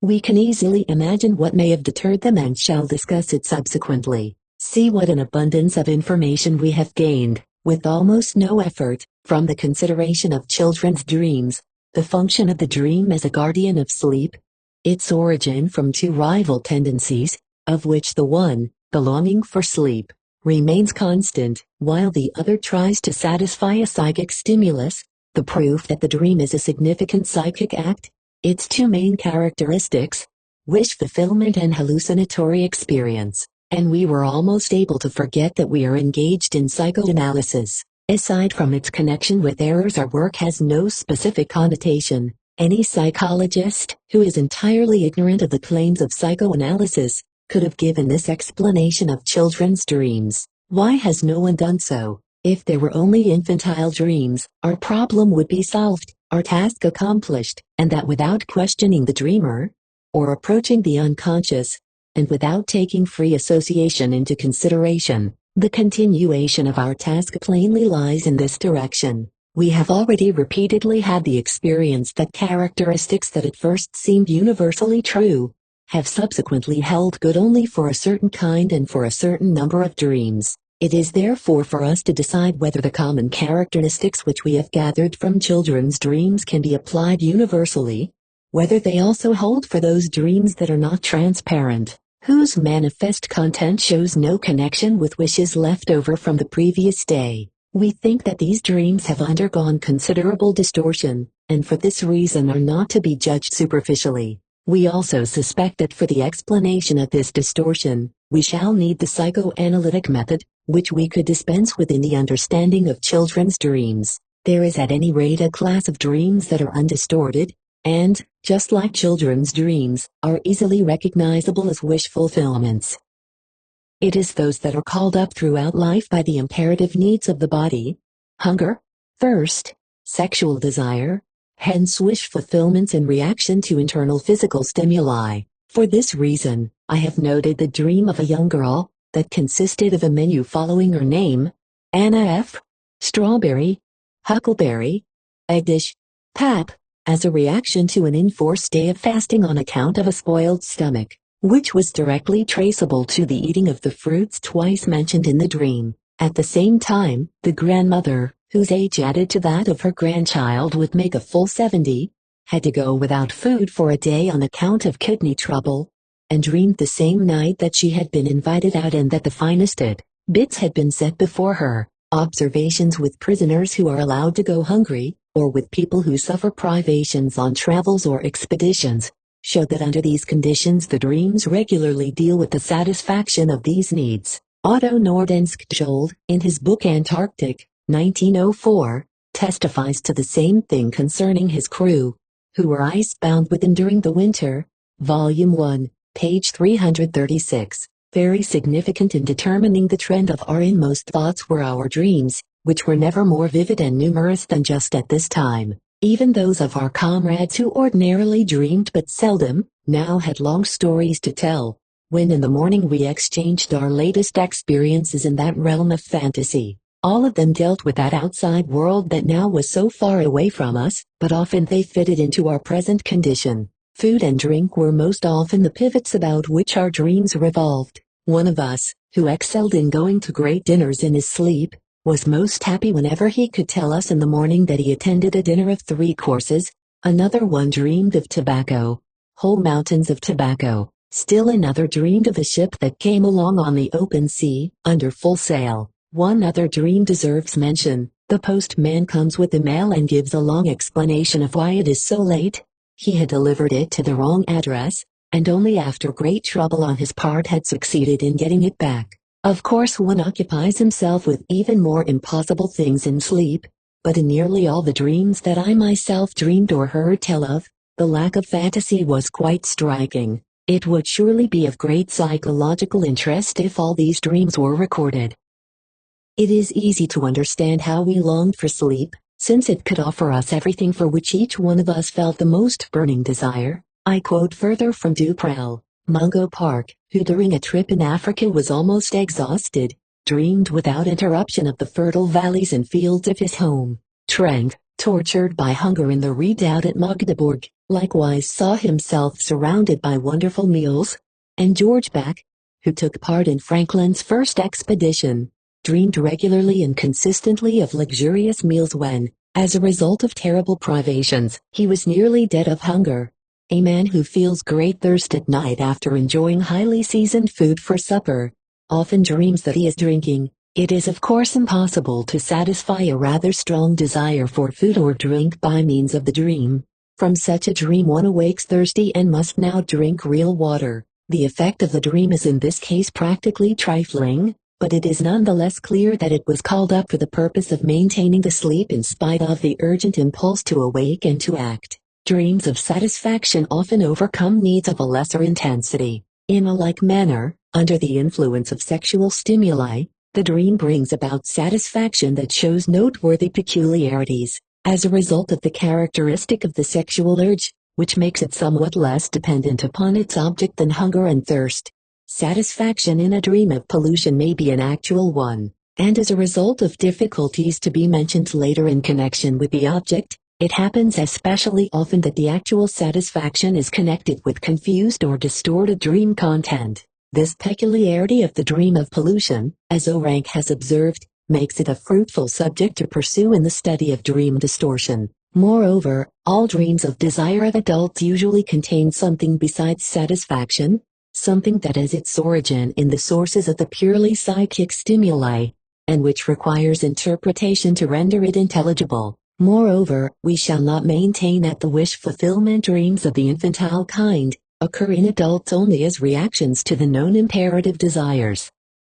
We also know of short, clear dreams of this sort, under the influence of dominating situations, that arise from unquestionably psychic sources, as, for example, in dreams of impatience, whenever a person has made preparations for a journey, for a theatrical performance, for a lecture or for a visit, and now dreams of the anticipated fulfillment of his expectations, and so arrives at his goal the night before the actual experience, in the theater or in conversation with his host, or the well-named dreams of comfort, when a person who likes to prolong his sleep, dreams that he is already up, is washing himself, or is already in school, while as a matter of fact he continues sleeping, hence would rather get up in a dream than in reality. The desire for sleep, which we have recognized as a regular part of the dream structure, becomes intense in these dreams, and appears in them, as the actual shaping force of the dream. The wish for sleep properly takes its place beside other great physical desires.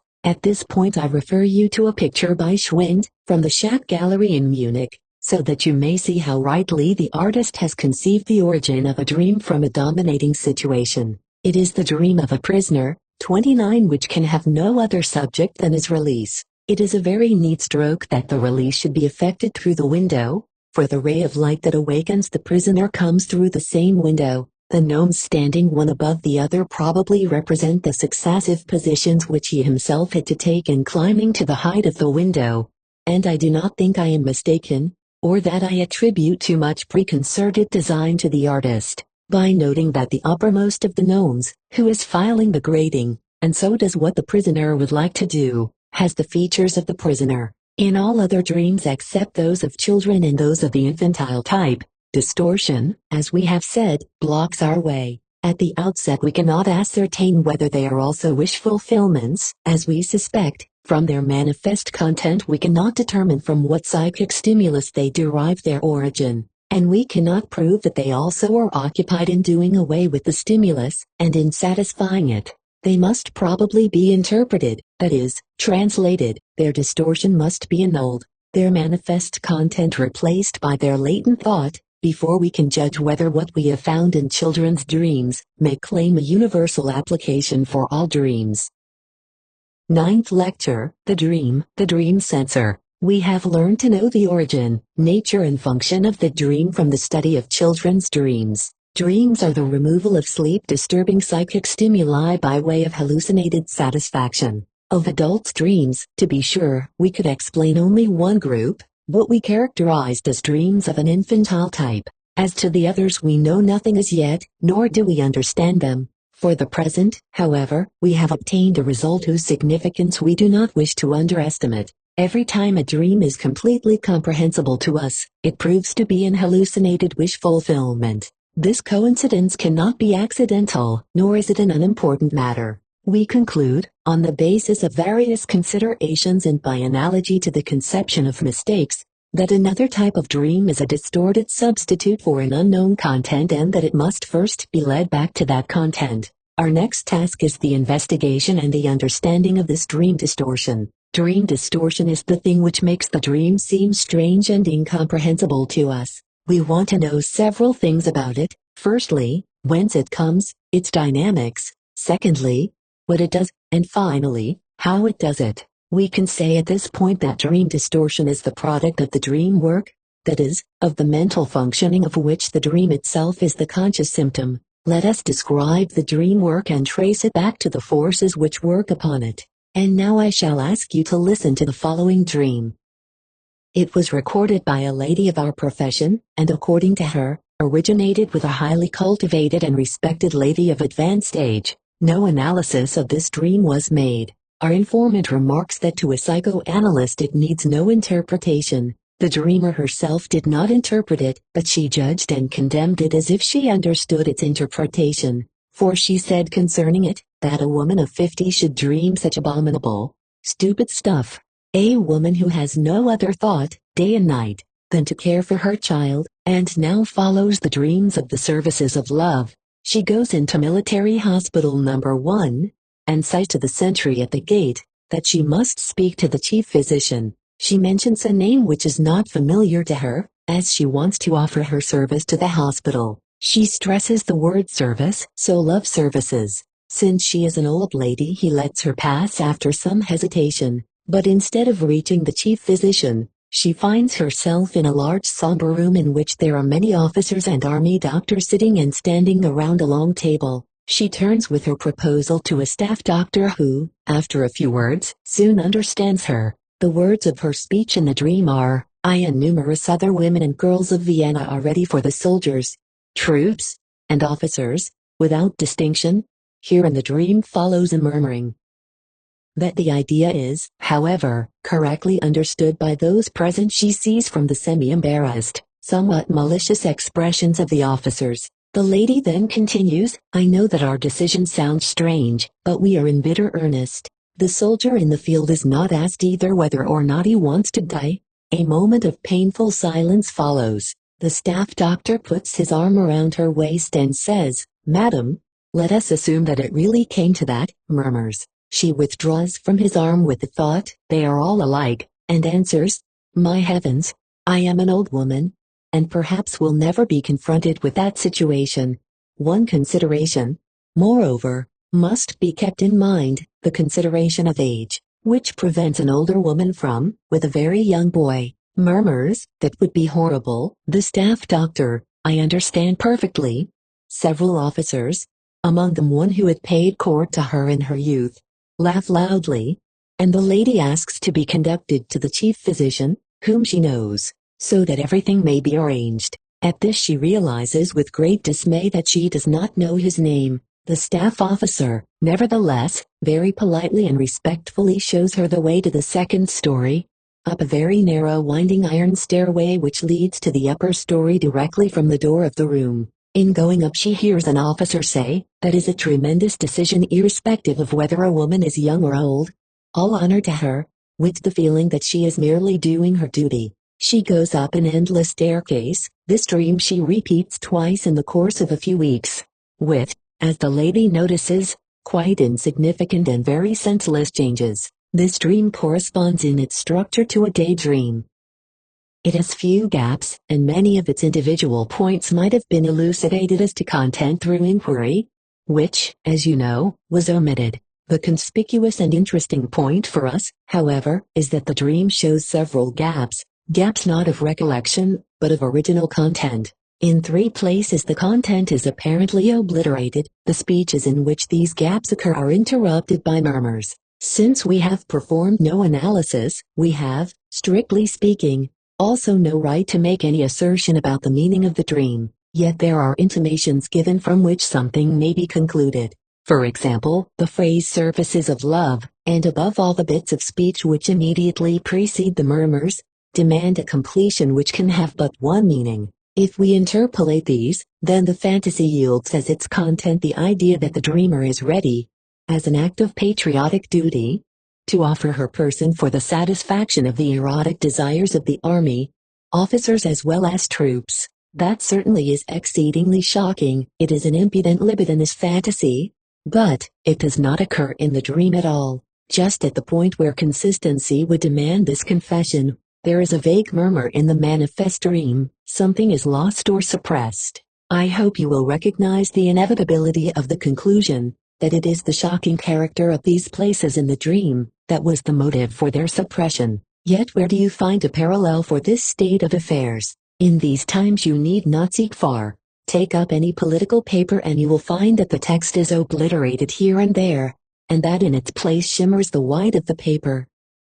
You know that that is the work of the newspaper censor. In these blank spaces something was printed which was not to the liking of the censorship authorities, and for that reason it was crossed out. You think that it is a pity, that it probably was the most interesting part, it was the best part. In other places the censorship did not touch the completed sentence. The author foresaw what parts might be expected to meet with the objection of the censor, and for that reason he softened them by way of prevention, modified them slightly, or contented himself with innuendo and allusion to what really wanted to flow from his pen. Thus the sheet, it is true, has no blank spaces, but from certain circumlocutions and obscurities of expression, you will be able to guess that thoughts of the censorship were the restraining motive. Now let us keep to this parallel. We say that the omitted dream speeches, which were disguised by a murmuring, were also sacrifices to a censorship. We actually speak of a dream censor, to which we may ascribe a contributing part in the dream distortion. Wherever there are gaps in the manifest dream, it is the fault of the dream censor. Indeed, we should go further, and recognize each time as a manifestation of the dream censor.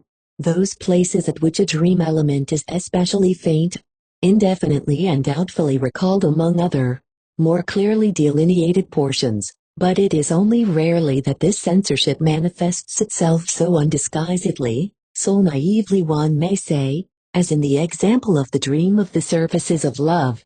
Far more frequently the censorship manifests itself according to the second type, through the production of weakenings, innuendos, allusions instead of direct truthfulness. For a third type of dream censorship, I know of no parallel in the practice of newspaper censorship. Yet it is just this type that I can demonstrate by the only dream example which we have so far analyzed. You will remember the dream of the 3 bad theater tickets for 1.5 florin. In the latent thoughts of this dream, the element precipitately, too soon, stood in the foreground. It means, it was foolish to marry so early. It was also foolish to buy theater tickets so early. It was ridiculous of the sister-in-law to spend her money so hastily, merely to buy an ornament. Nothing of this central element of the dream thought was evident in the manifest dream. In the latter, going to the theater and getting the tickets were shoved into the foreground. Through this displacement of the emphasis, this regrouping of the elements of the content, the manifest dream becomes so dissimilar from the latent dream thoughts, that no one would suspect the latter behind the former. This displacement of emphasis is a favorite device of the dream distortion, and gives the dream that strangeness which makes the dreamer himself unwilling to recognize it as his own production. Omission, modification, regrouping of the material.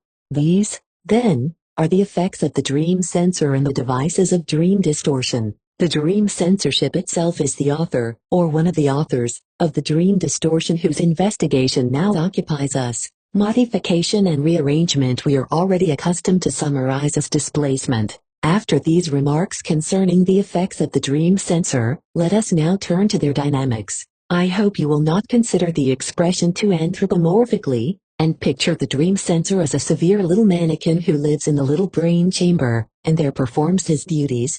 Nor should you attempt to localize him too much, to think of a brain center from which his censoring influence emanates, and which would cease with the injury or extirpation of this center. For the present, the term dream censor is no more than a very convenient phrase for a dynamic relationship. This phrase does not prevent us from asking by what tendencies such influence is exerted, and upon which tendencies it works. Nor will we be surprised to discover that we have already encountered the dream censor before, perhaps without recognizing him, for such was actually the case. You will remember that we had a surprising experience when we began to apply our technique of free association. We then began to feel that some sort of a resistance blocked our efforts to proceed from the dream element to the unconscious element for which the former is the substitute. This resistance, we said, may be of varying strength, enormous at one time, quite negligible at another. In the latter case we need cross only a few intermediate steps in our work of interpretation, but when the resistance is strong, then we must go through a long chain of associations, are taken far afield, and must overcome all the difficulties which present themselves as critical objections to the association technique. What we met with in the work of interpretation, we must now bring into the dream work as the dream censor. The resistance to interpretation is nothing but the objectivation of the dream censor. The latter proves to us that the force of the censor has not spent itself in causing the dream distortion, has not since been extinguished, but that this censorship continues as a permanent institution with the purpose of preserving the distortion. Moreover, just as in the interpretation the strength of the resistance varied with each element, so also the distortion produced by the censor in the same dream is of varying magnitude for each element. If one compares the manifest with the latent dream, one sees that certain isolated latent elements have been practically eliminated, others more or less modified, and still others left unchanged. Indeed, have perhaps been taken over into the dream content with additional strength, but we wanted to discover what purposes the censorship serves and against which tendencies it acts. This question, which is fundamental to the understanding of the dream, indeed perhaps to human life, is easily answered if we look over a series of those dreams which have been analyzed. The tendencies which the censorship exercises are those which are recognized by the waking judgment of the dreamer, those with which he feels himself in harmony. You may rest assured that when you reject an accurate interpretation of a dream of your own, you do so with the same motives with which the dream censor works, the motives with which it produces the dream distortion and makes the interpretation necessary. Recall the dream of our 50-year-old lady. Without having interpreted it, she considers her dream abominable, would have been still more outraged if our informant had told her anything about the indubitable meaning. And it is just on account of this condemnation that the shocking spots in her dream were replaced by a murmur. The tendencies, however, against which the dream censor directs itself, must now be described from the standpoint of this instance. One can say only that these tendencies are of an objectionable nature throughout, that they are shocking from an ethical, aesthetic and social point of view, that they are things one does not dare even to think, or thinks of only with abhorrence. These censored wishes which have attained to a distorted expression in the dream, are above all expressions of a boundless, reckless egoism,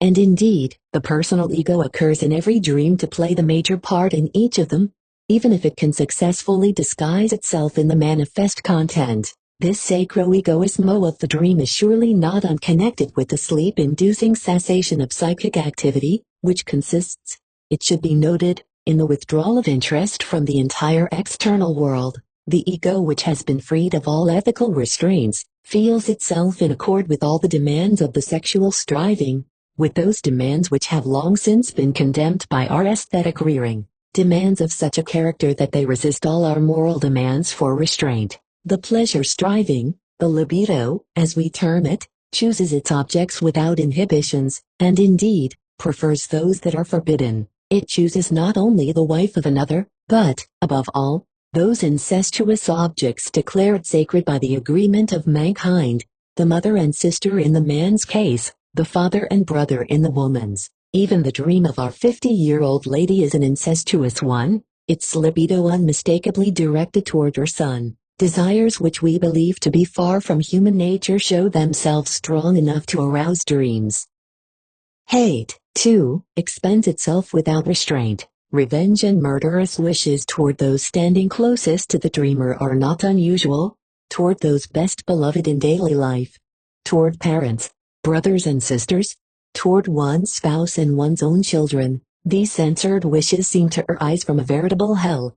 No censorship seems too harsh to be applied against their waking interpretation, but do not reproach the dream itself for this evil content. You will not, I am sure, forget that the dream is charged with the harmless, indeed the useful function of guarding sleep from disturbance. This evil content, then, does not lie in the nature of the dream. You know also that there are dreams which can be recognized as the satisfaction of justified wishes and urgent bodily needs. These, to be sure, undergo no dream distortion. They need none. They can satisfy their function without offending the ethical and aesthetic tendencies of the ego. And will you also keep in mind the fact that the amount of dream distortion is proportional to two factors. On the one hand, the worse the censorable wish, the greater the distortion. On the other hand, however, the stricter the censor himself is at any particular time, the greater the distortion will be also. A young, strictly reared and prudish girl will, by reason of those factors, disfigure with an inexorable censorship those dream impulses which we physicians, for example, in which the dreamer herself 10 years later, would recognize as permissible, harmless, libidinous desires. Besides, we are far from being at the point where we can allow ourselves to be shocked by the results of our work of interpretation. I think we are not yet quite adept at it, and above all there lies upon us the obligation to secure it against certain attacks. It is not at all difficult to find a hitch in it. Our dream interpretations were made on the hypotheses we accepted a little while ago, that the dream has some meaning, that from the hypnotic to the normal sleep one may carry over the idea of the existence at such times of an unconscious psychic activity, and that all associations are predetermined. If we had come to plausible results on the basis of these hypotheses, we would have been justified in concluding that the hypotheses were correct. But what is to be done when the results are what I have just pictured them to be? Then it surely is natural to say, these results are impossible, foolish, at least very improbable, hence there must have been something wrong with the hypotheses. Either the dream is no psychic phenomenon after all, or there is no such thing as unconscious mental activity in the normal condition, or our technique has a gap in it somewhere. Is that not a simpler and more satisfying conclusion than the abominations which we pretend to have disclosed on the basis of our suppositions? Both, I answer.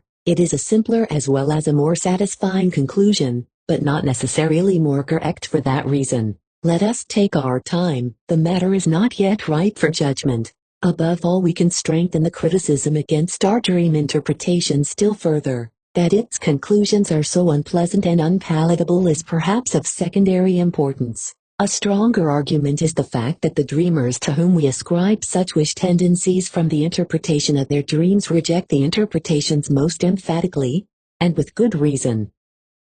What says the one? You want to prove to me by this dream that I begrudged the sums which I spent for my sister's trousseau and my brother's education? But indeed that can't be so. Why, I work only for my sister, I have no interest in life but to fulfill my duties toward her. As being the oldest child, I promised our blessed mother I would. Or a woman says of her dream. You mean to say that I wish my husband were dead? Why, that is simply revolting. Nonsense. It isn't only that we have the happiest possible married life, you probably won't believe me when I tell you so, but his death would deprive me of everything else that I own in the world. Or another will tell us, you mean that I have sensual desires toward my sister? That is ridiculous. I am not in the least fond of her, we don't get along and I haven't exchanged a word with her in years. We might perhaps ignore this sort of thing if the dreamers did not confirm or deny the tendencies ascribed to them. We could say that they are matters which the dreamers do not know about themselves, but that the dreamer should feel the exact opposite of the ascribed wish, and should be able to prove to us the dominance of the opposite tendency. This fact must finally disconcert us. Is it not time to lay aside the whole work of the dream interpretation, as something whose results reduce it to absurdity? By no means. This stronger argument breaks down when we attack it critically. Assuming that there are unconscious tendencies in the psychic life, nothing is proved by the ability of the subject to show that their opposites dominate his conscious life. Perhaps there is room in the psychic life even for antithetical tendencies, for contradictions which exist side by side. Yes, possibly it is just the dominance of the one impulse, which is the necessary condition for the unconsciousness of its opposite.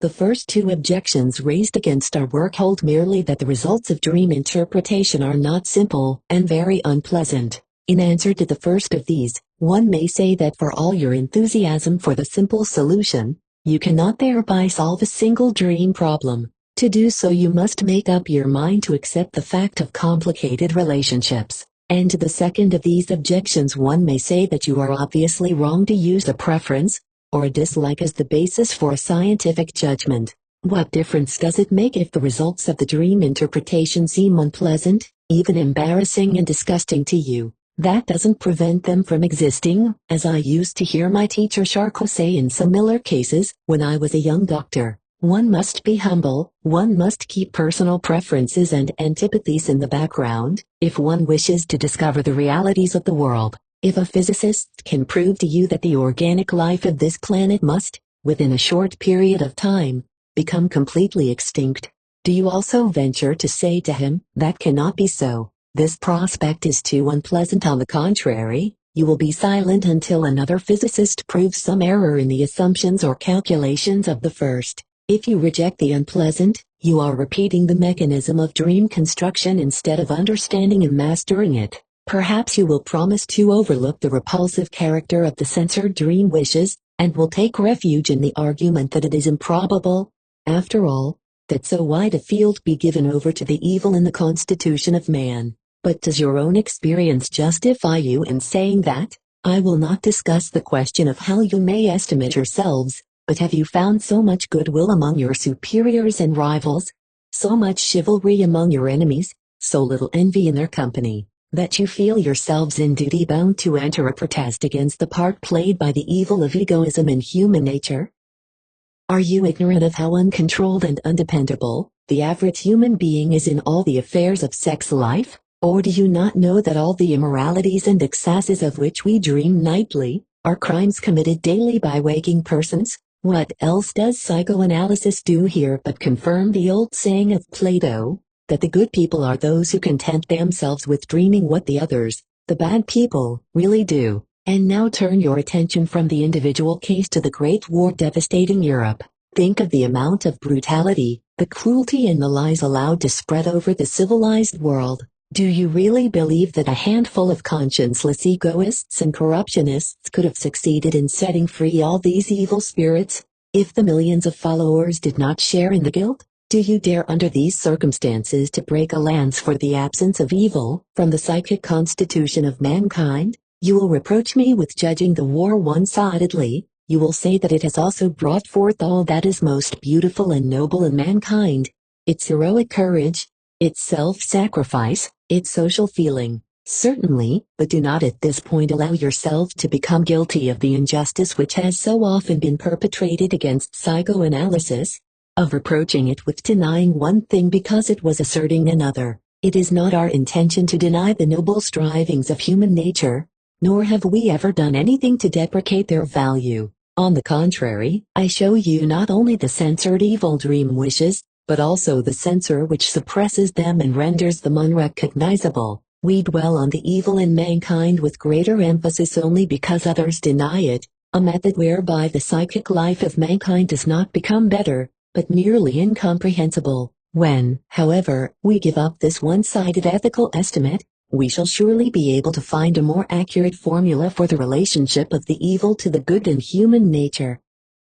And thus the matter stands. We need not give up the conclusions to which our labors in dream interpretation lead us, even though we must consider those conclusions strange. Perhaps we can approach their understanding later by another path. For the present, let us repeat, dream distortion is a consequence of the censorship practiced by accredited tendencies of the ego against those wish impulses that are in any way shocking, impulses which stir in us nightly during sleep. Why these wish impulses come just at night, and whence they come, these are questions which will bear considerable investigation. It would be a mistake, however, to omit to mention, with fitting emphasis, another result of these investigations. The dream wishes which try to disturb our sleep are not known to us. In fact, we learn of them first through the dream interpretation. Therefore, they may be described as at that time unconscious in the sense above defined. But we can go beyond this and say that they are more than merely at that time unconscious.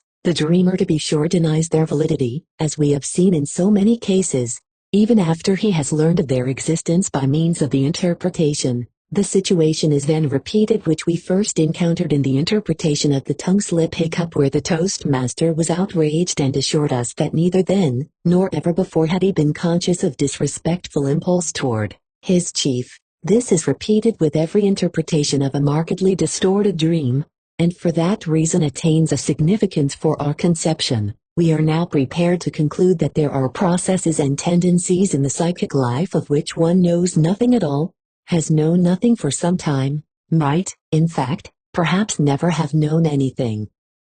The unconscious thus receives a new meaning for us. The idea of it present or at a specific time disappears from its conception, for it can also mean permanently unconscious, not merely latent at the time. Obviously, we shall have to learn more of this at another session. 10th lecture, The Dream, Symbolism in the Dream. We have discovered that the distortion of dreams, a disturbing element in our work of understanding them, is the result of a censorious activity, which is directed against the unacceptable of the unconscious wish impulses. But, of course, we have not maintained that censorship is the only factor which is to blame for the dream distortion, and we may actually make the discovery in a further study of the dream that other items play a part in this result. That is, even if the dream censorship were eliminated, we might not be in a position to understand the dreams.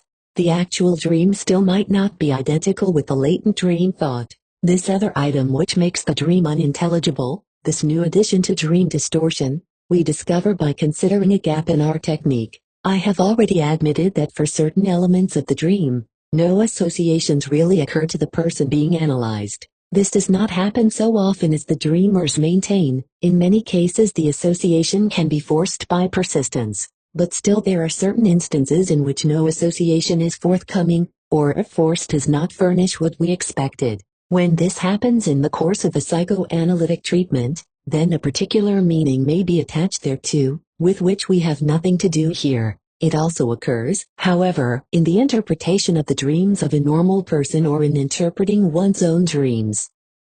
Once a person is convinced that in these cases no amount of forcing of associations will avail, he will finally make the discovery that the unwished-for contingency occurs regularly in certain dream elements, and he will begin to recognize a new order of things there, where at first he believed he had come across a peculiar exception to our technique. In this way we are tempted to interpret these silent dream elements ourselves, to undertake their translation by the means at hand. The fact that every time we trust to this substitution, we obtain a satisfactory meaning is forced upon us. Until we resolve upon this decision the dream remains meaningless, its continuity is broken. The accumulation of many similar cases tends to give the necessary certainty to our first timid attempts. I am expounding all this in rather a schematic manner, but this is permissible for purposes of instruction, and I am not trying to misstate, but only to simplify matters. In this manner we derive constant translations for a whole series of dream elements, just as constant translations are found in our popular dream books, for all the things we dream. But do not forget that in our association technique, we never discover constant substitutes for the dream elements. You will say at once that this road to interpretation appears far more uncertain and open to objection than the former methods of free association, but a further fact is to be taken into consideration. After one has gathered a sufficient number of such constant substitutes empirically, he will say that of his own knowledge, he should actually have denied that these items of dream interpretation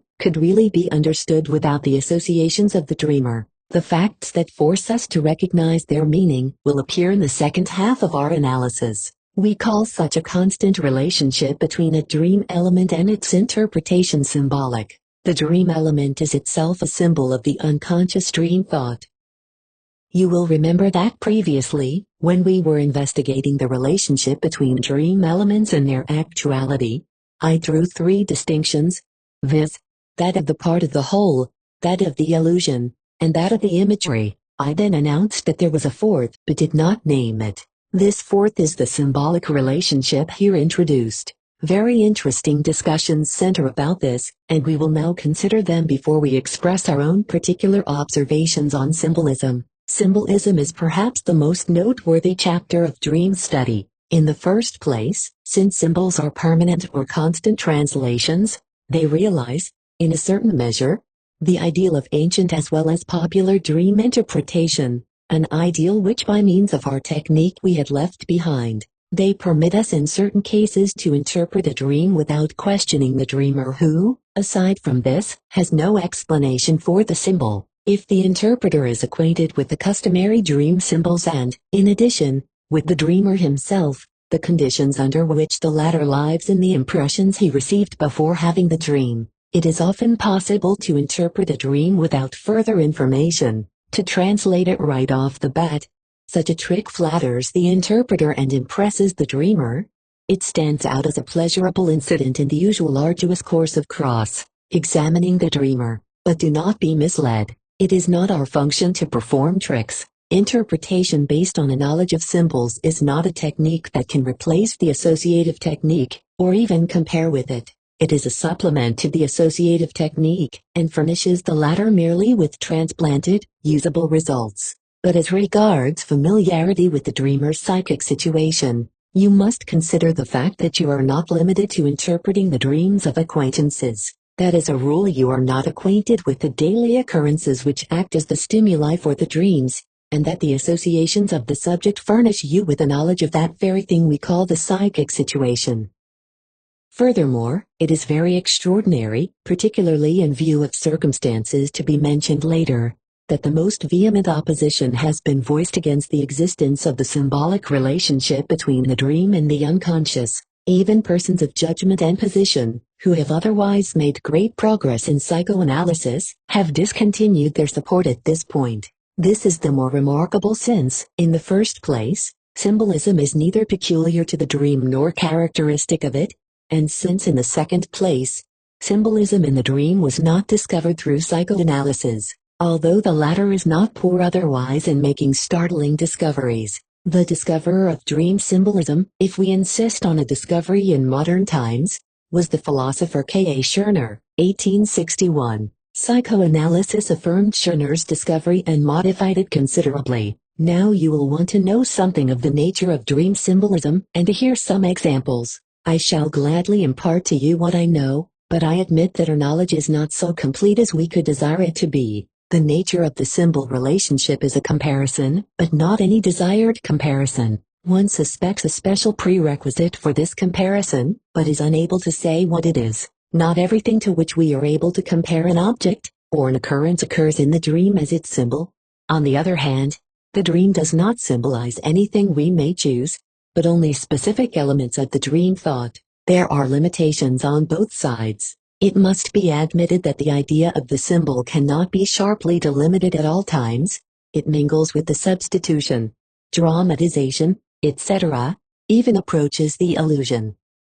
In one series of symbols the basic comparison is apparent to the senses. On the other hand, there are other symbols which raise the question of where the similarity, the something intermediate of this suspected comparison is to be sought. We may discover it by more careful consideration, or it may remain hidden to us. Furthermore, it is extraordinary, if the symbol is a comparison, that this comparison is not revealed by the association, that the dreamer is not acquainted with the comparison, that he makes use of it without knowing of its existence. Indeed, the dreamer does not even care to admit the validity of this comparison when it is pointed out to him. So you see, a symbolic relationship is a comparison of a very special kind, the origin of which is not yet clearly understood by us. Perhaps later we may find references to this unknown factor. The number of things that find symbolic representation in the dream is not great. The human body as a whole, parents, children, brothers and sisters, birth, death, nakedness and a few others. The only typical, that is, regular representation of the human person as a whole is in the form of a house, as was recognized by Scherner who, indeed, wished to credit this symbol with an overwhelming significance which it does not deserve. It occurs in dreams that a person, now lustful, now frightened, climbs down the fronts of houses. Those with entirely smooth walls are men, but those which are provided with projections and balconies to which one can hold on are women. Parents appear in the dream as king and queen, or other persons highly respected. The dream in this instance is very pious. It treats children, and brothers and sisters, less tenderly. They are symbolized as little animals or vermin. Birth is almost regularly represented by some reference to water. Either one plunges into the water or climbs out of it, or rescues someone from the water, or is himself rescued from it, i.e., there is a mother relation to the person. Death is replaced in the dream by taking a journey, riding in a train, being dead, by various darksome, timid suggestions, nakedness, by clothes and uniforms. You see here how the lines between symbolic and suggestive representation merge one into another. In contrast to the paucity of this enumeration, it is a striking fact that the objects and subject matter of another sphere are represented by an extraordinarily rich symbolism. This is the sphere of the sexual life, the genitals, the sex processes and sexual intercourse. The great majority of symbols in the dream are sex symbols. A remarkable disproportion results from this fact. The designated subject matters are few, their symbols extraordinarily profuse, so that each of these objects can be expressed by any number of symbols of almost equal value. In the interpretation something is disclosed that arouses universal objection. The symbol interpretations, in contrast to the many-sidedness of the dream representations, are very monotonous. This displeases all who deal with them, but what is one to do? Since this is the first time in these lectures that we speak of the sexual life, I must tell you the manner in which I intend to handle this theme. Psychoanalysis sees no reason for hiding matters or treating them by innuendo, finds no necessity of being ashamed of dealing with this important subject. believes it is proper and decent to call everything by its correct name, and hopes most effectively in this manner to ward off disturbing or salacious thoughts. The fact that I am talking before a mixed audience can make no difference on this point, just as there is no special knowledge either for the Delphic oracle or for flappers, so the ladies present among you have, by their appearance in this lecture hall, made it clear that they wish to be considered on the same basis as the men. The dream has a number of representations for the male genital that may be called symbolic, and in which the similarity of the comparison is, for the most part, very enlightening. In the first place, the holy figure 3 is a symbolical substitute for the entire male genital, the more conspicuous and more interesting part of the genital to both sexes. The male organ has symbolical substitute in objects of like form, those which are long and upright, such as sticks, umbrellas, poles, trees, etc. It is also symbolized by objects that have the characteristic, in common with it, of penetration into the body and consequent injury, hence pointed weapons of every type, knives, daggers, lances, swords, and in the same manner firearms, guns, pistols and the revolver, which is so suitable because of its shape. In the troubled dream of the young girl, pursuit by a man with a knife or a firearm plays a big role. This, probably the most frequent dream symbolism, is easily translatable, easily comprehensible. 2 is the substitution for the male member of objects out of which water flows, faucets, water cans, fountains, as well as its representation by other objects that have the power of elongation, such as hanging lamps, collapsible pencils, etc. That pencils, quails, nail files, hammers and other instruments are undoubtedly male symbols is a fact connected with the conception of the organ, which likewise is not far to seek. The extraordinary characteristic of the member of being able to raise itself against the force of gravity, one of the phenomena of erection, leads to symbolic representations by balloons, aeroplanes, and more recently, zeppelins. The dream has another far more expressive way of symbolizing erection. It makes this X organ the essential part of the whole person and pictures the person himself as flying. Do not feel disturbed because the dreams of flying, often so beautiful, and which we all have had, must be interpreted as dreams of general sexual excitement, as erection dreams. P. Fettern, among the psychoanalytical students, has confirmed this interpretation beyond any doubt, and even Morley Vold, much praised for his sobriety, who carried on his dream experiments with artificial positions of the arms and legs, and who was really opposed to psychoanalysis, perhaps knew nothing about psychoanalysis, has come to the same conclusion as a result of his research. It is no objection to this conclusion that women may have the same dreams of flying. Remember that our dreams act as wish fulfillments, and that the wish to be a man is often present in women, consciously or unconsciously. And the fact that it is possible for a woman to realize this wish by the same sensation as a man does, will not mislead anyone acquainted with anatomy. There is a small organ in the genitals of a woman similar to that of the male,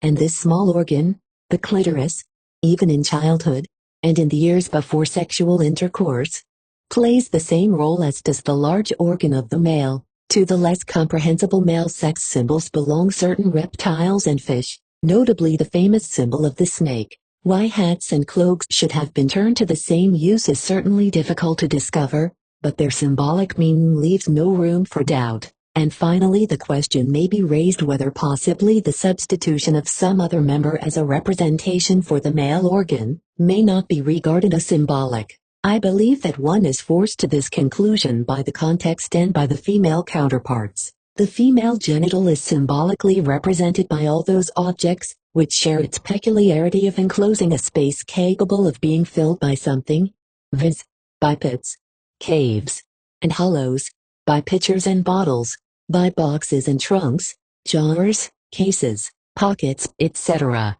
The ship, too, belongs in this category. Many symbols represent the womb of the mother rather than the female genital, as wardrobes, stoves, and primarily a room.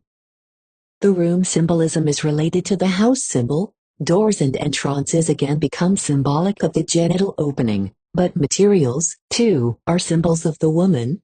Wood, paper, and objects that are made of these materials, such as tables and books. Of animals, at least the snail and mussel are unmistakably recognizable as symbols for the female. Of parts of the body, the mouth takes the place of the genital opening, while churches and chapels are structural symbolisms. As you see, all of these symbols are not equally comprehensible. The breasts must be included in the genitals, and like the larger hemispheres of the female body are represented by apples, peaches and fruits in general. The pubic hair growth of both sexes appears in the dream as woods and bushes. The complicated topography of the female genitals accounts for the fact that they are often represented as scenes with cliffs, woods and water, while the imposing mechanism of the male sex apparatus leads to the use of all manner of very complicated machinery, difficult to describe. A noteworthy symbol of the female genital is also the jewel casket. Jewels and treasure are also representatives of the beloved person in the dream. Sweets frequently occur as representatives of sexual delights. The satisfaction in one's own genital is suggested by all types of play, in which may be included piano playing. Exquisite symbolic representations of onanism are sliding and coasting as well as tearing off a branch. A particularly remarkable dream symbol is that of having one's teeth fall out, or having them pulled. Certainly its most immediate interpretation is castration as a punishment for onanism. Special representations for the relations of the sexes are less numerous in the dream than we might have expected from the foregoing. Rhythmic activities, such as dancing, riding and climbing may be mentioned. Also harrowing experiences, such as being run over. One may include certain manual activities, and, of course, being threatened with weapons. You must not imagine that either the use or the translation of these symbols is entirely simple. All manner of unexpected things are continually happening. For example, it seems hardly believable that in these symbolic representations the sex differences are not always sharply distinguished. Many symbols represent a genital in general, regardless of whether male or female, e.g., the little child, the small son or daughter. It sometimes occurs that a predominantly male symbol is used for a female genital, or vice versa. This is not understood until one has acquired an insight into the development of the sexual representations of mankind. In many instances this double meaning of symbols may be only apparent. The most striking of the symbols, such as weapons, pockets and boxes, are excluded from this bisexual usage. I should now like to give a summary, from the point of view of the symbols rather than of the thing represented, of the field out of which the sex symbols are for the most part taken, and then to make a few remarks about the symbols which have points in common that are not understood. An obscure symbol of this type is the hat, perhaps headdress on the whole, and is usually employed as a male representation, though at times as a female. In the same way the cloak represents a man, perhaps not always the genital aspect. You are at liberty to ask, why? The cravat, which is suspended and is not worn by women, is an unmistakable male symbol. White laundry, all linen, in fact, is female. Dresses, uniforms are, as we have already seen, substitutes for nakedness. For body formation, the shoe or slipper is a female genital. Tables and wood have already been mentioned as puzzling but undoubtedly female symbols. Ladders, ascents, steps in relation to their mounting, are certainly symbols of sexual intercourse. On closer consideration we see that they have the rhythm of walking as a common characteristic. Perhaps, too, the heightening of excitement and the shortening of the breath, the higher one mounts. We have already spoken of natural scenery as a representation of the female genitals. Mountains and cliffs are symbols of the male organ, the garden a frequent symbol of the female genitals. Fruit does not stand for the child, but for the breasts. Wild animals signify sensually aroused persons, or further, base impulses, passions. Blossoms and flowers represent the female genitals, or more particularly, virginity. Do not forget that the blossoms are really the genitals of the plants. We already know the room as a symbol. The representation may be extended in that the windows, entrances and exits of the room take on the meaning of the body openings. Whether the room is open or closed is a part of this symbolism, and the key that opens it is an unmistakable male symbol. This is the material of dream symbolism. It is not complete and might be deepened as well as extended, but I am of the opinion it will seem more than enough to you, perhaps will make you reluctant. You will ask, do I really live in the midst of sex symbols? Are all the objects that surround me, all the clothes I put on, all the things that I touch, always sex symbols, and nothing else? There really are sufficient grounds for such questions, and the first is, where, in fact, are we to find the meaning of these dream symbols, if the dreamer himself can give no information concerning them, or at best can give only incomplete information? My answer is, from many widely different sources, from fairy tales and myths, jokes and farces, from folklore, that is, the knowledge of the customs, usages, sayings and songs of peoples, from the poetic and vulgar language. Everywhere we find the same symbolism, and in many of these instances, we understand them without further information. If we follow up each of these sources separately, we shall find so many parallels to the dream symbolism that we must believe in the correctness of our interpretations. The human body, we have said, is, according to Scherner, frequently symbolized in the dream by the house. Continuing this representation, the windows, doors and entrances are the entrances into the body cavities.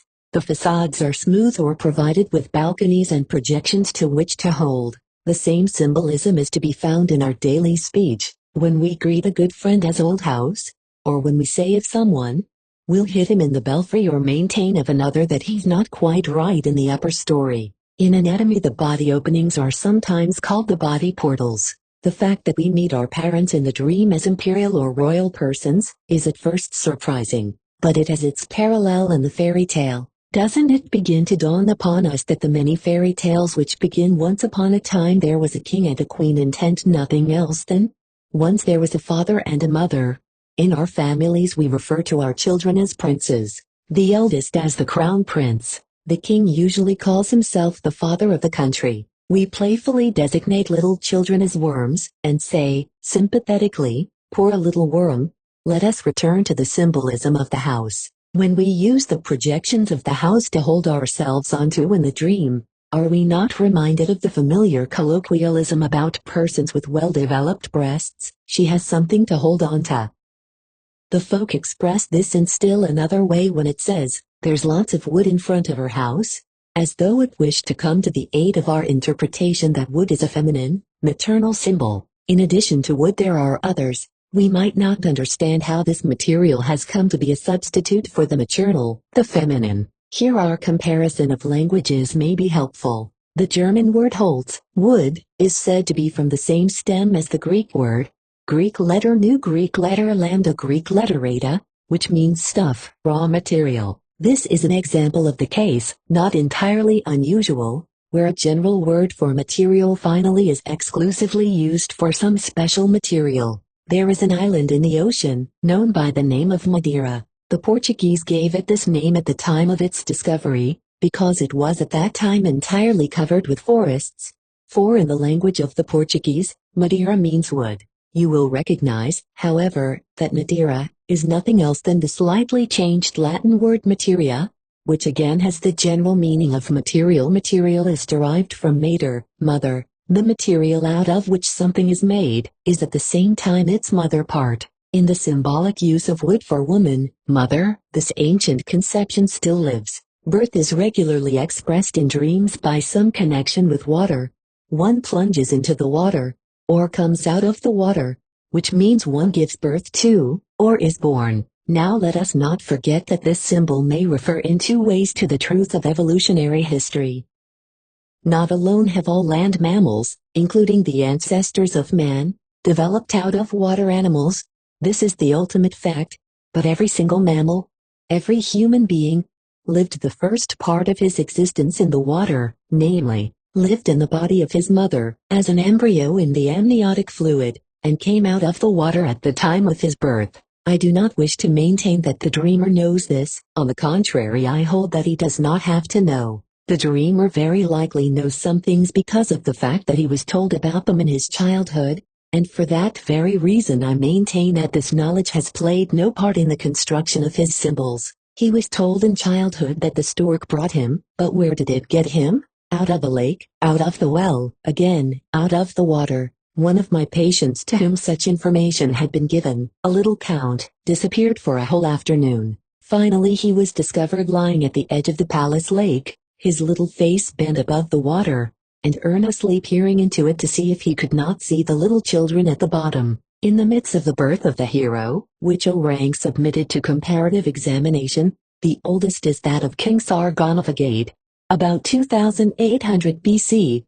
Exposure in the water and rescue from water play a predominating role. Rank has recognized that these are representations of birth, analogous to those customary in dreams. When a person in his dream rescues another from the water, the latter becomes his mother, or just plainly mother.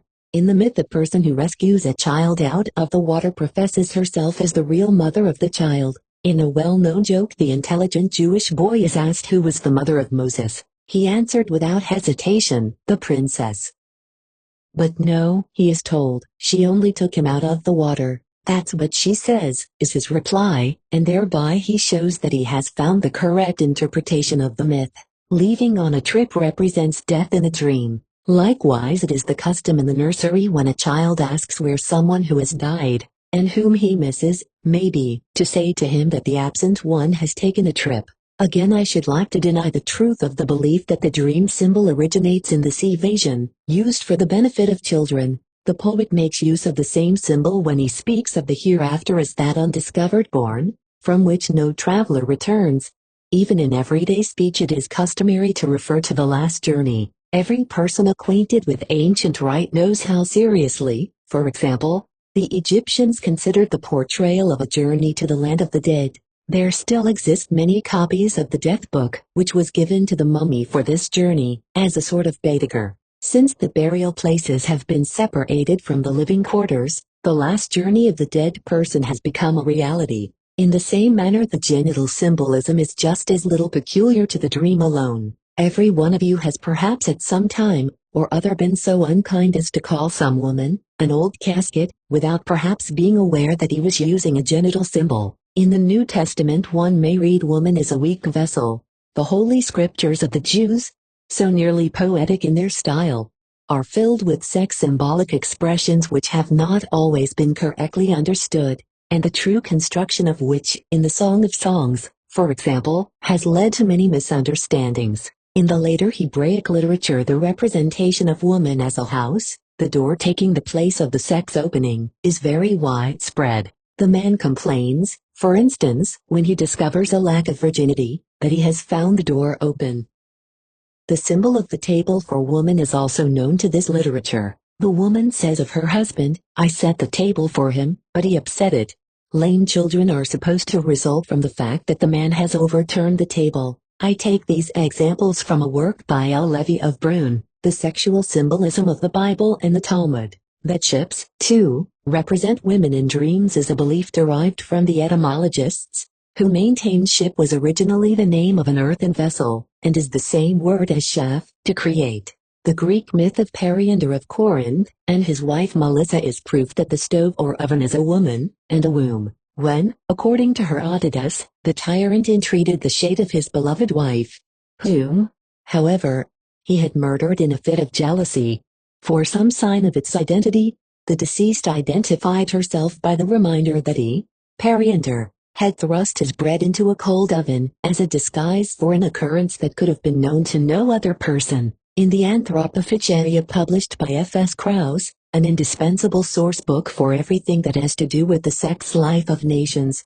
we read that in a certain German region, it is commonly said of a woman who has just been delivered of a child, her oven has caved in, the making of a fire and everything connected therewith is filled through and through with sex symbolism. The flame is always the male genital, the fireplace, the hearth, is the womb of the woman. If you have often wondered why it is that landscapes are so often used to represent the female genitals in the dream, then let the mythologist teach you the role Mother Earth has played in the symbolisms and cults of ancient times. You may be tempted to say that a room represents a woman in the dream because of the German colloquialism which uses the term Frauenzimmer instead of Frau. In other words, it substitutes for the human person the idea of that room that is set aside for her exclusive use. In like manner we speak of the Sublime Porte, and mean the Sultan and his government.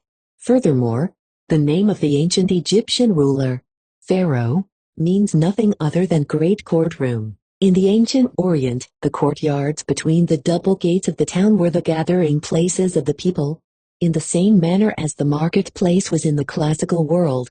What I mean is, this derivation is far too superficial.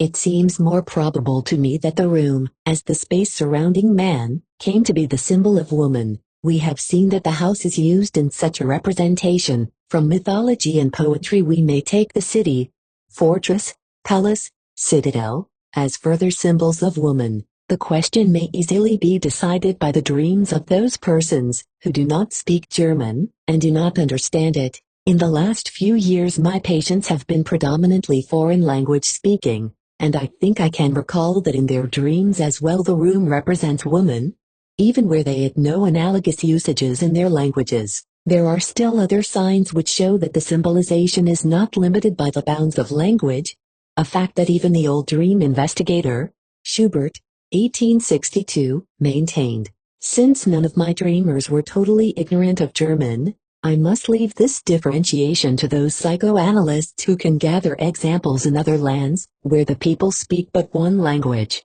Among the symbol representations of the male genital, there is scarcely one that does not recur in jokes or in vulgar or poetical usage, especially among the old classical poets. Not alone do those symbols commonly met with in dreams appeal here, but also new ones, e.g., the working materials of various performances, foremost of which is the incantation. Furthermore, we approach in the symbolic representation of the male a very extended and much discussed province, which we shall avoid for economic reasons. I should like to make a few remarks, however, about one of the unclassified symbols, the figure 3. Whether or not this figure derives its holiness from its symbolic meaning may remain undecided, but it appears certain that many objects which occur in nature as three-part things derive their use as coats of arms and emblems from such symbolic meaning, e.g., the clover, likewise the three-part French lily, fleur-de-lis, and the extraordinary coats of arms of two such widely separated islands as Sicily and the Isle of Man,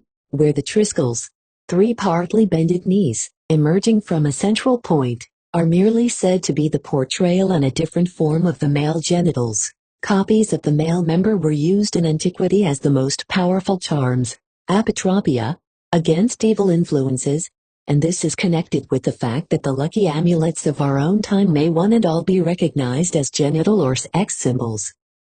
Let us study such a collection, worn in the form of little silver pendants, the four-leaf clover, a pig, a mushroom, a horseshoe, a ladder, a chimney sweep. The four-leaf clover, it seems, has usurped the place of the three-leaf clover, which is really more suitable as a symbol. The pig is an ancient symbol of fertility. The mushroom is an unquestionable penis symbol. There are mushrooms that derive their systematic names from their unmistakable similarity to the male member.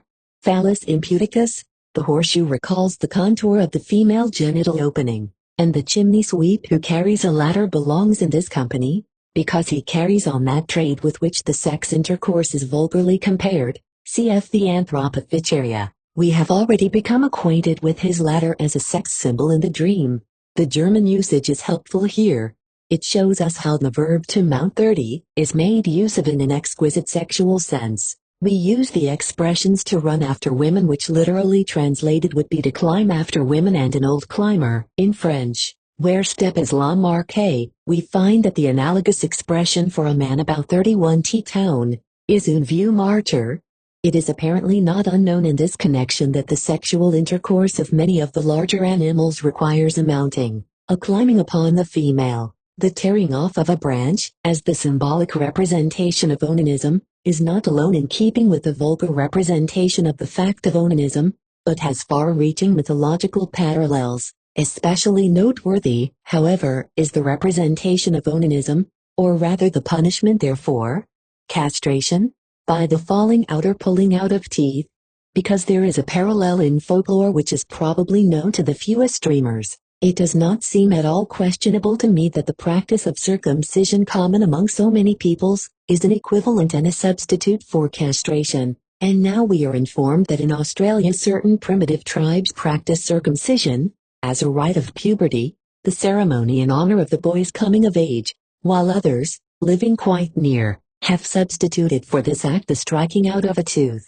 I end my exposition with these examples. They are only examples. We know more about these matters, and you may well imagine how much richer and how much more interesting such a collection would appear if made, not by amateurs like ourselves, but by real experts in mythology, anthropology, philology and folklore. We are compelled to draw a few conclusions which cannot be exhaustive, but which give us much food for thought. In the first place, we are faced by the fact that the dreamer has at his disposal a symbolic means of expression of which he is unconscious while awake, and does not recognize when he sees.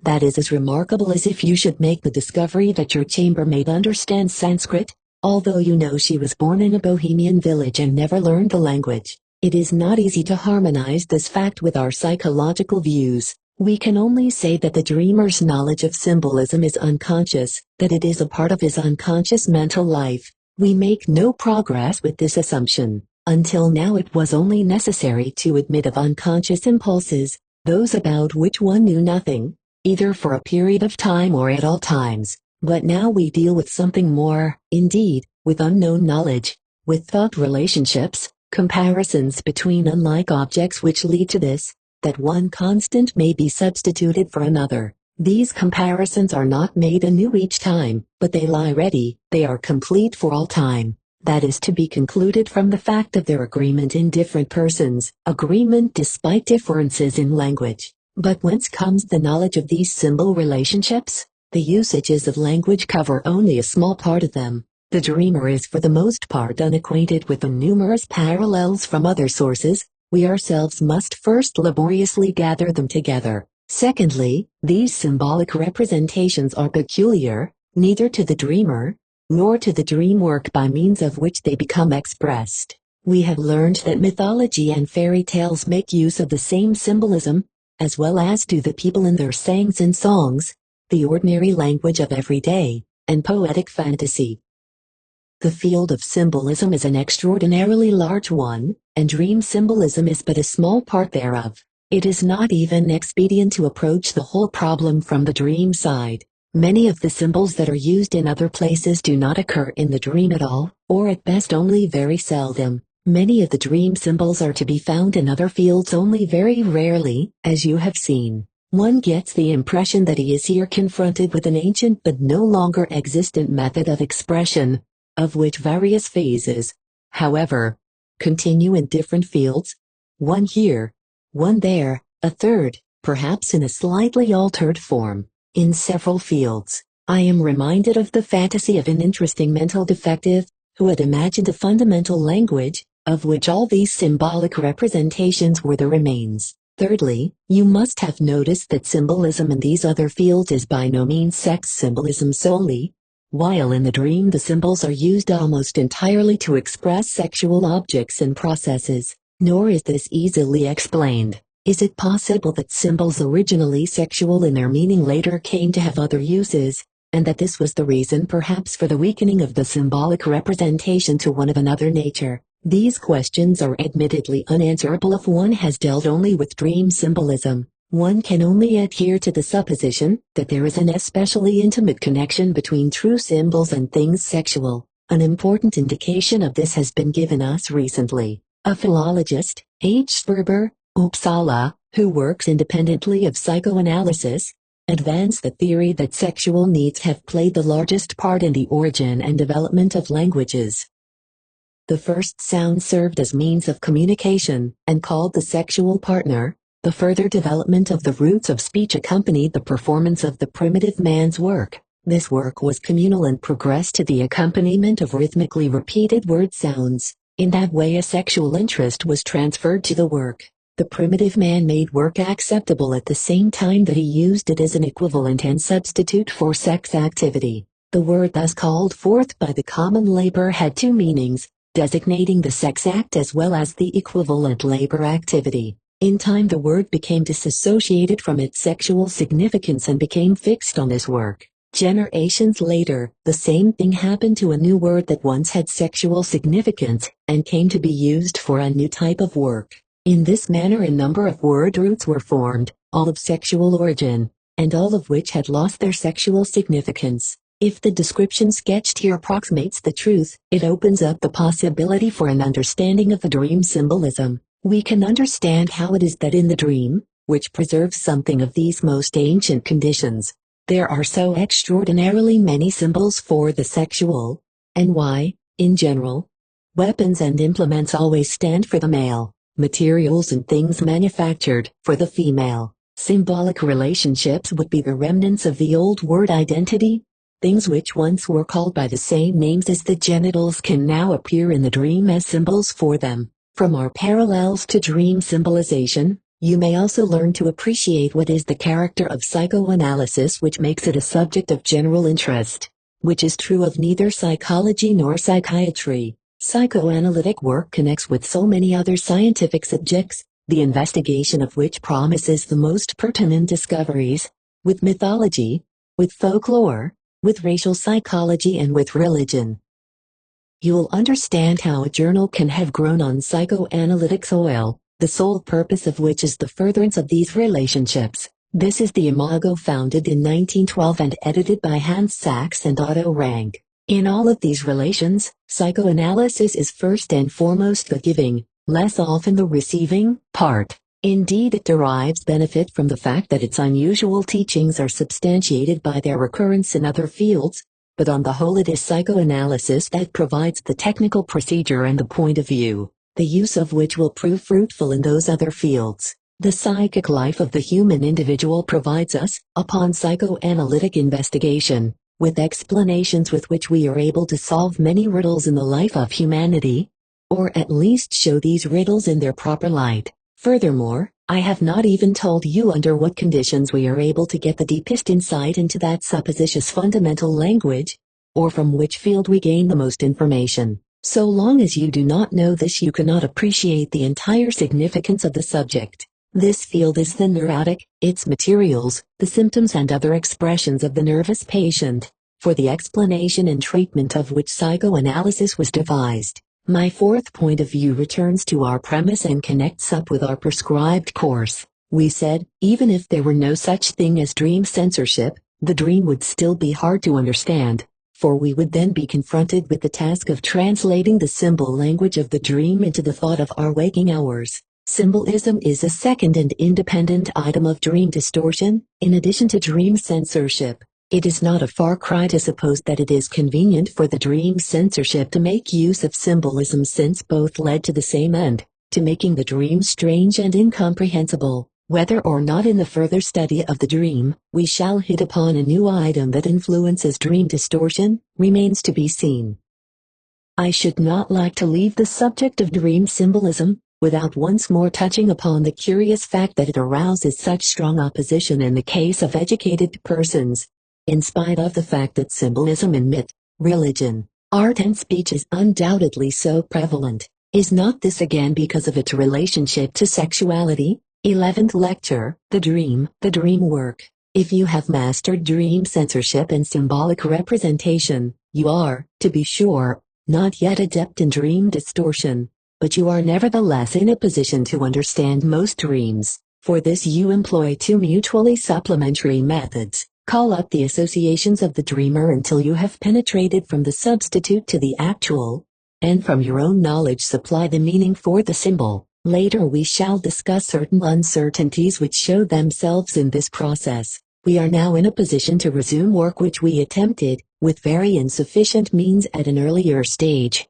when we studied the relation between the manifest dream elements and their latent actualities, and in so doing established four such main relationships: that of a part of the whole, that of approach or illusion, the symbolic relationship and plastic word representation. We shall now attempt the same on a larger scale, by comparing the manifest dream content as a whole, with the latent dream which we found by interpretation. I hope you will never again confuse these two. If you have achieved this, you have probably accomplished more in the understanding of the dream, than the majority of the readers of my interpretation of dreams. Let me remind you once more that this process, which changes the latent into the manifest dream, is called dream work. Work which proceeds in the opposite direction, from the manifest dream to the latent, is our work of interpretation. The work of interpretation attempts to undo the dream work. Infantile dreams that are recognized as evident wish fulfillments nevertheless have undergone some dream work, namely, the transformation of the wish into reality, and generally, too, of thoughts into visual pictures. Here we need no interpretation, but only a retracing of these transformations. Whatever dream work has been added to other dreams, we call dream distortion, and this can be annulled by our work of interpretation. The comparison of many dream interpretations has rendered it possible for me to give you a coherent representation of what the dream work does with the material of the latent dream. I beg of you, however, not to expect to understand too much of this. It is a piece of description that should be listened to with calm attention. The first process of the dream work is condensation. By this we understand that the manifest dream has a smaller content than the latent one. That is, it is a sort of abbreviated translation of the latter. Condensation may occasionally be absent, but as a rule it is present, often to a very high degree. The opposite is never true, that is, it never occurs that the manifest dream is more extensive in scope and content than the latent. Condensation occurs in the following ways. 1. Certain latent elements are entirely omitted. 2. Only a fragment of the many complexes of the latent dream is carried over into the manifest dream. 3. Latent elements that have something in common are collected for the manifest dream, and are fused into a whole. If you wish, you may reserve the term condensation for this last process alone. Its effects are particularly easy to demonstrate. From your own dreams you will doubtless recall the fusion of several persons into one. Such a compound person probably looks like A, is dressed like B, does something that one remembers of C, but in spite of this one is conscious that he is really D. By means of this compound formation something common to all four people is especially emphasized. One can make a compound formation of events and of places in the same way as of people, provided always that the single events and localities have something in common which the latent dream emphasizes. It is a sort of new and fleeting concept of formation, with the common element as its kernel. This jumble of details that has been fused together regularly results in a vague and distinct picture, as though you had taken several pictures on the same film. The shaping of such compound formations must be of great importance to the dream work, for we can prove, by the choice of a verbal expression for a thought, for instance, that the common elements mentioned above are purposely manufactured with they originally do not exist. We have already become acquainted with such condensation and compound formations. They played an important part in the origin of certain cases of slips of the tongue. You recall the young man who wished to escort a woman. Furthermore, there are jokes whose technique may be traced to such a condensation. But entirely aside from this, one may maintain that this appearance of something quite unknown in the dream finds its counterpart in many of the creations of our imagination, which fuse together component parts that do not belong together in experience, as for example, the centaurs and the fabulous animals of old mythology or of Boeklandt pictures. For creative imagination can invent nothing new whatsoever, it can only put together certain details normally alien to one another. The peculiar thing, however, about the procedure of the dream work is the following. The material at the disposal of the dream work consists of thoughts which may be offensive and unacceptable, but which are nevertheless correctly formed and expressed. These thoughts are transformed into something else by the dream work, and it is remarkable and incomprehensible that this translation, this rendering, as it were, into another script or language, employs the methods of condensation and combination, for a translation usually strives to respect the discriminations expressed in the text, and to differentiate similar things. The dream work, on the contrary, tries to fuse two different thoughts by looking, just as the joke does, for an ambiguous word which shall act as a connecting link between the two thoughts. One need not attempt to understand this feature of the case at once, but it may become significant for the conception of the dream work. Although condensation renders the dream opaque, one does not get the impression that it is an effect of dream censorship. One prefers to trace it back to mechanical or economic conditions, but censorship undoubtedly has a share in the process. The results of condensation may be quite extraordinary. With its help, it becomes possible at times to collect quite unrelated latent thought processes into one manifest dream, so that one can arrive at an apparently adequate interpretation. and at the same time conceive a possible further interpretation. The consequence of condensation for the relation between latent and manifest dreams is the fact that no simple relations can exist between the elements of the one and the other. A manifest element corresponds simultaneously to several latent ones, and vice versa.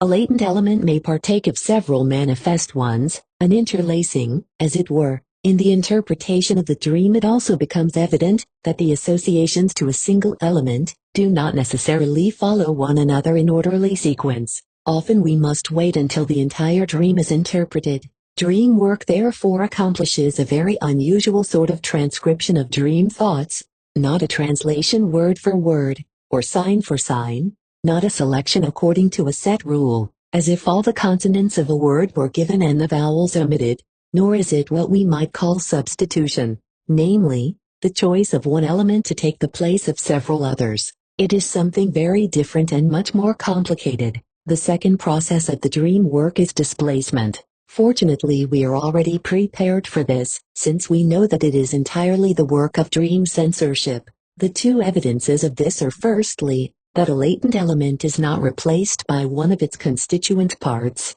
but by something further removed from it, that is, by a sort of illusion. Secondly, that the psychic accent is transferred from an important element to another that is unimportant, so that the dream centers elsewhere and seems strange. Substitution by illusion is known to our conscious thinking also, but with a difference. In conscious thinking, the illusion must be easily intelligible, and the substitute must bear a relation to the actual content. Jokes, too, often make use of illusion. They let the condition of content association slide and replace it by unusual external associations, such as resemblances in sound, ambiguity of words, etc. They retain, however, the condition of intelligibility. The joke would lose all its effect if the illusion could not be traced back to the actual without any effort whatsoever. The illusion of displacement has freed itself of both these limitations.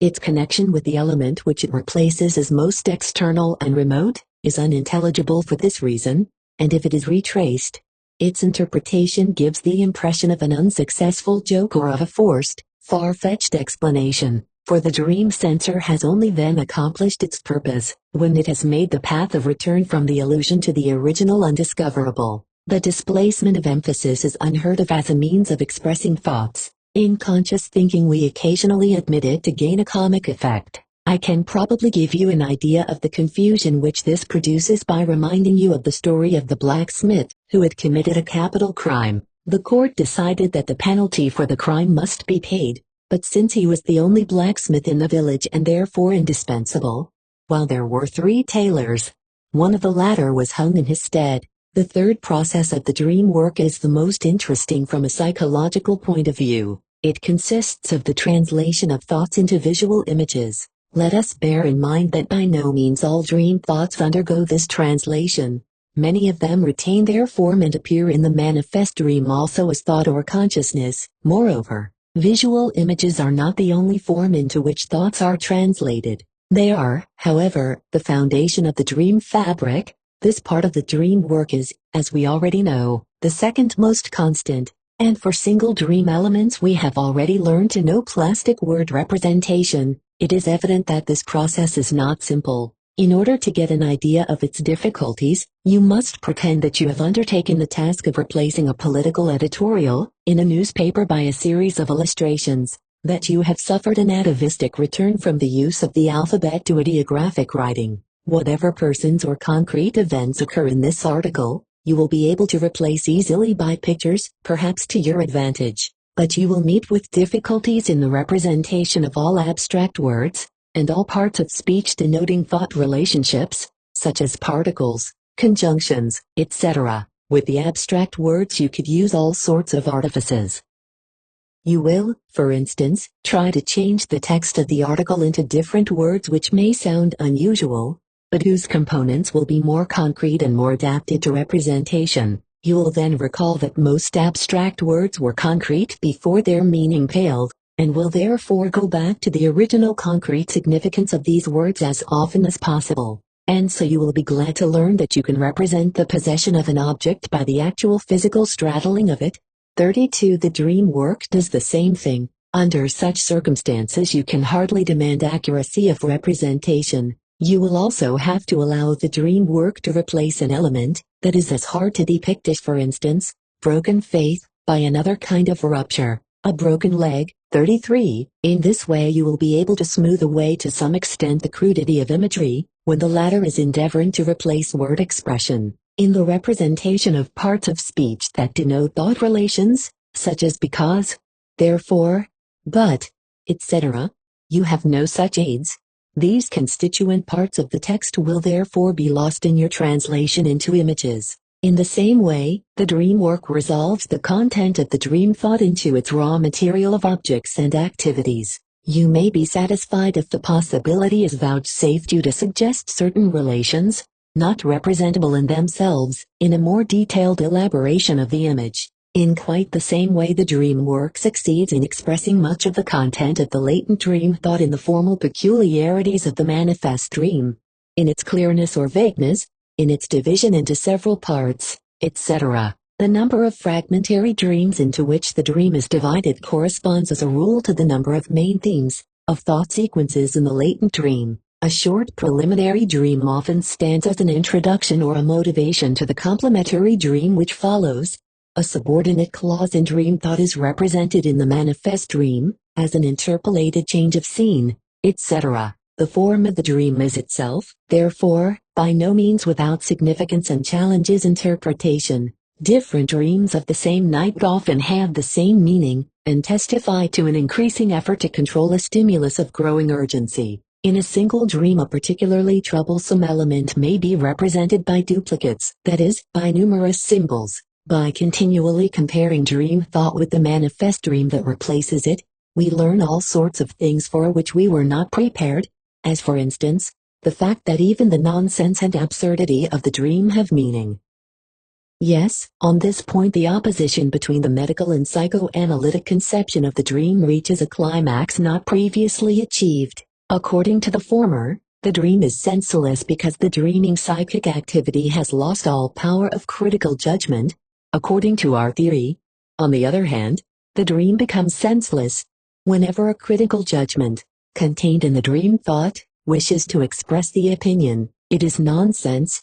The dream which you all know, about the visit to the theater, 3 tickets 1 FL 50 KR, is a good example of this. The opinion expressed here is, it was nonsense to marry so early. In the same way, we discover in interpretation what is the significance of the doubts and uncertainties, so often expressed by the dreamer as to whether a certain element really occurred in the dream, whether it was this or something else. As a rule these doubts and uncertainties correspond to nothing in the latent dream thought, they are occasioned throughout by the working of the dream censor, and are equivalent to an unsuccessful attempt at suppression. One of the most surprising discoveries is the manner in which the dream work deals with those things, which are opposed to one another in the latent dream. We already know that agreements in the latent material are expressed in the manifest dream by condensations. Now oppositions are treated in exactly the same way as agreements and are, with special preference, expressed by the same manifest element.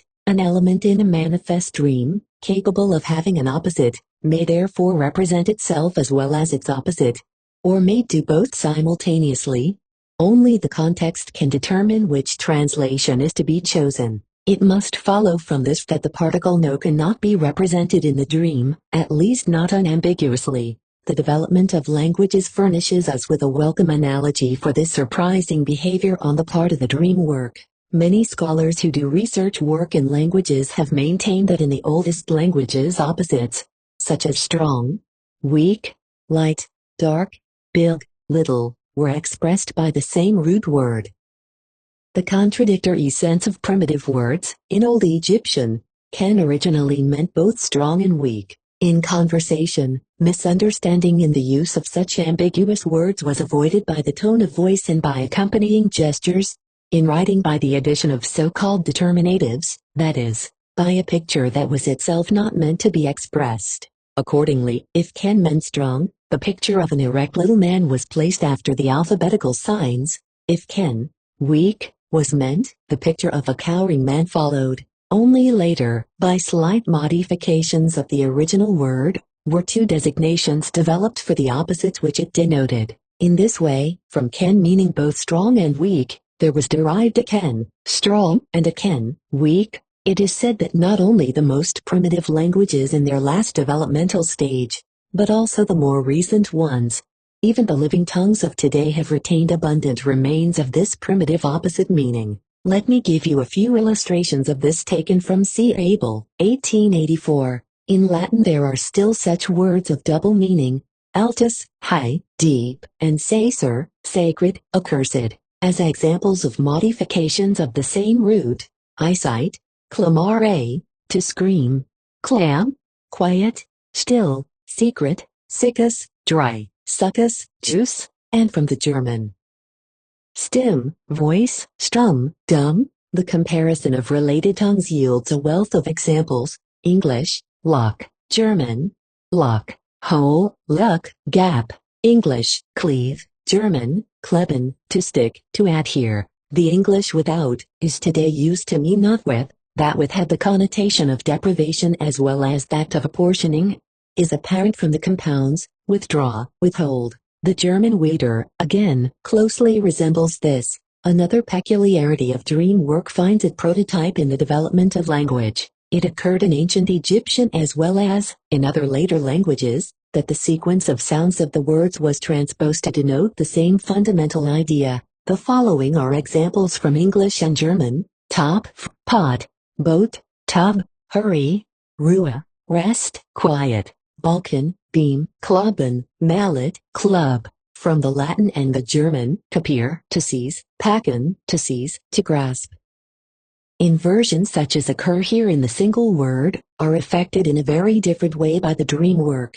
We already know the inversion of the sense, substitution by the opposite. Besides, there are inversions of situations, of relations between two people.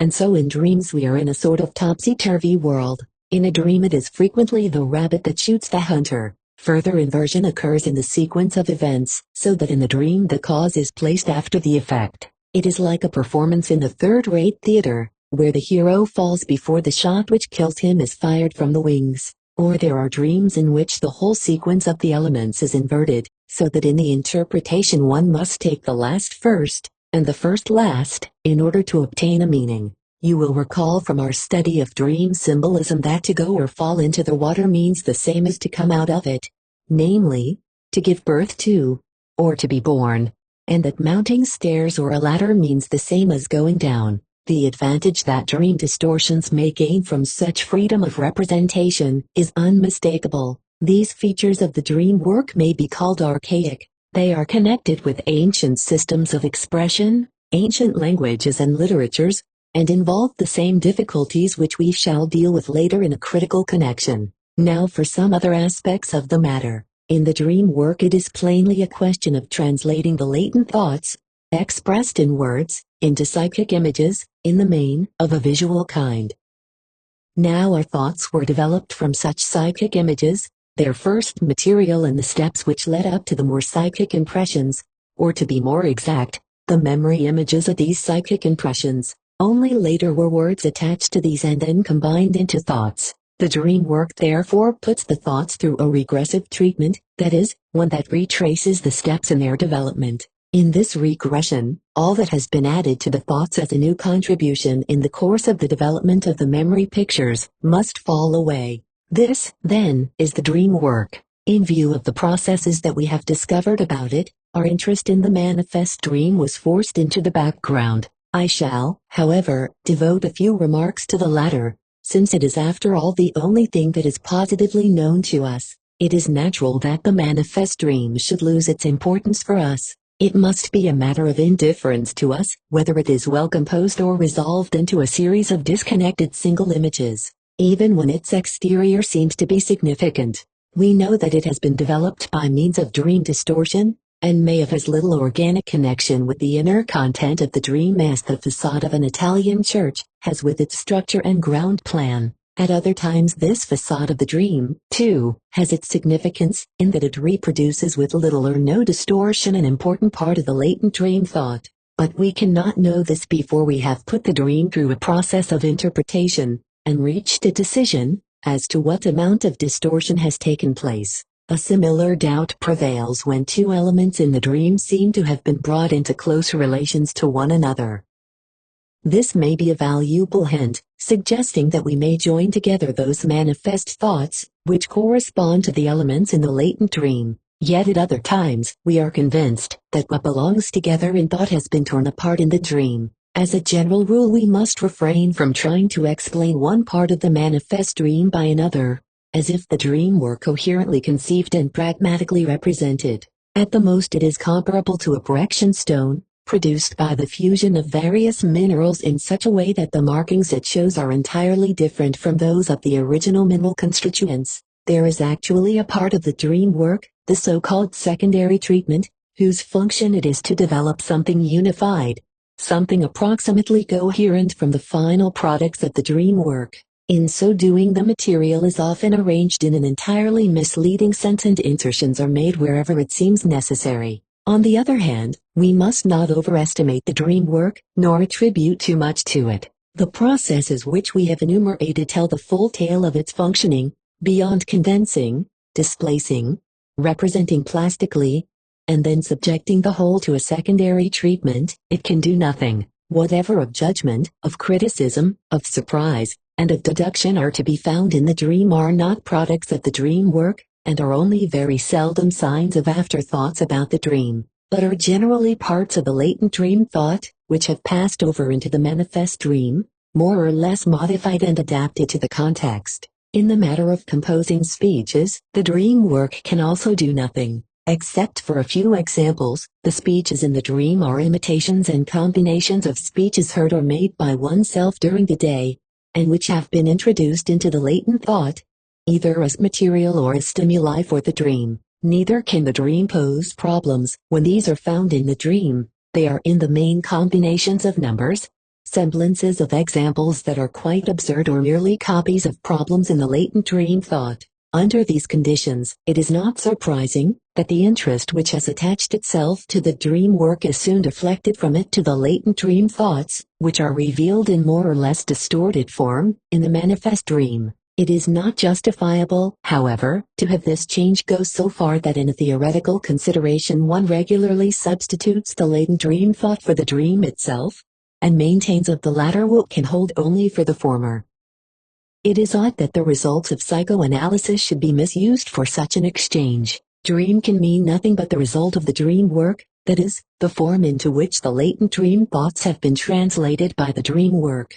Dream work is a process of a very peculiar sort, the like of which has hitherto not been discovered in psychic life. These condensations, displacements, recursive translations of thoughts into pictures, are new discoveries which richly repay our efforts in the field of psychoanalysis. You will realize from the parallel to the dream work, what connections psychoanalytic studies will reveal with other fields, especially with the development of speech and thought. You can only surmise the further significance of these connections when you hear that the mechanism of the dream structure is the model for the origin of neurotic symptoms. I know too that we cannot as yet estimate the entire contribution that this work has made to psychology. We shall only indicate the new proofs that have been given of the existence of unconscious psychic acts, for such are the latent dream thoughts, and the unexpectedly wide approach to the understanding of the unconscious psychic life that dream interpretation opens up to us. The time has probably come, however, to illustrate separately,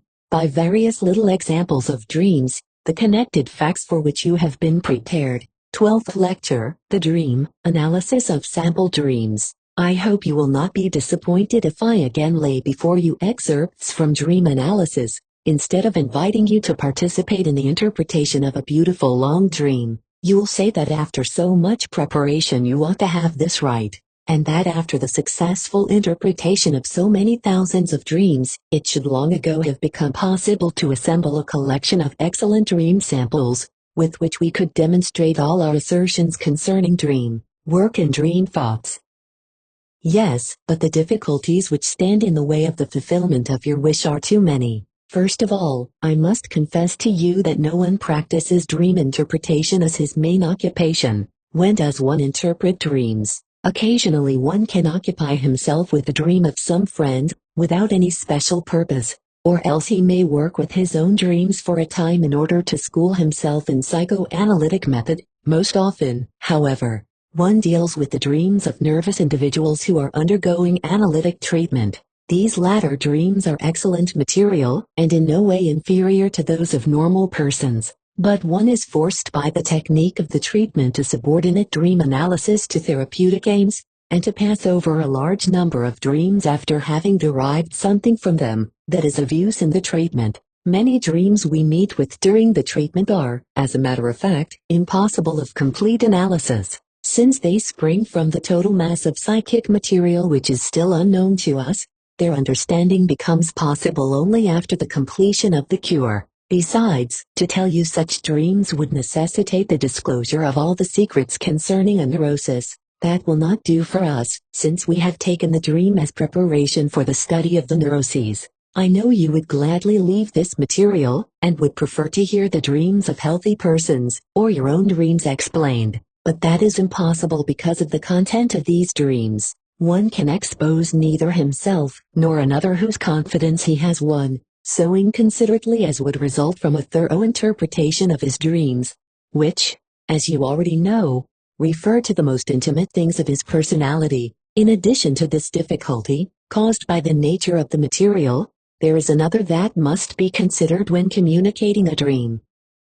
You know the dream seems strange even to the dreamer himself, let alone to one who does not know the dreamer. Our literature is not poor in good and detailed dream analyses. I myself have published some in connection with case histories. Perhaps the best example of a dream interpretation is the one published by Orang, being two related dreams of a young girl, covering about 2 pages of print, the analysis covering 76 pages. I would need about a whole semester in order to take you through such a task. If we select a longer or more markedly distorted dream, we have to make so many explanations. We must make use of so many free associations and recollections, must go into so many bypaths, that a lecture on the subject would be entirely unsatisfactory and inconclusive. So I must ask you to be content with what is more easily obtained, with the recital of small bits of dreams of neurotic persons, in which we may be able to recognize this or that isolated fact. Dream symbols are the most easily demonstrable, and after them, certain peculiarities of regressive dream representations. 34. I shall tell you why I considered each of the following dreams worthy of communication. 1. A dream, consisting of only 2 brief pictures. The dreamer's uncle is smoking a cigarette, although it is Saturday. A woman caresses him as though he were her child. In commenting on the first picture, the dreamer, a Jew, remarks that his uncle is a pious man who never did, and never would do, anything so sinful as smoking on the Sabbath. As to the woman of the second picture, he has no free associations other than his mother. These 2 pictures or thoughts should obviously be brought into connection with each other, but how? Since he expressly rules out the reality of his uncle's action, then it is natural to interpolate an if my uncle, that pious man, should smoke a cigarette on Saturday, then I could also permit my mother's caresses. This obviously means that the mother's caresses are prohibited, in the same manner as is smoking on Saturday, to a pious Jew. You will recall, I told you that all relations between the dream thoughts disappear in the dream work, that these relations are broken up into their raw material, and that it is the task of interpretation to interpolate the omitted connections. 2. Through my publications on dreams I have become, in certain respects, the public consultant on matters pertaining to dreams, and for many years I have been receiving communications from the most varied sources, in which dreams are related to me or presented to me for my judgment. I am of course grateful to all those persons who include with the story of the dream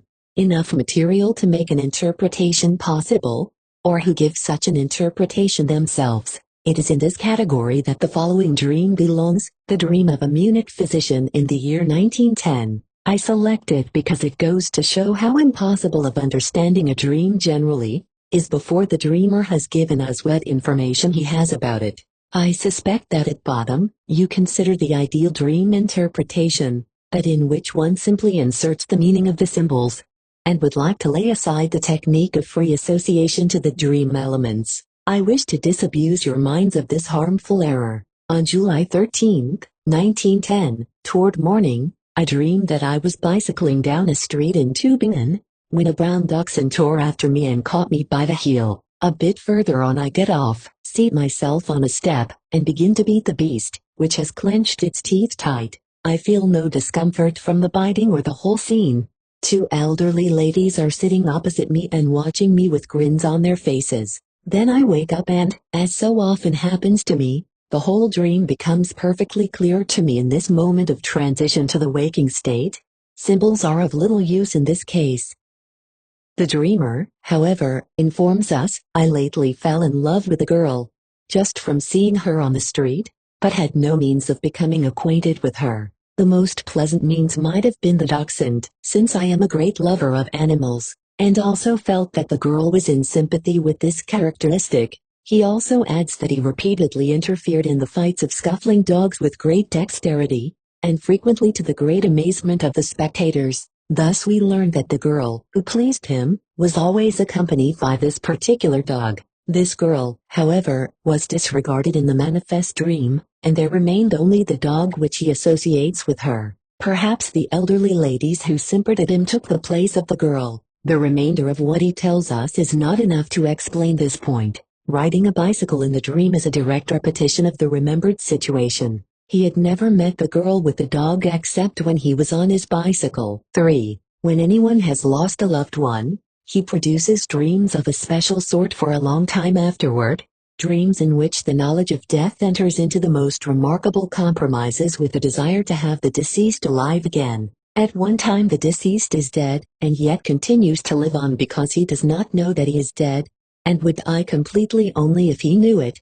At another time he is half dead and half alive. And each of these conditions has its particular signs. One cannot simply label these dreams nonsense, for to come to life again is no more impossible in the dream than, for example, it is in the fairy story, in which it occurs as a very frequent fate. As far as I have been able to analyze such dreams, I have always found them to be capable of a sensible solution, but that the pious wish to recall the deceased to life goes about expressing itself by the oddest methods. Let me tell you such a dream, which seems queer and senseless enough, and analysis of which will show you many of the points for which you have been prepared by our theoretical discussions. The dream is that of a man who had lost his father many years previously. Father is dead, but has been exhumed and looks badly. He goes on living, and the dreamer does everything to prevent him from noticing that fact. Then the dream goes on to other things, apparently irrelevant. The father is dead, that we know. That he was exhumed is not really true, nor is the truth of the rest of the dream important. But the dreamer tells us that when he came back from his father's funeral, one of his teeth began to ache. He wanted to treat this tooth according to the Jewish precept, if thy tooth offend thee, pluck it out, and betook himself to the dentist. But the latter said, one does not simply pull a tooth out, one must have patience with it. I shall inject something to kill the nerve. Come again in 3 days and then I will take it out. This taking it out, says the dreamer suddenly, is the exhuming. Is the dreamer right? It does not correspond exactly, only approximately, for the tooth is not taken out, but something that has died off is taken out of it. But after our other experiences, we are probably safe in believing that the dream work is capable of such inaccuracies. It appears that the dreamer condensed, fused into one, his dead father and the tooth that was killed but retained. No wonder then, that in the manifest dream something senseless results, for it is impossible for everything that is said of the tooth to fit the father. What is it that serves as something intermediate between tooth and father and makes this condensation possible? This interpretation must be correct, however, for the dreamer says that he is acquainted with the saying that when one dreams of losing a tooth it means that one is going to lose a member of his family. We know that this popular interpretation is incorrect, or at least is correct only in a scurrilous sense. For that reason it is all the more surprising to find this theme, thus touched upon in the background of other portions of the dream content. Without any further urging, the dreamer now begins to tell of his father's illness and death as well as of his relations with him. The father was sick a long time, and his care and treatment cost him, the son, much money. And yet it was never too much for him. He never grew impatient, never wished it might end soon. He boasts of his true Jewish piety toward his father, of rigid adherence to the Jewish precepts. But are you not struck by a contradiction in the thoughts of the dream? He had identified tooth with father. As to the tooth, he wanted to follow the Jewish precept that carries out its own judgment. Pull it out if it causes pain and annoyance. He had also been anxious to follow the precept of the law with regard to his father, which in this case, however, tells him to disregard trouble and expense, to take all the burdens upon himself, and to let no hostile intent arise toward the object which causes the pain. Would not the agreement be far more compelling, if he had really developed feelings toward his father similar to those about his sick tooth? That is, had he wished that a speedy death should put an end to that superfluous, painful and expensive existence? I do not doubt that this was really his attitude toward his father during the latter's extended illness, and that his boastful assurances of filial piety were intended to distract his attention from these recollections. Under such circumstances, the death wish directed toward the parent generally becomes active, and disguises itself in phrases of sympathetic consideration such as, "It would really be a blessed release for him." But note well that we have here overcome an obstacle in the latent dream thoughts themselves. The first part of these thoughts was surely unconscious only temporarily, that is to say, during the dream work, while the inimical feelings toward the father might have been permanently unconscious, dating perhaps from childhood, occasionally slipping into consciousness, shyly and in disguise, during his father's illness. We can assert this with even greater certainty of other latent thoughts, which have made unmistakable contributions to the dream content. To be sure, none of these inimical feelings toward the father can be discovered in the dream, but when we search a childhood history for the root of such enmity toward the father, we recollect that fear of the father arises because the latter, even in the earliest years, opposes the boy's sex activities, just as he is ordinarily forced to oppose them again, after puberty, for social motives. This relation to the father applies also to our dreamer. There had been mixed with his love for him much respect and fear, having its source in early sex intimidation. From the onanism complex we can now explain the other parts of the manifest dream. He looks badly does, to be sure, allude to another remark of the dentist, that it looks badly to have a tooth missing in that place, but at the same time it refers to the looking badly by which the young man betrayed, or feared to betray, his excessive sexual activity during puberty. It was not without lightening his own heart that the dreamer transposed the bad looks from himself to his father in the manifest content, an inversion of the dream work with which you are familiar. He goes on living since then, disguises itself with the wish to have him alive again as well as with the promise of the dentist that the tooth will be preserved. A very subtle phrase, however, is the following: the dreamer does everything to prevent him, the father, from noticing the fact, a phrase calculated to lead us to conclude that he is dead. Yet the only meaningful conclusion is again drawn from the onanism complex, where it is a matter of course for the young man to do everything in order to hide his sex life from his father. Remember, in conclusion, that we were constantly forced to interpret the so-called toothache dreams as dreams dealing with the subject of onanism, and the punishment that is feared. You now see how this incomprehensible dream came into being, by the creation of a remarkable and misleading condensation, by the fact that all the ideas emerge from the midst of the latent thought process, and by the creation of ambiguous substitute formations for the most hidden and, at the time, most remote of these thoughts. For we have tried repeatedly to understand those prosaic and banal dreams, which have nothing foolish or repulsive about them, but which cause us to ask, why do we dream such unimportant stuff? So I shall give you a new example of this kind. 3 dreams belonging together, all of which were dreamed in the same night by a young woman. She is going through the hall of her house and strikes her head against the low-hanging chandelier, so that her head bleeds. She has no reminiscence to contribute, nothing that really happened. The information she gives leads in quite another direction. You know how badly my hair is falling out. Mother said to me yesterday, "My child, if it goes on like this, you'll have a head like the cheek of a buttock." Thus the head here stands for the other part of the body. We can understand the chandelier symbolically without other help. All objects that can be lengthened are symbols of the male organ, Thus the dream deals with a bleeding at the lower end of the body, which results from its collision with the male organ. This might still be ambiguous. Her further associations show that it has to do with her belief that menstrual bleeding results from sexual intercourse with a man. A bit of sexual theory believed by many immature girls. B. She sees a deep hole in the vineyard which she knows was made by pulling out a tree. Here with her remark that she misses the tree, she means that she did not see the tree in the dream, but the same phrase serves to express another thought which symbolic interpretation makes completely certain. The dream deals with another bit of the infantile sex theory, namely, with the belief that girls originally had the same genitals as boys, and that the later conformation resulted from castration. Pulling out of a tree. C. She is standing in front of the drawer of her writing table, with which she is so familiar that she knows immediately if anybody has been through it.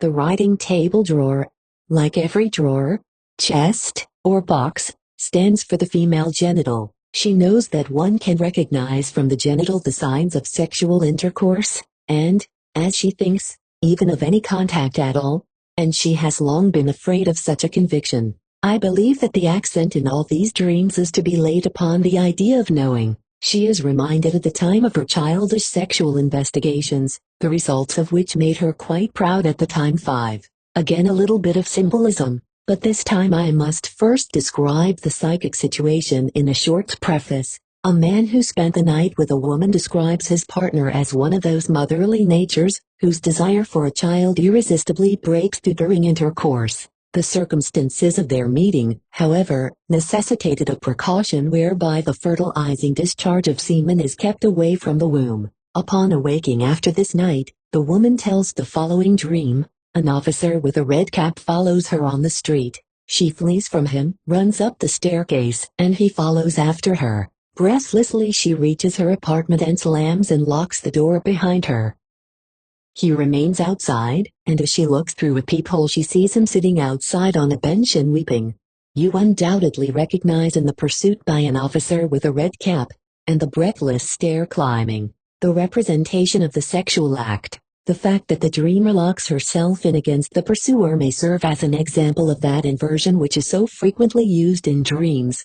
For in reality it was the man who withdrew before the completion of the act. In the same way her grief has been transposed to the partner, it is he who weeps in the dream, whereby the discharge of the semen is also indicated. You must surely have heard that in psychoanalysis it is always maintained that all dreams have a sexual meaning. Now you yourselves are in a position to form a judgment as to the incorrectness of this reproach. You have become acquainted with the wish fulfillment dreams, which deal with the satisfying of the plainest needs, of hunger, of thirst, of longing for freedom. The dreams of convenience and of impatience, and likewise the purely covetous and egoistic dreams, but that the markedly distorted dreams preponderantly, though again not exclusively, give expression to sex wishes, is a fact you may certainly keep in mind as one of the results of psychoanalytical research. 6. I have a special motive for piling up examples of the use of symbols in dreams. At our first meeting I complained of how hard it is, when lecturing on psychoanalysis,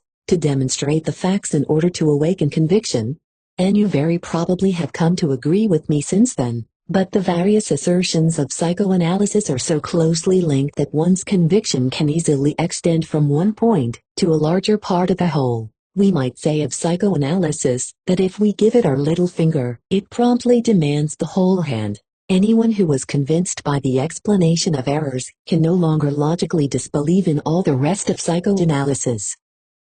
A second equally accessible point of approach is furnished by dream symbolism. I shall give you a dream, already published, of a peasant woman, whose husband is a watchman and who has certainly never heard anything about dream symbolism and psychoanalysis. You may then judge for yourselves whether its explanation with the help of sex symbols can be called arbitrary and forced. Then someone broke into her house and she called in fright for a watchman. But the latter had gone companionably into a church together with two beauties. A number of steps led up to the church. Behind the church was a hill, and on its crest a thick forest. The watchman was fitted out with a helmet, gorget and a cloak. He had a full brown beard. The two were going along peacefully with the watchman, had sack-like aprons bound around their hips. There was a path from the church to the hill. This was overgrown on both sides with grass and underbrush that kept getting thicker, and that became a regular forest on the crest of the hill.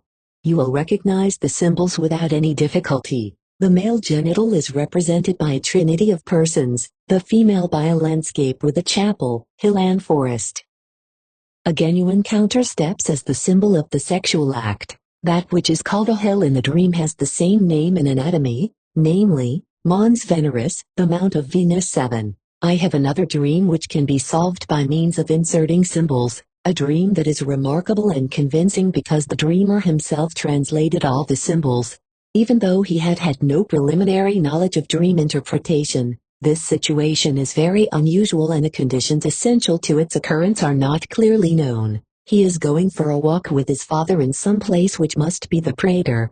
35 for one can see the rotunda and before it a smaller building to which is anchored a captive balloon, which, however, seems fairly slack. His father asks him what all that is for, he wonders at it himself but explains it to his father. Then they come to a courtyard in which there lies spread out a big sheet of metal. His father wants to break off a big piece of it for himself, but first looks about him to see if anyone might see him. He says to him that all he needs to do is to tell the inspector, and then he can take some without more ado. There are steps leading from this courtyard down into a pit, the walls of which are upholstered with some soft material rather like a leather armchair. At the end of this pit is a longish platform and then a new pit begins.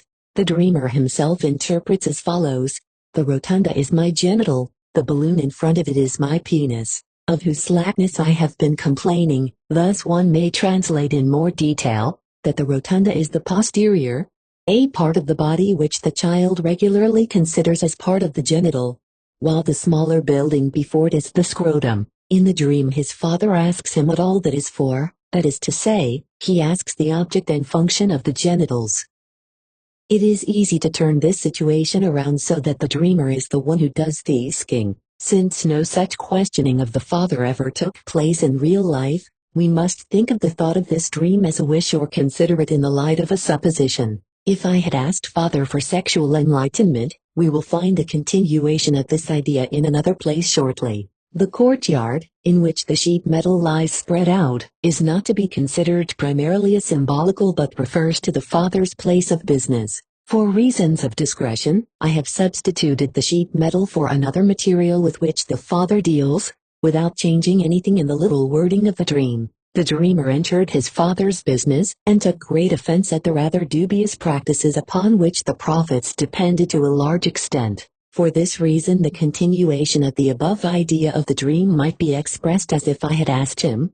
He would only have deceived me as he deceives his customers. The dreamer himself gives us the second meaning of breaking off the metal, which serves to represent the commercial dishonesty. He says it means masturbation. Not only have we long since become familiar with this symbol, but the fact also is in agreement. The secrecy of masturbation is expressed by means of its opposite. It can be safely done openly. Again, our expectations are fulfilled by the fact that masturbatory activity is referred to as the father's, just as the questioning was in the first scene of the dream. Upon being questioned he immediately gives the interpretation of the pit, as the vagina on account of the soft upholstering of its walls. I will add arbitrarily, that the going down like the more usual, going up is meant to describe the sexual intercourse in the vagina. Such details as the fact that the first pit ends in a platform, and then a new one begins.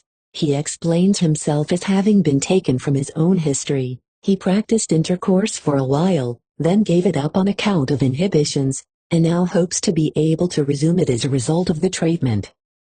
8. The two following dreams are those of a foreigner, of very polygamous tendencies, and I give them to you as proof for the claim that one's ego appears in every dream, even in those in which it is disguised in the manifest content. The trunks in the dream are a symbol for woman. He is to take a trip, his luggage is placed on a carriage to be taken to the station, and there are many trunks piled up, among which are two big black ones like sample trunks. He says, consolingly, to someone, well, they are only going as far as the station with us. In reality he does travel with a great deal of luggage, but he also brings many tales of women with him when he comes for treatment. The two black trunks stand for two dark women, who play the chief part in his life at present. One of them wanted to travel to Vienna after him, but he telegraphed her not to, upon my advice. B. A scene at the customs house. A fellow traveler opens his trunk and says indifferently while puffing a cigarette, "There's nothing in here." The customs official seems to believe him, but delves into the trunk once more and finds something particularly forbidden. The traveler then says resignedly, "Well, there's no help for it." He himself is the traveler, I the customs official. Though otherwise very frank in his confessions, he has on this occasion tried to conceal from me a new relationship which he had struck up with a lady whom he was justified in believing that I knew. The painful situation of being convicted of this is transposed into a strange person, so that he himself apparently is not present in the dream. 9. The following is an example of the symbol which I have not yet mentioned. He meets his sister in company with two friends who are themselves sisters. He extends his hand to both of them but not to his sister. This is no allusion to a real occurrence. His thoughts instead lead him back to a time when his observations made him wonder why a girl's breasts develop so late. The two sisters, therefore, are the breasts. He would have liked to touch them if only it had not been his sister. 10. Let me add an example of the symbol of death in a dream. He is walking with two persons whose name he knows but has forgotten. By the time he is awake, over a very high, steep iron bridge, suddenly the two people are gone and he sees a ghostly man with a cap, and clad in white. He asks this man whether he is the telegraph messenger. No. Or is he a coachman? No. Then he goes on, and even in the dream he is in great fear.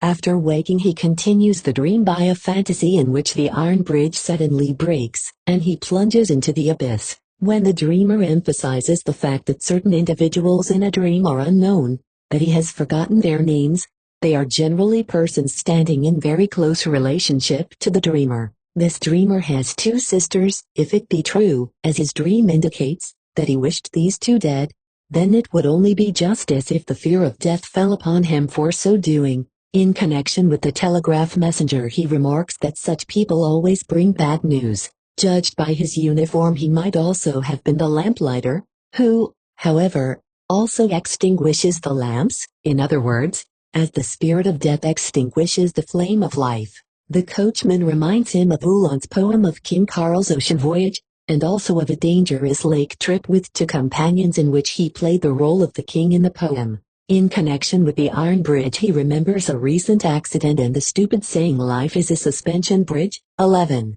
The following may serve as another example of the representation of death in a dream.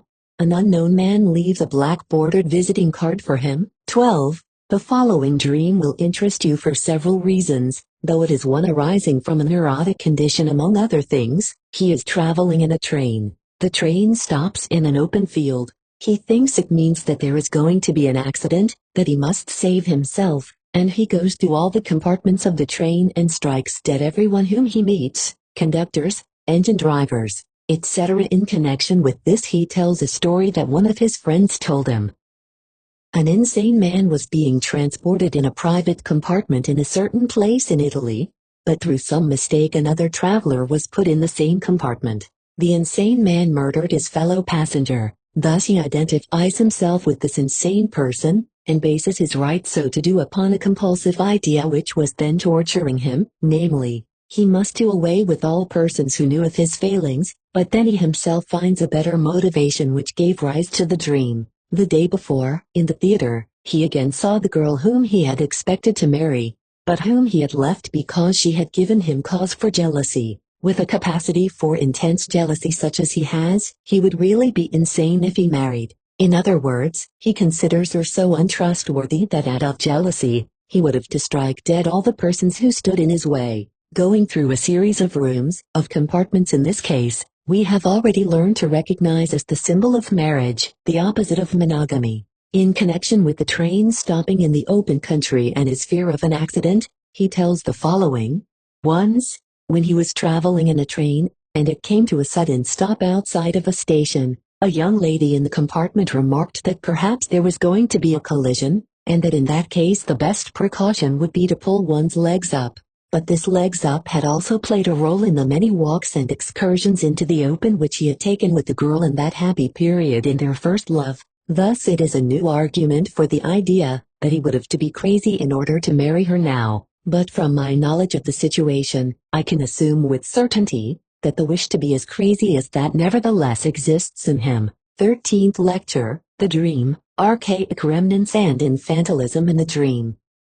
Let us revert to our conclusion that the dream work, under the influence of the dream censorship, transforms the latent dream thoughts into some other form of expression. The latent thoughts are no other than the conscious thoughts known to us in our waking hours. The new mode of expression is incomprehensible to us because of its many-sided features. We have said it extends back to conditions of our intellectual development, which we have long progressed beyond, to the language of pictures, the symbol representations, perhaps to those conditions which were in force before the development of our language of thought. So we called the mode of expression of the dream work the archaic or regressive. You may conclude that as a result of the deeper study of the dream work, we gain valuable information about the rather unknown beginnings of our intellectual development. I trust this will be true, but this work has not, up to the present time, been undertaken. The antiquity into which the dream work carries us back is of a double aspect. Firstly, the individual antiquity, childhood, and, secondly, insofar as every individual in his childhood lives over again in some more or less abbreviated manner, the entire development of the human race. Also this antiquity, the phylogenetic, that we shall be able to differentiate which part of the latent psychic proceeding has its source in the individual, and which part in the phylogenetic antiquity is not improbable. In this connection it appears to me, for example, that the symbolic relations which the individual has never learned are ground for the belief that they should be regarded as a phylogenetic inheritance. However, this is not the only archaic characteristic of the dream. You probably all know from your own experiences the peculiar amnesia, that is, loss of memory, concerning childhood. I mean the fact that the first years, to the 5th, 6th or 8th, have not left the same traces in our memory as have later experiences. One meets with individual persons, to be sure, who can boast of a continuous memory from the very beginning to the present day, but the other condition, that of a gap in the memory, is far more frequent.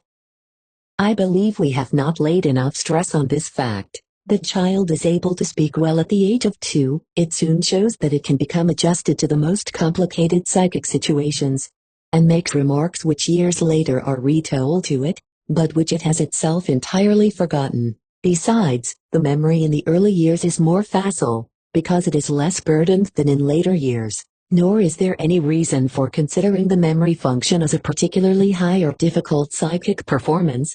In fact, the contrary is true, and you can find a good memory in persons who stand very low intellectually. As a second peculiarity closely related to the first, I must point out that certain well-preserved memories, for the most part formatively experienced, stand forth in this memory void which surrounds the first years of childhood and do not justify this hypothesis. Our memory deals selectively with its later materials, with impressions which come to us in later life. It retains the important and discards the unimportant. This is not true of the retained childhood memories. They do not bespeak necessarily important experiences of childhood, not even such as from the viewpoint of the child need appear of importance. They are often so banal, and intrinsically so meaningless, that we ask ourselves in wonder, why just these details have escaped being forgotten. I once endeavored to approach the riddle of childhood amnesia, and the interrupted memory remnants with the help of analysis,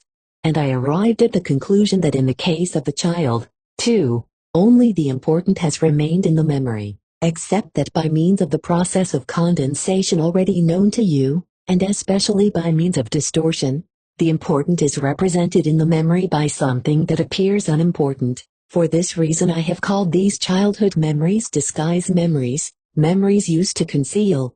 By means of careful analysis one is able to develop out of them everything that is forgotten. In psychoanalytic treatment we are regularly called upon to fill out the infantile memory gaps, and insofar as the cure is to any degree successful, we are able again to bring to light the content of the childhood years, thus clouded in forgetfulness.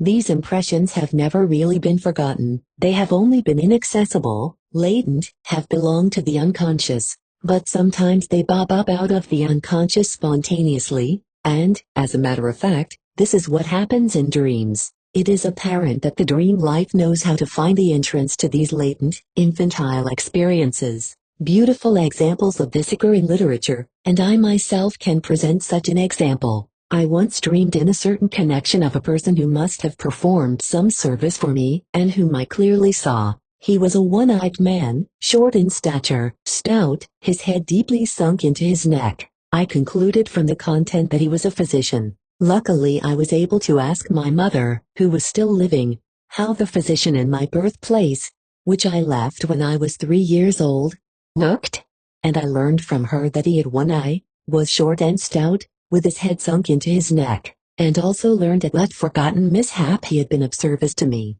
This control over the forgotten material of childhood years is, then, a further archaic tendency of the dream. The same information may be made use of in another of the puzzles that have presented themselves to us. You will recall how astonished people were when we came to the conclusion that the stimuli which gave rise to dreams were extremely bad and licentious sexual desires, which have made dream censorship and dream distortion necessary. After we have interpreted such a dream for the dreamer, and he, in the most favorable circumstances, does not attack the interpretation itself, he almost always asks the question whence such a wish comes. Since it seems foreign to him and he feels conscious of just the opposite sensations, we need not hesitate to point out this origin.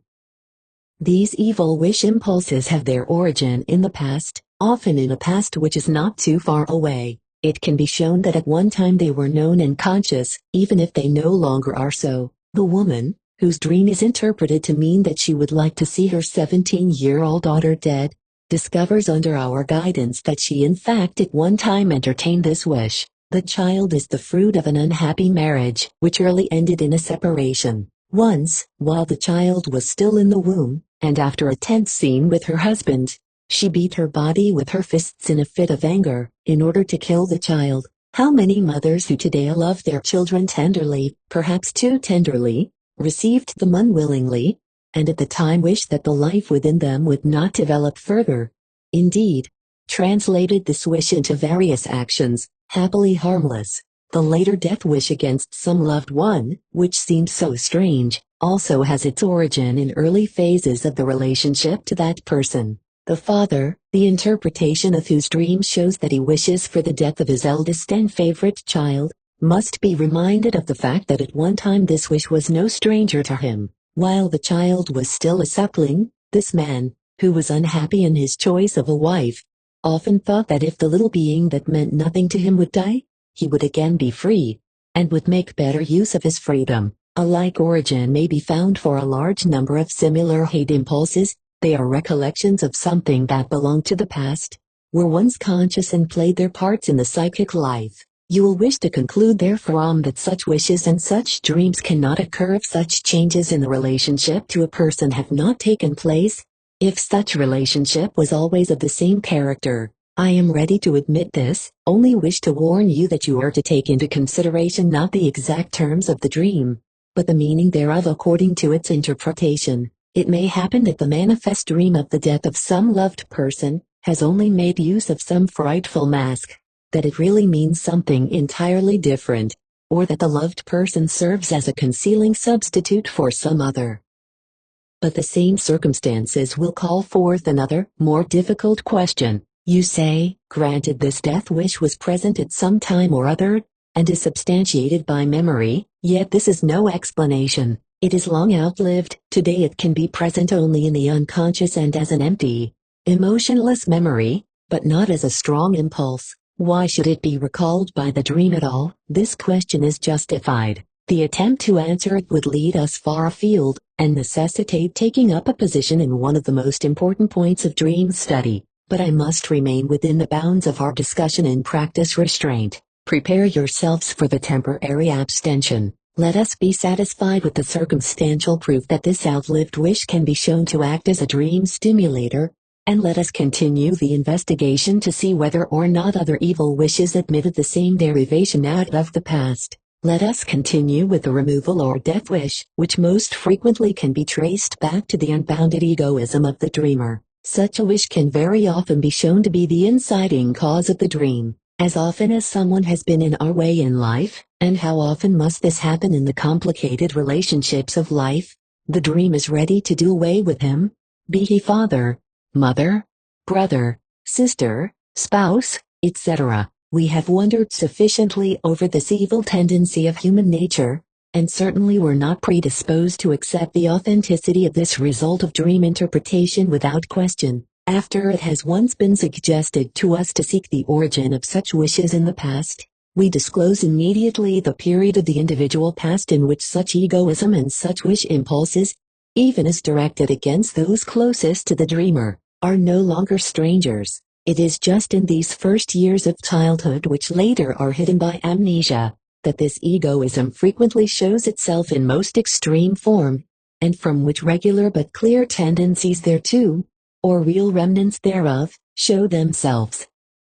For the child loves itself first, and later learns to love others, to sacrifice something of its ego for another. Even those persons whom the child seems to love from the very beginning, it loves at the outset because it has need of them, cannot do without them, in others' words, out of egoistical motives. Not until later does the love impulse become independent of egoism. In brief, egoism has taught the child to love. In this connection it is instructive to compare the child's regard for his brothers and sisters with that which he has for his parents. The little child does not necessarily love his brothers and sisters. Often, obviously, he does not love them at all. There is no doubt that in them he hates his rivals, and it is known how frequently this attitude continues for many years until maturity, and even beyond, without interruption. Often enough this attitude is superseded by a more tender feeling, or rather let us say glossed over, but the hostile feeling appears regularly to have been the earlier.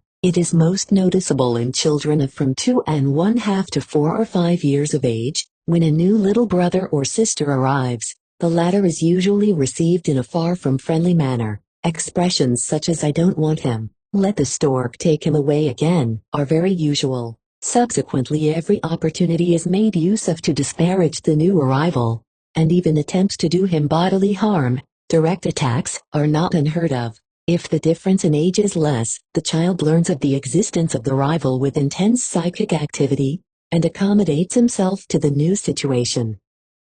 If the difference in age is greater, the new child may awaken certain sympathies as an interesting object, as a sort of living doll, and if the difference is 8 years or more, motherly impulses, especially in the case of girls, may come into play. But to be truthful, when we disclose in a dream the wish for the death of a mother or sister, we need seldom find it puzzling and may trace its origin easily to early childhood, often enough, also, to the propinquity of later years. Probably no nurseries are free from mighty conflicts among the inhabitants. The motives are rivalry for the love of the parents, articles owned in common, the room itself. The hostile impulses are called forth by older as well as younger brothers and sisters. I believe it was Bernard Shaw who said, "If there is anyone who hates a young English lady more than does her mother, it is her elder sister."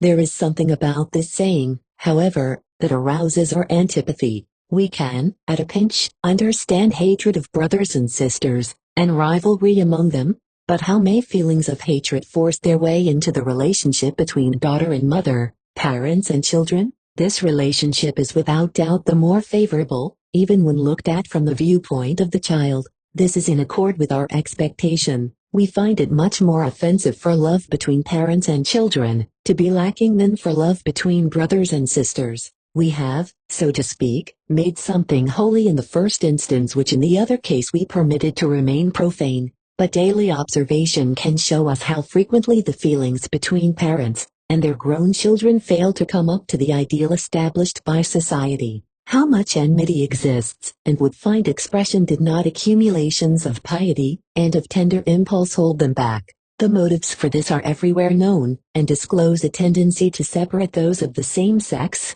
daughter from mother, father from son. The daughter finds in her mother the authority that hems in her will, and that is entrusted with the task of causing her to carry out the abstention from sexual liberty, which society demands. In certain cases also she is the rival who objects to being displaced.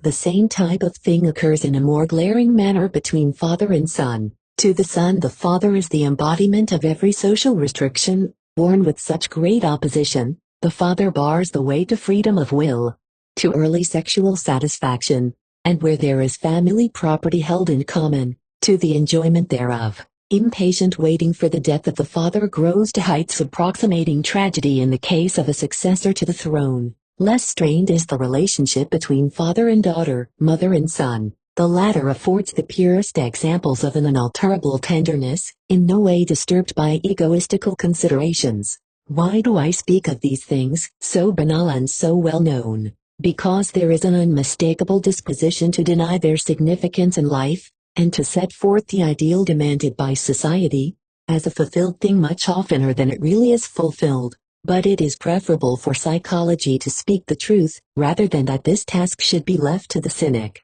In any event, this denial refers only to actual life. The arts of narrative and dramatic poetry are still free to make use of the motives that result from a disturbance of this ideal. It is not to be wondered at that in the case of a large number of people, the dream discloses the wish for the removal of the parents, especially the parent of the same sex. We may conclude that it is also present during waking hours, and that it becomes conscious even at times when it is able to mask itself behind another motive. As in the case of the dreamer's sympathy for his father's unnecessary sufferings in example 3, it is seldom that the enmity alone controls the relationship, much more often it recedes behind more tender impulses, by which it is suppressed, and must wait until a dream isolates it.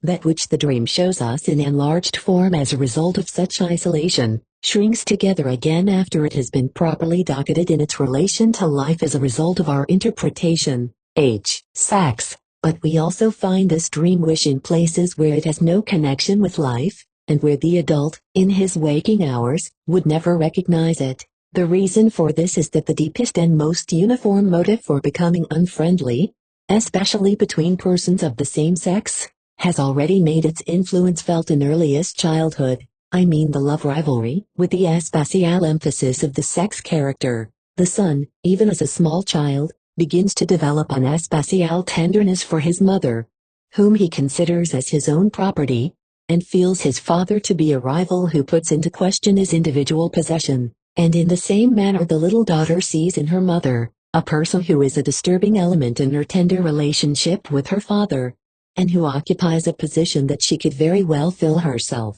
One learns from these observations to what early years these ideas extend back, ideas which we designate as the Oedipus complex, because this myth realizes with a very slightly weakened effect, the two extreme wishes which grow out of the situation of the son, to kill his father and take his mother to wife. I do not wish to maintain that the Oedipus complex covers entirely the relation of the child to its parents. This relation can be much more complicated. Furthermore, the Oedipus complex is more or less well developed. It may even experience a reversal, but it is a customary and very important factor in the psychic life of the child, and one tends rather to underestimate than to overestimate its influence, and the developments which may follow from it. In addition, children frequently react to the Oedipus idea through stimulation by the parents, who in the placing of their affection are often led by sex differences, so that the father prefers the daughter, the mother the son, or again,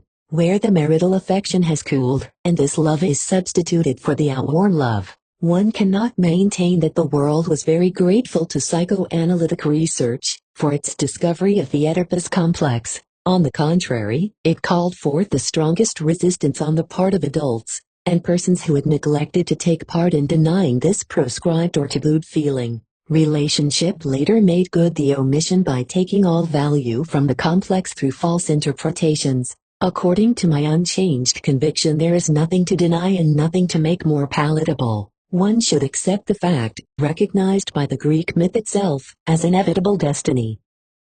On the other hand, it is interesting that this Oedipus complex, cast out of life, was yielded up to poetry and given the freest play. Rank has shown in a careful study how this very Oedipus complex has supplied dramatic literature with a large number of motives and unending variations, derivations and disguises, also in distorted forms such as we recognize to be the work of a censor. We may also ascribe this Oedipus complex to those dreamers who were so fortunate as to escape in later life these conflicts with their parents, and intimately associated therewith we find what we call the castration complex, the reaction to sexual intimidation or restriction, ascribed to the father of early infantile sexuality. By applying our former researches to the study of the psychic life of the child, we may expect to find that the origin of other forbidden dream wishes, of excessive sexual impulses, may be explained in the same manner. Thus we are moved to study the development of sex life in the child also,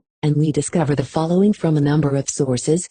In the first place, it is a mistake to deny that the child has a sexual life, and to take it for granted that sexuality commences with the ripening of the genitals at the time of puberty. On the contrary, the child has from the very beginning a sexual life rich in content and differing in numerous respects from that which is later considered normal. What we call perverse in the life of the adult differs from the normal in the following respects. First, in disregard for the dividing line of species, the gulf between man and animal. Second, being insensible to the conventional feeling of disgust. Third, the incest limitation, being prohibited from seeking sexual satisfaction with near-blood relations. Fourth, homosexuality. And fifth, transferring the role of the genitals to other organs and other parts of the body. None of these limitations exist in the beginning, but are gradually built up in the course of development and education. The little child is free from them. He knows no unbridgeable chasm between man and animal.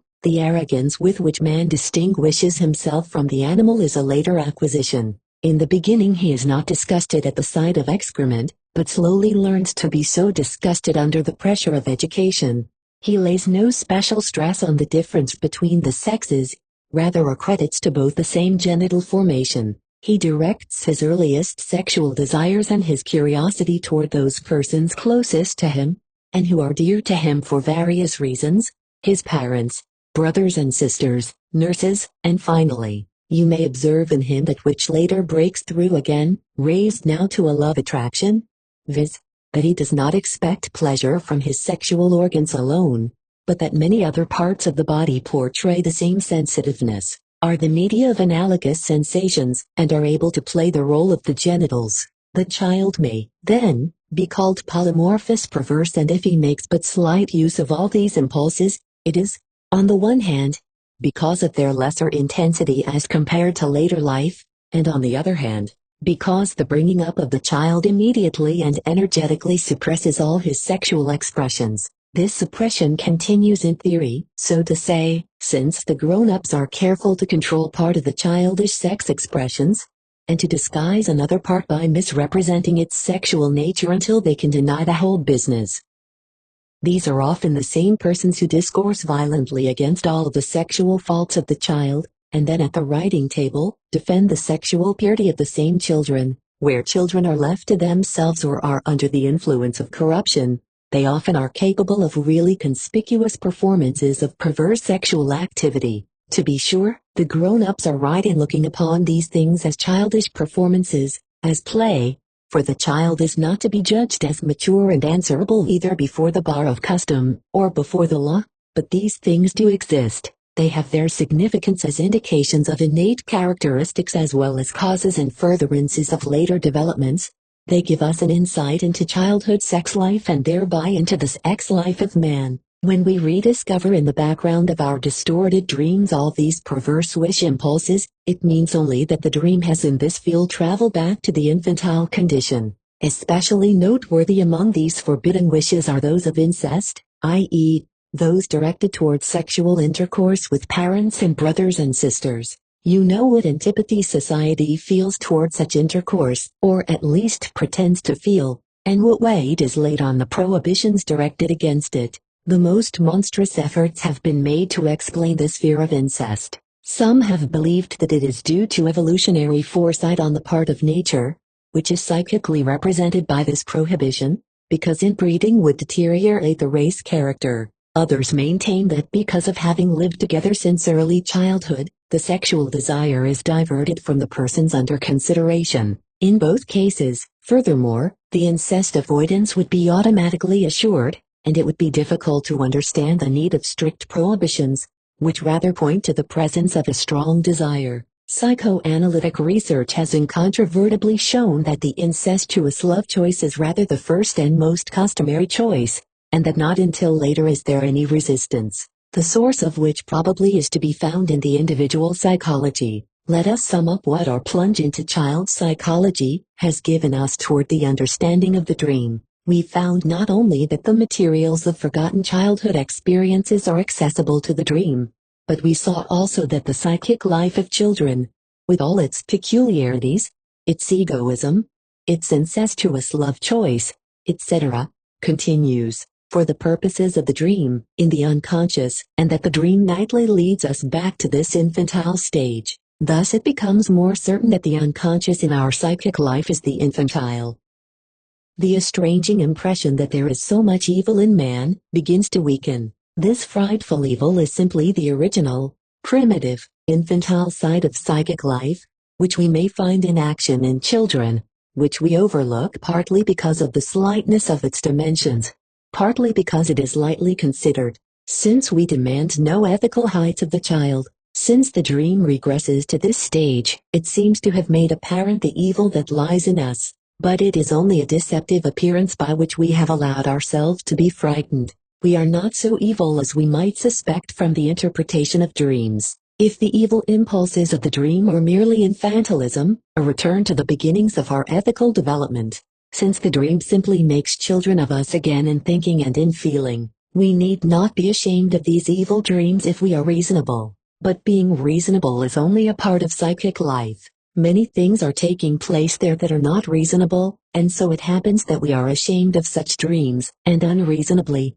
we turn them over to the dream censorship, are ashamed and angry if one of these dreams has in some unusual manner succeeded in penetrating into consciousness in an undistorted form, so that we must recognize it. In fact, we are at times just as ashamed of the distorted dream as we would be if we understood it. Just think of the scandalized opinion of the fine old lady about her uninterpreted dream of services of love. The problem is not yet solved, and it is still possible that upon further study of the evil in the dream, we shall come to some other decision, and arrive at another valuation of human nature. As a result of the whole investigation, we grasp two facts, which, however, disclose only the beginnings of new riddles, new doubts. First, the regression of dream work is not only formal, it is also of greater import. It not only translates our thoughts into a primitive form of expression, but it reawakens the peculiarities of our primitive psychic life, the ancient predominance of the ego, the earliest impulses of our sexual life, even our old intellectual property, if we may consider the symbolic relations as such. And second, we must accredit all these infantilisms which once were governing, and solely governing, to the unconscious, about which our ideas now change and are broadened. Unconscious is no longer a name for what is at that time latent. The unconscious is an especial psychic realm with wish impulses of its own, with its own method of expression and with a psychic mechanism peculiar to itself, all of which ordinarily are not in force. But the latent dream thoughts, which we have solved by means of the dream interpretation, are not of this realm. They are much more nearly the same as any we may have thought in our waking hours. Still they are unconscious. How does one solve this contradiction? We begin to see that a distinction must be made. Something that originates in our conscious life, and that shares its characteristics, we call it the day remnants, combines in the dream fabrication with something else out of the realm of the unconscious. Between these two parts the dream work completes itself. The influencing of the day remnants by the unconscious necessitates regression.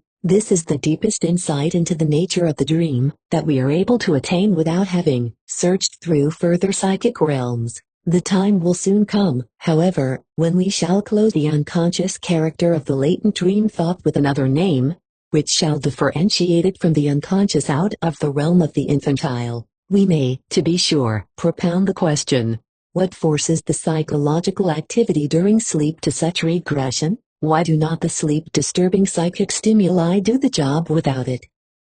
And if they must, because of the dream censorship, disguise themselves through old forms of expression which are no longer comprehensible, what is the use of giving new life to old, long outgrown psychic stimuli, wishes and character types? That is, why the material regression in addition to the formal? The only satisfactory answer would be this, that only in this manner can a dream be built up, that dynamically the dream stimulus can be satisfied only in this way. But for the time being we have no right to give such an answer. 14th lecture, The Dream, Wish Fulfillment. May I bring to your attention once more the ground we have already covered? How, when we met with dream distortion in the application of our technique, we decided to leave it alone for the time being, and set out to obtain decisive information about the nature of the dream by way of infantile dreams. How, then, armed with the results of this investigation, we attacked dream distortion directly and,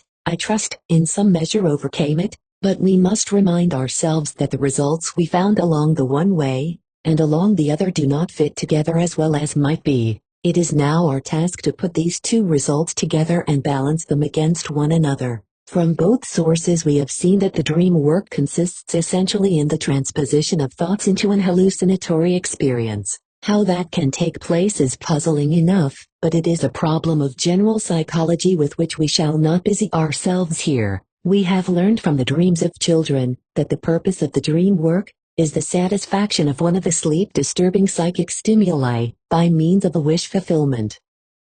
We were unable to make a similar statement concerning distorted dreams until we knew how to interpret them. But from the very beginning, we expected to be able to bring the distorted dreams under the same viewpoint as the infantile. The earliest fulfillment of this expectation led us to believe that as a matter of fact all dreams are the dreams of children, and that they all work with infantile materials, through childish psychic stimuli and mechanics. Since we consider that we have conquered dream distortion, we must continue the investigation to see whether our hypothesis of wish fulfillment holds good for distorted dreams also. We very recently subjected a number of dreams to interpretation, but left wish fulfillment entirely out of consideration. I am convinced that the question again and again occurred to you, what about wish fulfillment, which ostensibly is the goal of dream work? This question is important. It was, in fact, the question of our lay critics. As you know, humanity has an instinctive antagonism toward intellectual novelties. The expression of such a novelty should immediately be reduced to its narrowest limits, if possible, comprised in a commonplace phrase. Wish fulfillment has become that phrase for the new dream science. The layman asks, where is the wish fulfillment? Immediately, upon having heard that the dream is supposed to be a wish fulfillment. And indeed, by the very asking of the question, he answers it with a denial. He is at once reminded of countless dream experiences of his own, where his aversion to the dream was enormous, so that the proposition of psychoanalytic dream science seems very improbable to him. It is a simple matter to answer the layman that wish fulfillment cannot be apparent in distorted dreams, but must be sought out, so that it is not recognized until the dream is interpreted. We know, too, that the wishes in these distorted dreams are prohibited wishes, are wishes rejected by the censor, and that their existence lit the very cause of the dream distortion, and the reason for the intrusion of the dream censor. But it is hard to convince the lay critic that one may not seek the wish fulfillment in the dream before the dream has been interpreted.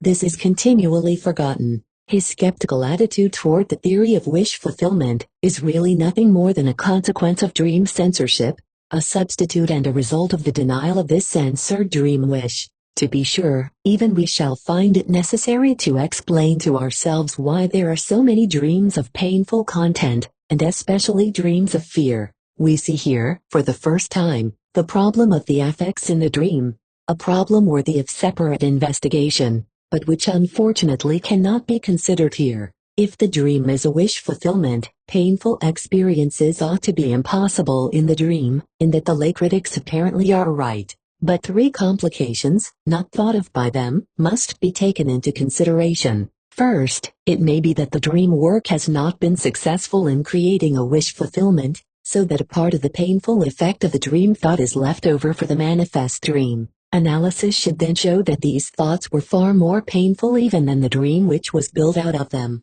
This much may be proved in each instance. We admit, then, that the dream work has not achieved its purpose any more than the dream due to the thirst stimulus has achieved its purpose of satisfying the thirst. One remains thirsty and must wake up in order to drink. But it was a real dream, it sacrificed nothing of its nature. We must say, although strength be lacking, let us praise the will to do, the clearly recognizable intention, at least, remains praiseworthy. Such cases of miscarriage are not unusual. A contributory cause is this, that it is so much more difficult for the dream work to change effect into content in its own sense. The affects often show great resistance, and thus it happens that the dream work has worked the painful content of the dream thoughts over into a wish fulfillment, while the painful affect continues in its unaltered form. Hence in dreams of this type the affect does not fit the content at all, and our critics may say the dream is so little a wish fulfillment, that a harmless content may be experienced as painful. In answer to this unintelligible remark, we say that the wish fulfillment tendency in the dream work appears most prominent, because isolated, in just such dreams. The error is due to the fact that he who does not know neurotics imagines the connection between content and affect as all too intimate, and cannot, therefore, grasp the fact that a content may be altered without any corresponding change in the accompanying affect expression. A second, far more important and more extensive consideration, equally disregarded by the layman, is the following. A wish fulfillment certainly must bring pleasure, but to whom? Naturally, to him who has the wish. But we know from the dreamer that he stands in a very special relationship to his wishes. He casts them aside, censors them, he will have none of them. Their fulfillment gives him no pleasure, but only the opposite. Experience then shows that this opposite, which must still be explained, appears in the form of fear. The dreamer in his relation to his dream wishes can be compared only to a combination of two persons bound together by some strong common quality. Instead of further explanations, I shall give you a well-known fairy tale, in which you will again find the relationships I have mentioned. A good fairy promise is a poor couple, husband and wife, to fulfill their first three wishes. They are overjoyed, and determined to choose their three wishes with great care. But the woman allows herself to be led astray by the odor of cooking sausages emanating from the next cottage, and wishes she had a couple of such sausages. Presto, they are there. This is the first wish fulfillment. Now the husband becomes angry, and in his bitterness wishes that the sausages might hang from the end of her nose. This, too, is accomplished, and the sausages cannot be removed from their new location. So this is the second wish fulfillment, but the wish is that of the husband. The wife is very uncomfortable because of the fulfillment of this wish. You know how the fairy tale continues. Since both husband and wife are fundamentally one, the third wish must be that the sausages be removed from the nose of the wife. We could make use of this fairy tale any number of times in various connections. Here it serves only as an illustration of the possibility that the wish fulfillment for the one personality may lead to an aversion on the part of the other. If the two do not agree with one another, it will not be difficult now to come to a better understanding of the anxiety dream. We shall make one more observation, then we shall come to a conclusion to which many things lead. The observation is that the anxiety dreams often have a content which is entirely free from distortion, and in which the censorship is, so to speak, eluded.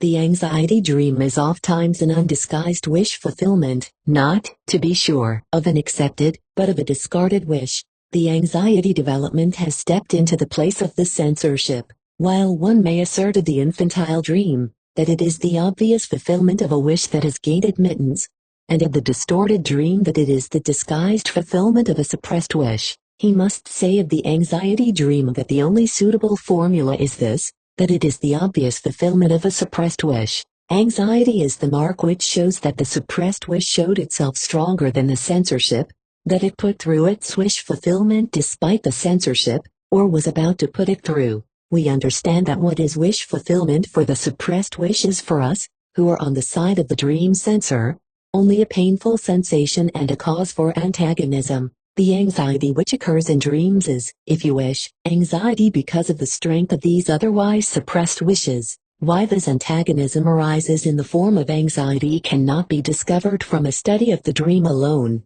One must obviously study anxiety from other sources. What holds true for the undistorted anxiety dream, we may assume to be true also of those dreams which have undergone partial distortion, and of the other dreams of aversion whose painful impressions very probably denote approximations of anxiety. The anxiety dream is usually also a dream that causes waking. We habitually interrupt sleep before the suppressed wish of the dream has accomplished its entire fulfillment in opposition to the censorship.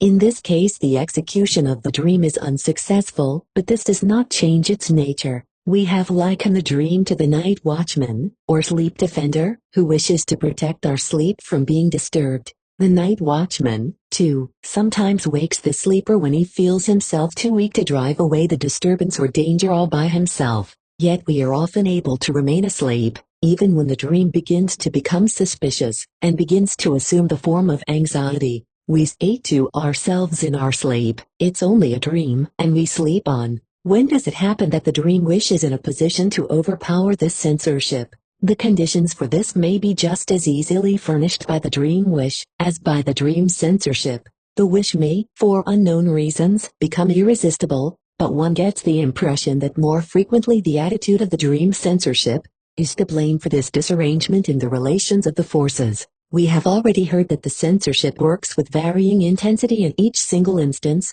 that it handles each element with a different degree of strictness. Now we should like to add the proposition that it is an extremely variable thing, and does not exert equal force on every occasion against the same objectionable element. If on occasion the censorship feels itself powerless with respect to a dream wish which threatens to override it, then, instead of distortion, it makes use of the final means at its disposal. It destroys the sleep condition by the development of anxiety, and now it occurs to us that we know absolutely nothing yet as to why these evil, depraved wishes are aroused just at night, in order that they may disturb our sleep. The answer can only be an assumption, which is based on the nature of the condition of sleep. During the day the heavy pressure of a censorship weighs upon these wishes, making it impossible, as a rule, for them to express themselves in any manner. At night, evidently, this censorship is withdrawn for the benefit of the single sleep wish, in the same manner as are all the other interests of psychic life, or at least placed in a position of very minor importance. The forbidden wishes must thank this nocturnal deposition of the censor for being able to raise their heads again. There are nervous persons troubled with insomnia who admit that their sleeplessness was in the beginning voluntary. They did not trust themselves to fall asleep, because they were afraid of their dreams, that is, of the results due to a slackening of the censorship. So you can readily see that this withdrawal of the censor does not in itself signify rank carelessness. Sleep weakens our power to move. Our evil intentions, even if they do begin to stir, can accomplish nothing but a dream, which for practical purposes is harmless, and the highly sensible remark of the sleepers.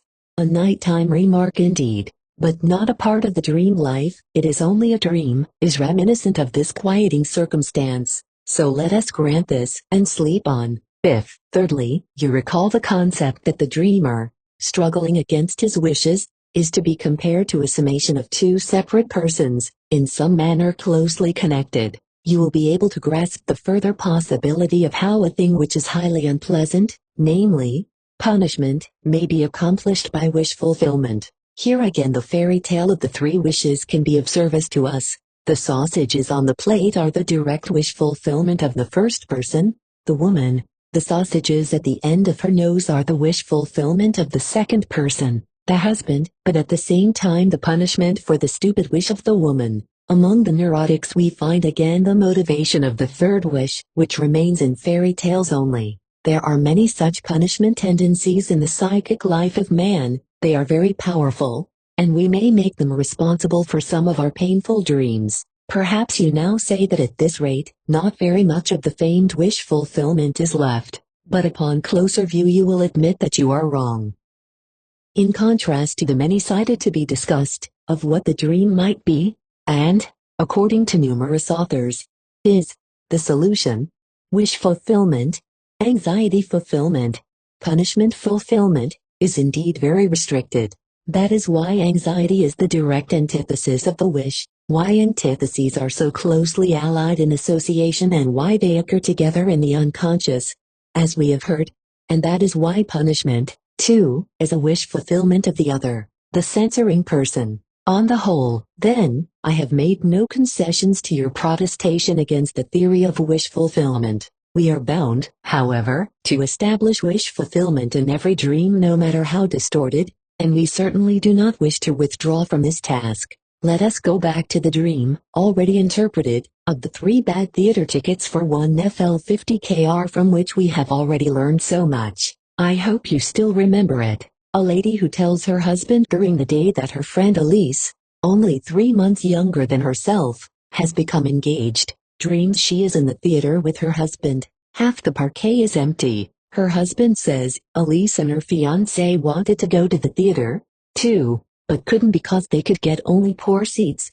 3 for 1 gulden and a half. She was of the opinion that that wasn't so unfortunate. We discovered that the dream thought originated in her discontent at having married too soon, and the fact that she was dissatisfied with her husband. We may be curious as to the manner in which these thoughts have been worked over into a wish fulfillment, and where their traces may be found in the manifest content. Now we know that the element too soon, premature, is eliminated from the dream by the censor.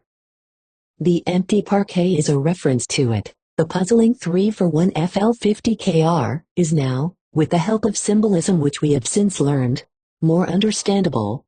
36. The 3 really means a husband, and the manifest element is easy to translate, to buy a husband for her dowry. I could have bought one 10 times better for my dowry. The marriage is obviously replaced by going into the theater. Buying the tickets too soon directly takes the place of the premature marriage. This substitution is the work of the wish fulfillment. Our dreamer was not always so dissatisfied with her early marriage, as she was on the day she received news of the engagement of her friend. At the time she was proud of her marriage and felt herself more favored than her friend. Naive girls have frequently confided to their friends after their engagement that soon they, too, will be able to go to all the plays hitherto forbidden, and see everything. The desire to see plays, the curiosity that makes its appearance here, was certainly in the beginning directed towards sex matters, the sex life, especially the sex life of the parents, and then became a strong motive which impelled the girl to an early marriage.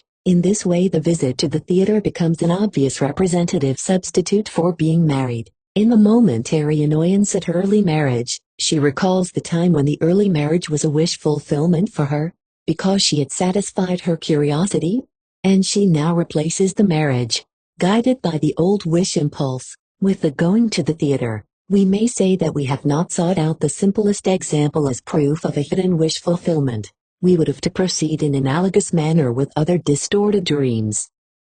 I cannot do that for you, and simply wish to express the conviction that it will be successful everywhere, but I wish to continue along this theoretical line. Experience has taught me that it is one of the most dangerous phases of the entire dream science, and that many contradictions and misunderstandings are connected therewith. Besides, you are perhaps still under the impression that I have retracted a part of my declaration, in that I said that the dream is a fulfilled wish or its opposite, an actualized anxiety or punishment, and you will think this is the opportunity to compel further reservations of me. I have also heard complaints that I am too abrupt about things which appear evident to me, and that for that reason I do not present the thing convincingly enough. If a person has gone thus far with us in dream interpretation, and accepted everything that has been offered, it is not unusual for him to call a halt at wish fulfillment, and say, granted that in every instance the dream has a meaning, and that this meaning can be disclosed by psychoanalytic technique,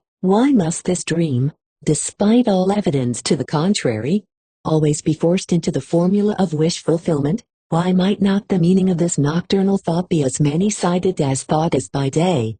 Why may not the dream in one case express a fulfilled wish, in another, as you yourself say, the opposite thereof, an actualized anxiety? Or why may it not correspond to a resolution, a warning, a reflection with its pros and cons, a reproach, a goad to conscience, an attempt to prepare oneself for a contemplated performance, etc.? Why always nothing more than a wish, or at best, its opposite? One might maintain that a difference of opinion on these points is of no great importance, so long as we are at one otherwise. We might say that it is enough to have discovered the meaning of the dream, and the way to recognize it, that it is a matter of no importance, if we have too narrowly limited this meaning. But this is not so. A misunderstanding of this point strikes at the nature of our knowledge of the dream. and endangers its worth for the understanding of neuroses. Then, too, that method of approach which is esteemed in the business world as genteel is out of place in scientific endeavors, and harmful. My first answer to the question why the dream may not be many-sided in its meaning, is the usual one in such instances: I do not know why it should not be so. I would not be opposed to such a state of affairs. As far as I am concerned, it could well be true. Only one small matter prevents this broader and more comfortable explanation of the dream. Namely, that as a matter of fact it isn't so. My second answer emphasizes the fact that the assumption that the dream corresponds to numerous forms of thought and intellectual operations is no stranger to me. In a story about a sick person I once reported a dream that occurred 3 nights running, and then stopped, and I explained this suppression by saying that the dream corresponded to a resolution, which had no reason to recur after having been carried out. More recently I published a dream which corresponded to a confession. How is it possible for me to contradict myself, and maintain that the dream is always only a fulfilled wish? I do that, because I do not wish to admit a stupid misunderstanding which might cost us the fruits of all our labors with regard to the dream. A misunderstanding which confuses the dream with the latent dream thought and affirms of the dream something that applies specifically and solely to the latter. For it is entirely correct that the dream can represent, and be replaced by all those things we enumerated: a resolution, a warning, reflection, preparation, an attempt to solve the problem, etc. But if you look closely, you will recognize that all these things are true only of the latent dream thoughts, which have been changed about in the dream. You learn from the interpretation of the dreams that the person's unconscious thinking is occupied with such resolutions, preparations, reflections, etc., out of which the dream work then builds the dream. If you are not at the time interested in the dream work, but are very much interested in the unconscious thought work of man, you eliminate the dream work, and say of the dream, for all practical purposes quite correctly, that it corresponds to a warning, a resolution, etc.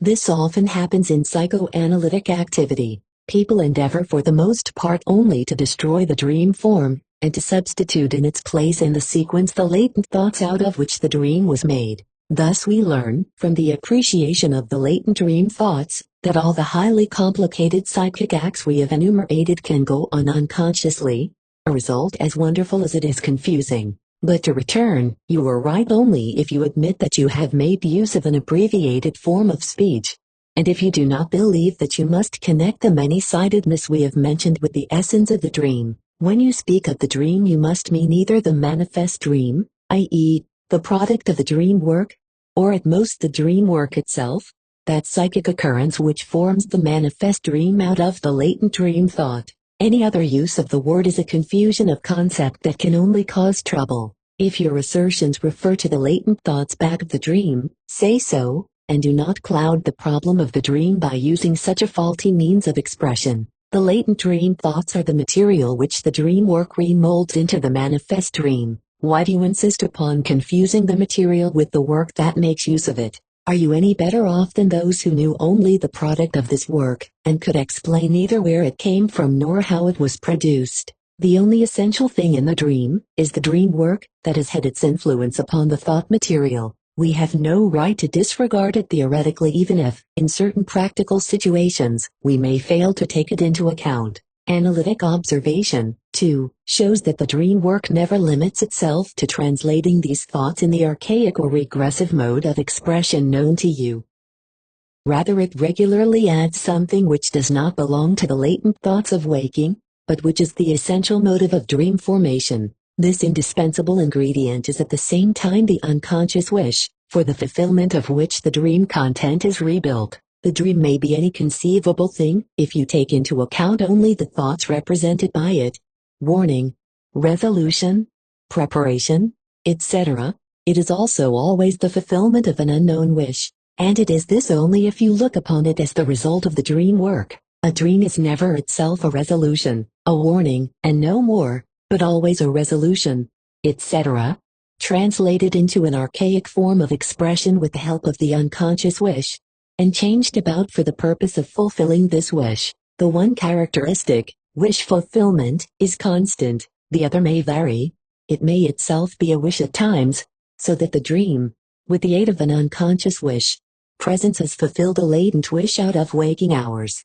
I understand all this very well, but I do not know whether or not I shall be successful in making you understand it as well. I have difficulties, too, in proving it to you. This cannot be done without, on the one hand, careful analysis of many dreams, and on the other hand this most difficult and most important point of our conception of the dream cannot be set forth convincingly without reference to things to follow. Can you, in fact, believe that taking into consideration the intimate relationship of all things, one is able to penetrate deeply into the nature of one thing without having carefully considered other things of a very similar nature? Since we know nothing as yet about the closest relatives of the dream, neurotic symptoms, we must once again content ourselves with what has already been accomplished. I want to explain one more example to you and propose a new viewpoint. Let us again take up that dream to which we have several times recurred, the dream of the 3 theater tickets for 1FL50KR.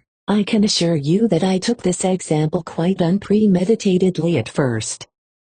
You are acquainted with the latent dream thoughts, annoyance, upon hearing that her friend had just now become engaged, at the thought that she herself had hurried so to be married, contempt for her husband, the idea that she might have had a better one had she waited. We also know the wish, which made a dream out of these thoughts. It is curiosity to see, being permitted to go to the theater.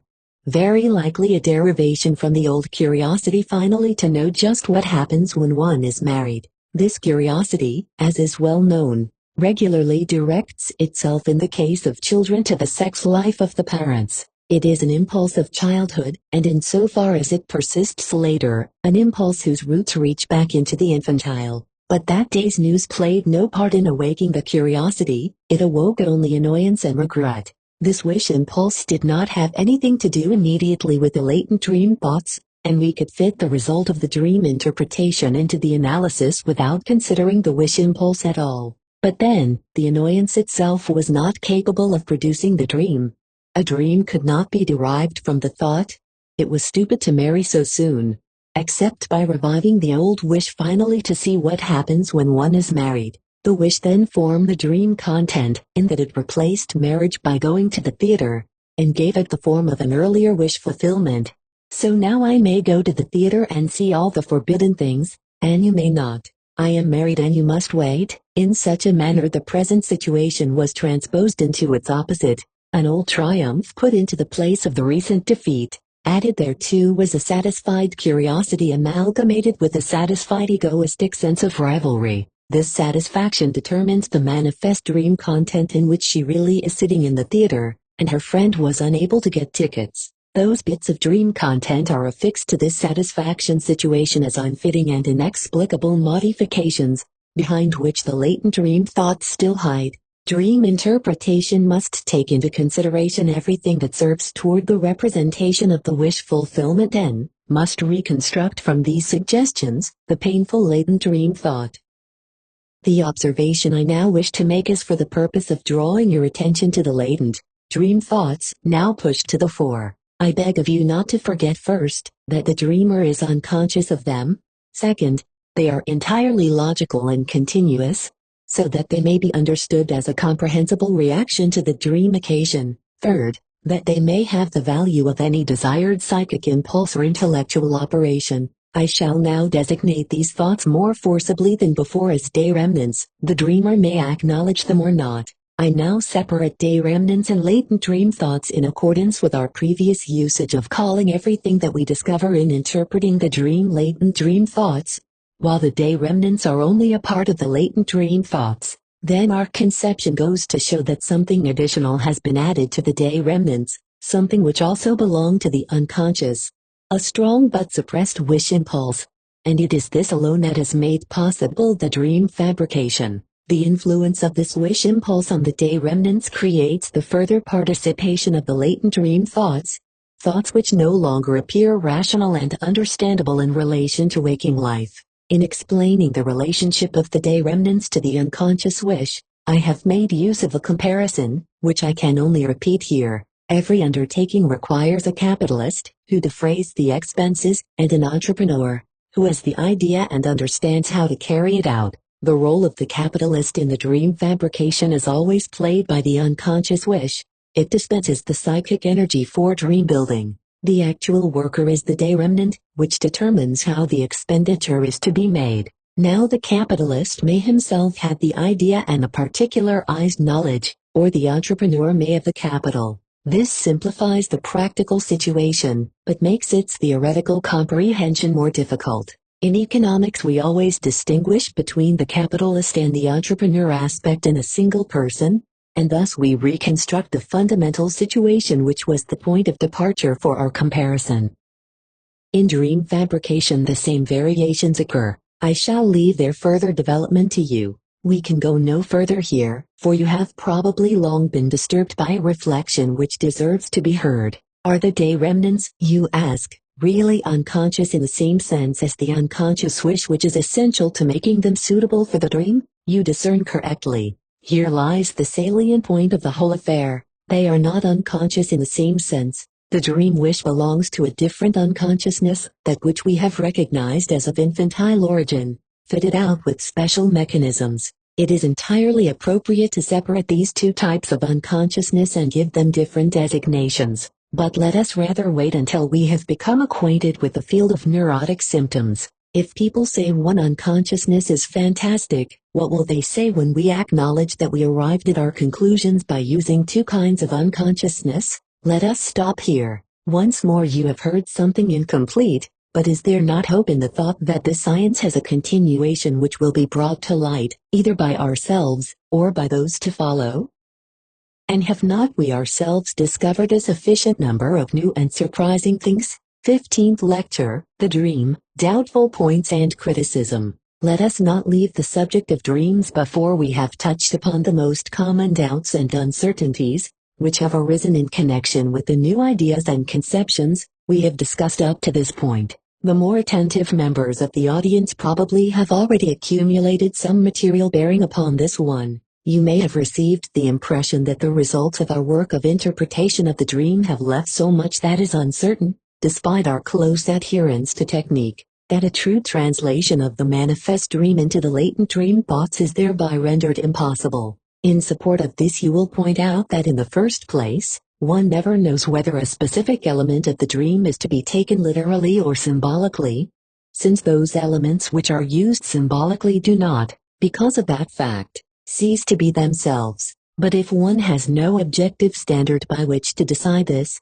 the interpretation is, as to this point, left to the discretion of the dream interpreter. Moreover, because of the way in which the dream work combines opposites, it is always uncertain whether a specific dream element is to be taken in the positive or the negative sense, whether it is to be understood as itself or as its opposite. Hence, this is another opportunity for the exercise of the interpreter's discretion. In the third place, in consequence of the frequency with which every sort of inversion is practiced in the dream, the dream interpreter is at liberty to assume such an inversion at any point of the dream he pleases. And finally, you will say, you have heard that one is seldom sure that the interpretation which is found is the only possible one. There is danger of overlooking a thoroughly admissible second interpretation of the same dream.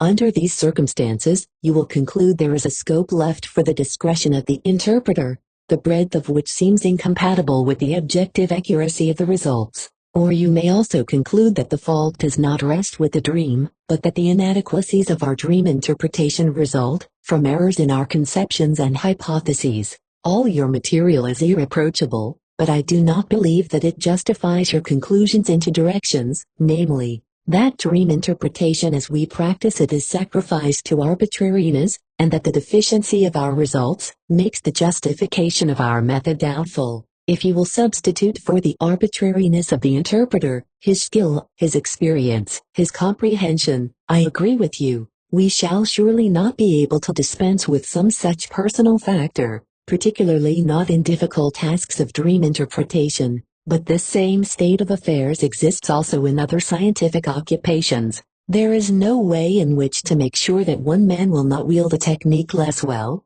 or utilize it more fully, than another. What might, for example, impress you as arbitrariness in the interpretation of symbols, is compensated for by the fact that as a rule the connection of the dream thoughts among themselves, the connection of the dream with the life of the dreamer, and the whole psychic situation in which the dream occurs, chooses just one of the possible interpretations advanced and rejects the others as useless for its purposes. The conclusion drawn from the inadequacies of dream interpretation, that our hypotheses are wrong, is weakened by an observation, which shows that the ambiguity and indefiniteness of a dream is rather characteristic, and necessarily to be expected. Recollect that we said that the dream work translates the dream thoughts into primitive expressions, analogous to picture writing. All these primitive systems of expression are, however, subject to such indefiniteness and ambiguities, but it does not follow that we are justified in doubting their usefulness. You know that the fusion of opposites by the dream work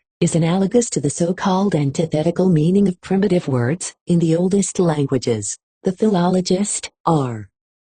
Abel, 1884, whom we have to thank for this point of view, admonishes us not to believe that the meaning of the communication which one person made to another when using such ambiguous words was necessarily unclear. Tone and gesture used in connection with the words would have left no room for doubt as to which of the two opposites the speaker intended to communicate. In writing, where gesture is lacking, it was replaced by a supplementary picture sign not intended to be spoken, as for example by the picture of a little man squatting lazily or standing erect. According to whether the ambiguous hieroglyphic was to mean weak or strong, it was in this way that one avoided any misunderstanding despite the ambiguity of the sounds and signs. We recognize in the ancient systems of expression, e.g., the writings of those oldest languages, a number of uncertainties which we would not tolerate in our present-day writings. Thus in many Semitic writings only the consonants of words are indicated.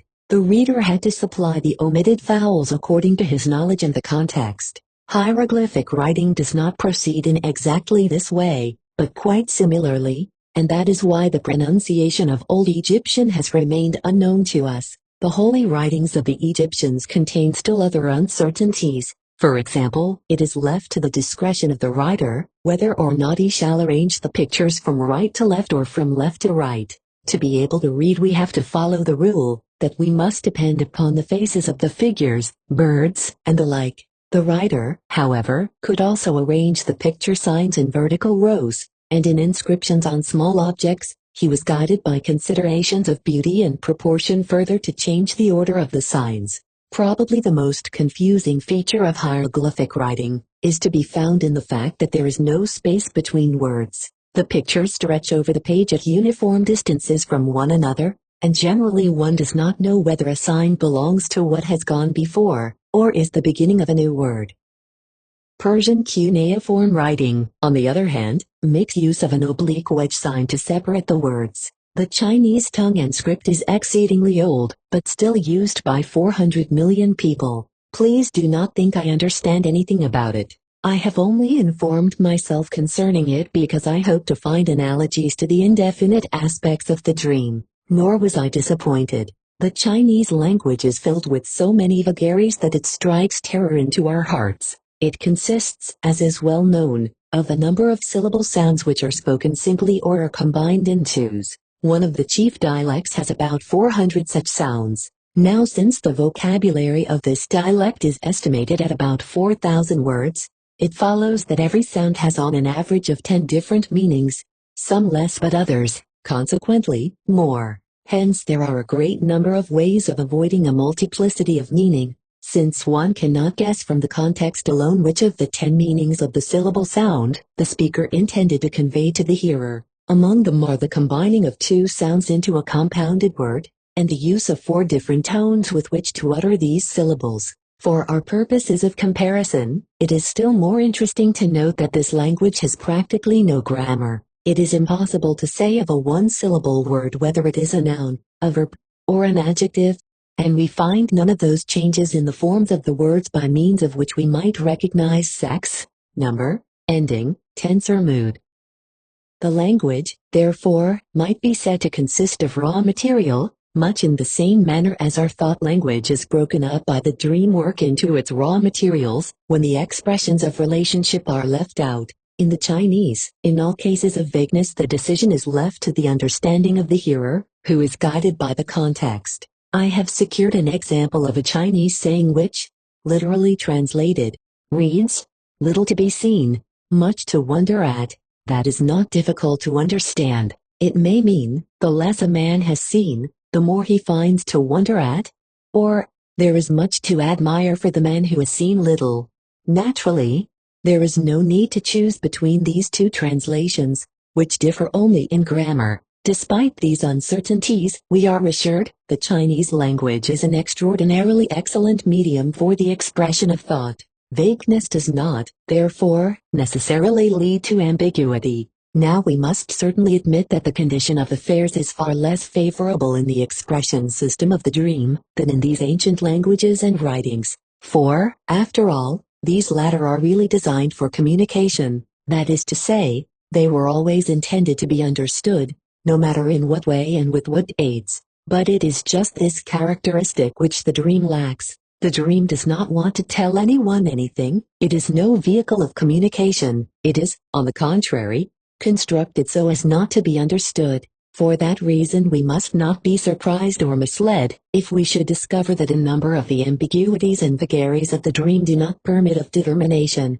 As the one specific gain of our comparison, we have only the realization that such uncertainties as people try to make use of in objecting to the validity of our dream interpretation are rather the invariable characteristic of all primitive systems of expression. How far the dream can really be understood can be determined only by practice and experience.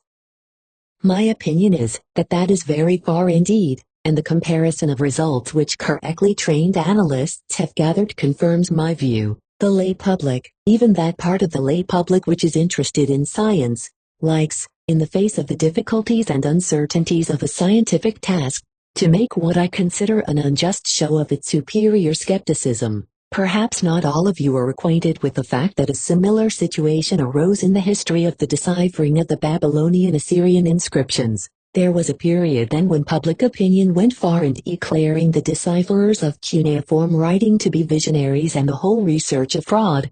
But in the year 1857 the Royal Asiatic Society made a decisive test. It challenged the foremost distinguished decipherers of cuneiform writing, Rawlinson, Hanks, Fox Talbot and Appert, each to send to it in a sealed envelope his independent translation of a newly discovered inscription, and the Society was then able to testify, after having made a comparison of the four readings, that their agreement was sufficiently marked to justify confidence in what already had been accomplished, and faith in further progress. At this the mockery of the learned lay world gradually came to an end, and the confidence in the reading of cuneiform documents has grown appreciably since then too. A second series of objections is firmly grounded in the impression from which you two probably are not free, that a number of the solutions of dream interpretations which we find it necessary to make seem forced, artificial, far-fetched, in other words, violent or even comical or jocose.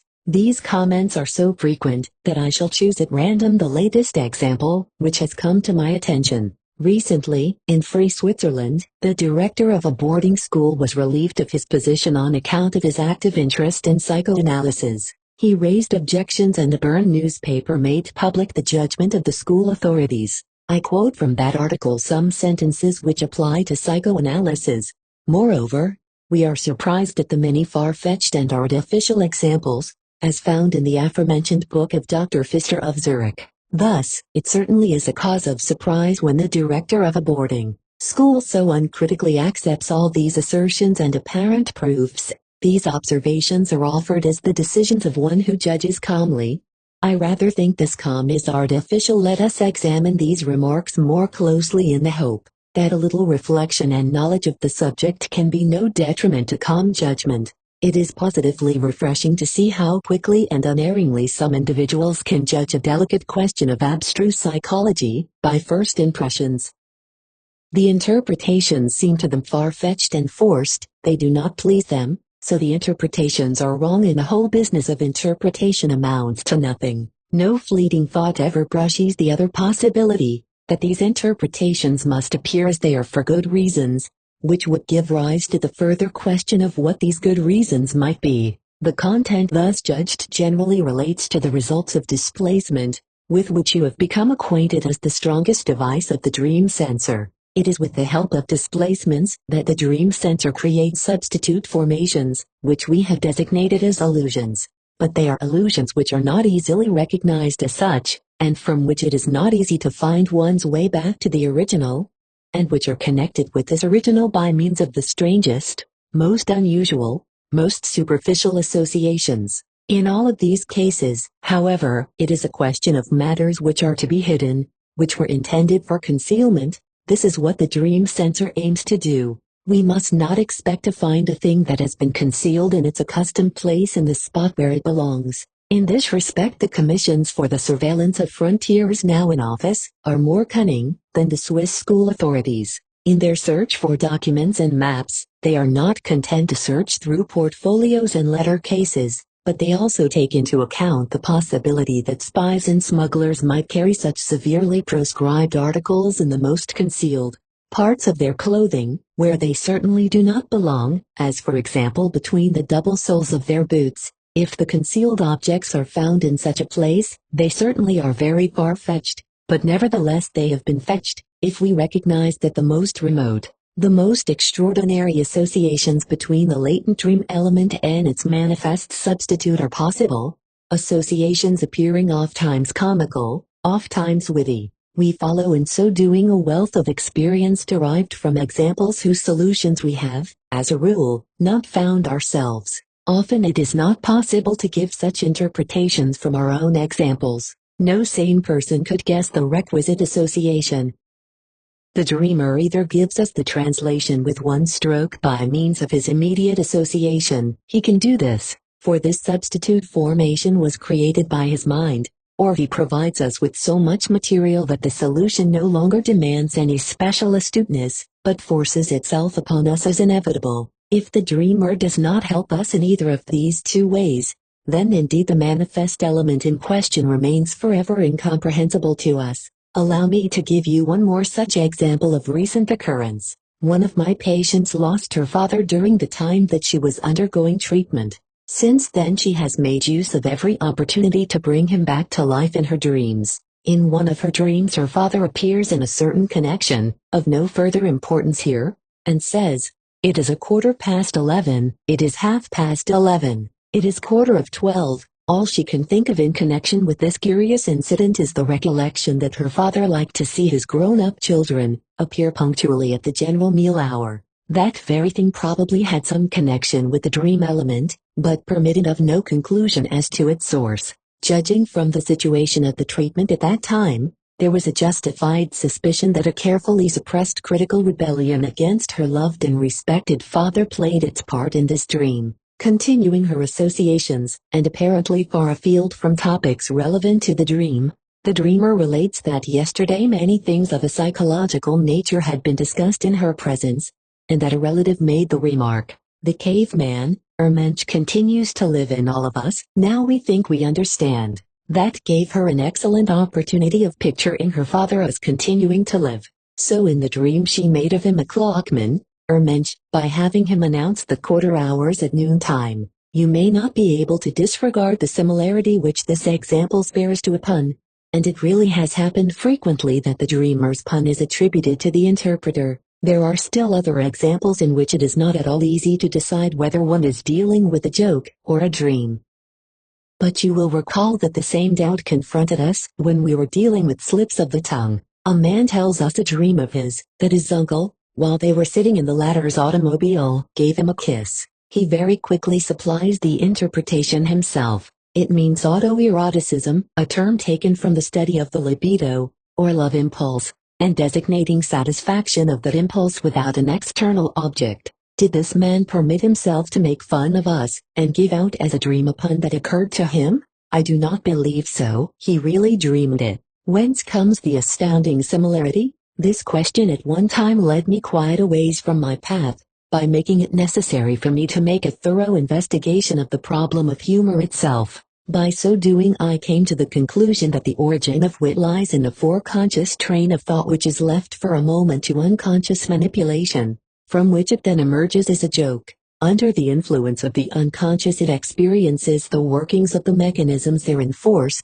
namely, of condensation and displacement, that is, of the same processes which we found active in the dream work. And it is to this agreement that we are to ascribe the similarity between it and the dream, wherever it occurs. The unintentional dream joke has, however, none of the pleasure-giving quality of the ordinary joke. Why that is so? Greater penetration into the study of wit may teach you. The dream joke seems a poor joke to us. It does not make us laugh. It leaves us cold.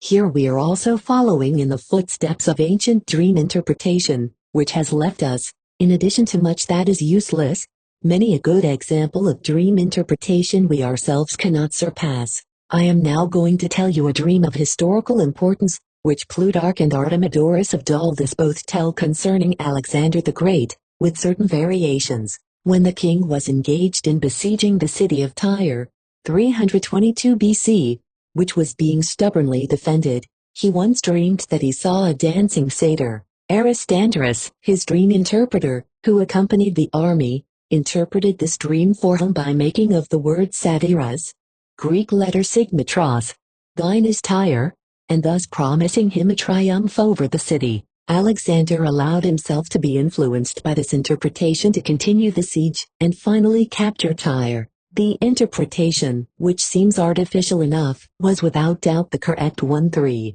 I can imagine that it will make a special impression on you to hear that objections to our conception of the dream have been raised also by persons who, as psychoanalysts, have themselves been interested in the interpretation of dreams. It would have been too extraordinary if so pregnant an opportunity for new errors had remained unutilized, and thus, owing to comprehensible confusions and unjustified generalizations, there have been assertions made which, in point of incorrectness, are not far behind the medical conception of dreams. One of these you already know. It is the declaration that the dream is occupied with the dreamer's attempts at adaptation to his present environment, and attempts to solve future problems. In other words, that the dream follows a prospective tendency a meter. We have already shown that this assertion is based upon a confusion of the dream with the latent thoughts of the dream.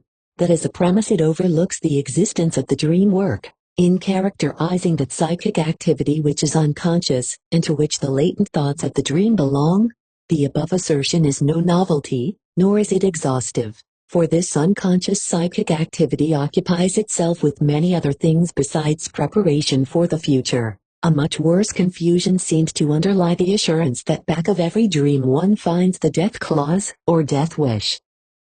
I am not quite certain what this formula is meant to indicate, but I suppose that back of it is a confusion of the dream with the whole personality of the dreamer. An unjustified generalization, based on few good examples, is the pronouncement that every dream permits of two interpretations. One such as we have explained, the so-called psychoanalytic, and another, the so-called anagogical or mystical, which ignores the instinctive impulses and aims at a representation of the higher psychic functions, v. Silberer. There are such dreams, but you will try in vain to extend this conception to even a majority of the dreams. But after everything you have heard, the statement will seem very incomprehensible that all dreams can be interpreted bisexually, that is, as the concurrence of two tendencies which may be designated as male and female. A. Adler. To be sure, there are a few such dreams, and you may learn later that these are built up in the manner of certain hysterical symptoms. I mention all these newly discovered general characteristics of the dream in order to warn you against them, or at least, in order not to leave you in doubt as to how I judge them. For, at one time, the objective value of dream research was called into question by the observation that patients undergoing analysis accommodate the content of their dreams to the favorite theories of their physicians, so that some dream predominantly of sexual impulses, others of the desire for power, and still others even of rebirth. W. Steckel. The weight of this observation is diminished by the consideration that people dreamed before there was such a thing as a psychoanalytic treatment to influence their dreams, and that those who are now undergoing treatment were also in the habit of dreaming before the treatment was commenced. The meaning of this novel discovery can soon be recognized as a matter of course, and as of no consequence for the theory of the dream. Those day remnants which give rise to the dream are the overflow from the strong interest of the waking life, If the remarks of the physician and the stimuli which he gives have become significant to the patient under analysis, then they become a part of the